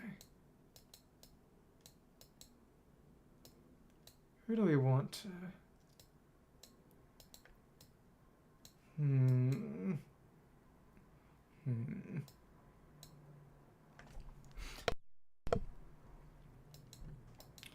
Durin lasts forever, so we'll put him in. Like getting a year older. For people who are sensitive about that kind of thing. Big thing is, you need a fav. One of the fav billion we have. This is good. Yep, there we go. It's tolerable. Okay. Deal elemental damage. Hello there. Hello. Nice! We managed to parry that, which is exciting. Nice, here we go, and... Cool. And wait, what? Huh? Wait, what? What happened to my... Huh? Why did I not get my infusion? Something happened. The reason I'm using Yunjin is because Yunjin's one of the trial characters along with Arla. I'm trying to create the best team I can using both of the trial characters. That's the condition I set for myself. That's why I had Aino and Nefer And the last one, and before that, Durin and Venti, though to be fair, those were all optimal. Forcing you to use Yunjin is a sick joke. But hello there. Unfortunately, common Yunjin L. Okay. And... that's a good question. Because I did not want to have to think too hard about how I was doing things. Okay. And this makes me think harder than I would like to. Vaporize. I don't know. Also, Durin's new. I like using new characters. And Durin is a new character, so there we go. And I just... anything but Melt. I tried running Melt Arla, and it was actual torture. So I'm not doing that again anytime soon. Okay. And... oh, that hit? What the heck? That should not have done that much damage. Okay. More and more Battle Souls. Good thing we have the A4 passive on Fischl. Awesome stuff. This is okay. It's not going nearly as well as some of the others, but that's fine. This is what happens when you're forced to use Yunjin. Actually crippling. Okay. The reason I tried to use Melt with... apparently, and this is an informed attribute, because I did not have a fun time of it. If you can run it right, Melt Satuali is apparently her best team. You know, her with Shionen and... oh, Shionen, Satuali, Bennett, and, well, herself, obviously. Which is... I tried running it, and it was very, very annoying. Because it is really, really easy to mess up that rotation. And I did mess up that rotation. So, yeah, there you go. We at least broke 1 million. In a good way or a bad way? Victory of the Thunderquad. Even in the depths of despair, a blazing soul never backs down. This was the oath left by the Soulblazer in the raging storm. Now let us join the Thunderquads in the final trial. Fair, but the overload worked. That's kind of true. Raging Thunder get a buff when characters trigger Electro Charge or Winter Charge reactions. Okay, so my question for you is... if I started stream around now, instead of ending things around now, would that be better for your schedule? Because the Italian who's here right now... part of the reason I originally did things in the morning was because it worked better for people who weren't in the States. But as things stand... She got a Jabala, so... and that reason is kind of gone. You're here, you get to have input. Character triggers Electro Charge or Winter Charge reactions, 250% points per 8 seconds, Electro or Hydro attacks hit an enemy, AoE Electro damage. Okay. Do not do that. Do not do that emote combination. We may shoot you. Let's use our Sucrose and our Fwins. Prospectors.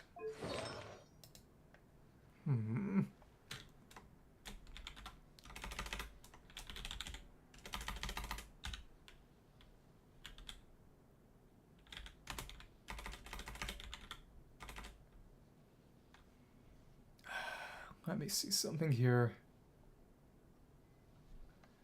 For... oh no, it's you too. Punishment.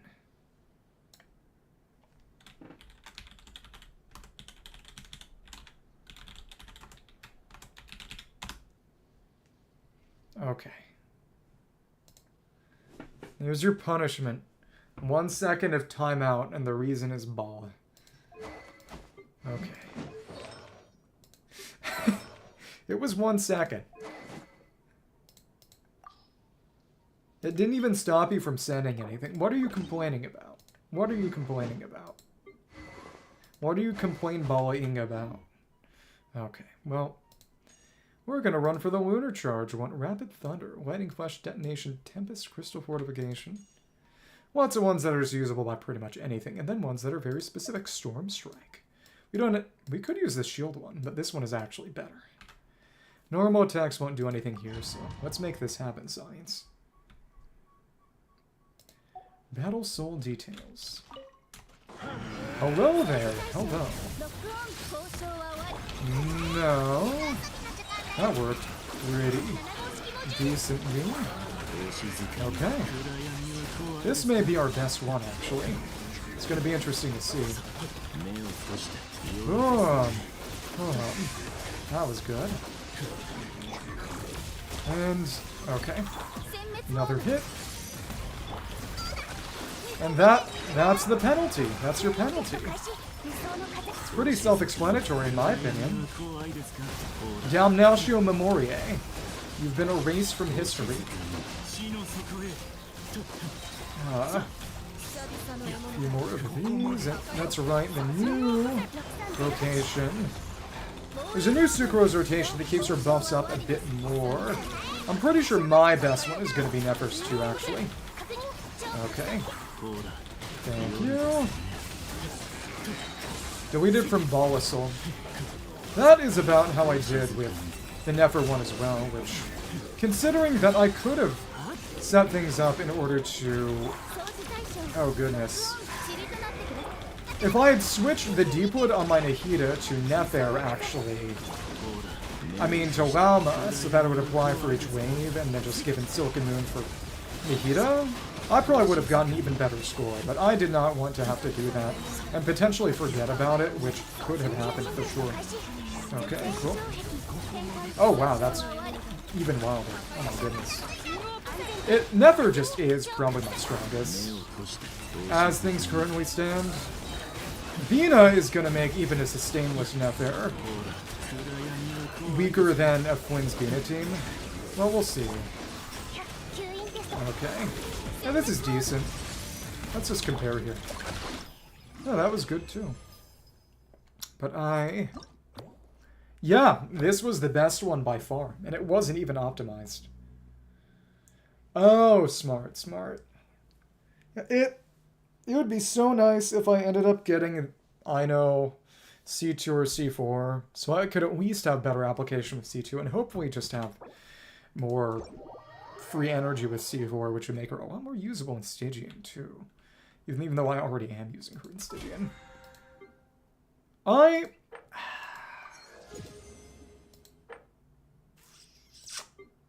No Nahida slander here. That's unacceptable.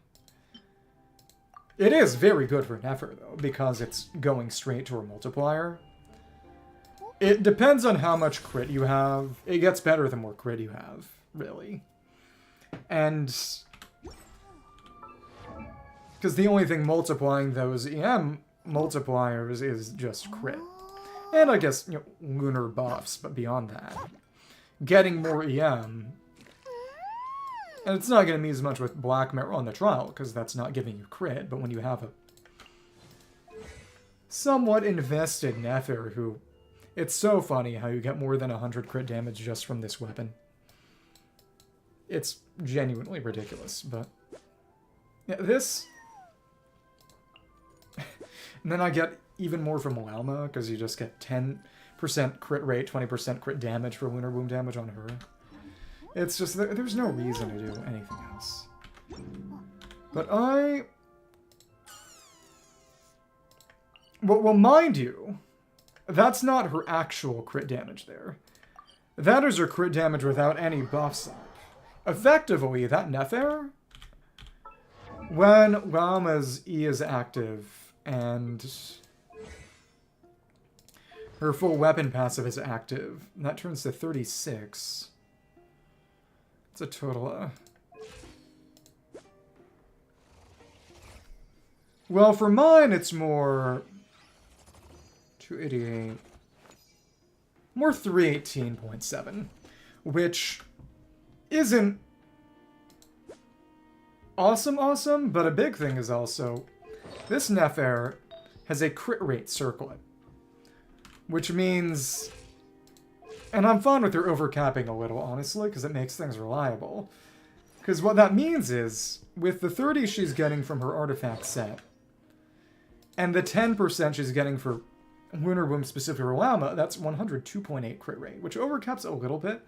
And again, I'm okay with that because it means she literally has guaranteed crits, and it's not that much overcap anyway. She already does far more damage than I need for any meaningful situation. So,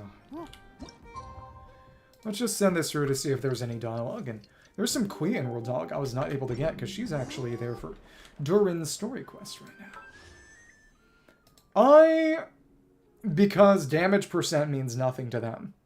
They were dealing all their damage as lunar, which means the only things multiplying their damage are any kind of lunar damage percent, and then whatever the base multiplier is, whether it's attack for Flynn's, EM for Nefer, or defense for Jibai. And then crit rate and crit damage. So there's not that much more, but let's do 3 standard banner rolls with the blue fates I kind of forgot I had. I have, and I'm kind of underwhelmed. Both in her weapon and in her. Because even with her weapon giving her flat energy regen, she still needs a truly heroic amount of energy recharge. It's ridiculous. But mind you, she has to build a genuinely crazy amount of energy recharge to burst at all. And that is probably how they're limiting her a bit, but her personal damage is not crazy. Either way, she is primarily a buffer. She's basically Lunar Furina. It's funny that people were expecting a different take on a Hydro Archon, and she's basically just Lunar Furina.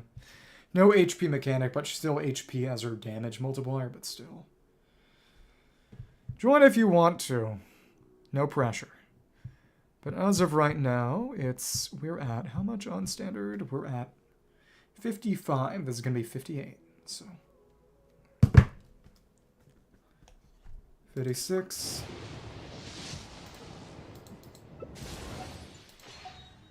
57. Mine's 57. And 58, and it's, nothing. Getting closer. But that is going to be, for the sake of my sanity, I gotta call it a day here. There isn't even that much left to do. So I will be seeing you maybe, potentially. But really, would it work better for you, as in, not Bala? Yeah, you could always just do more damage. That's right. You could use Malvika. Would it work better if it was starting at 3 instead of ending at 3? I mean, well, whatever. Sonaragan, I need to do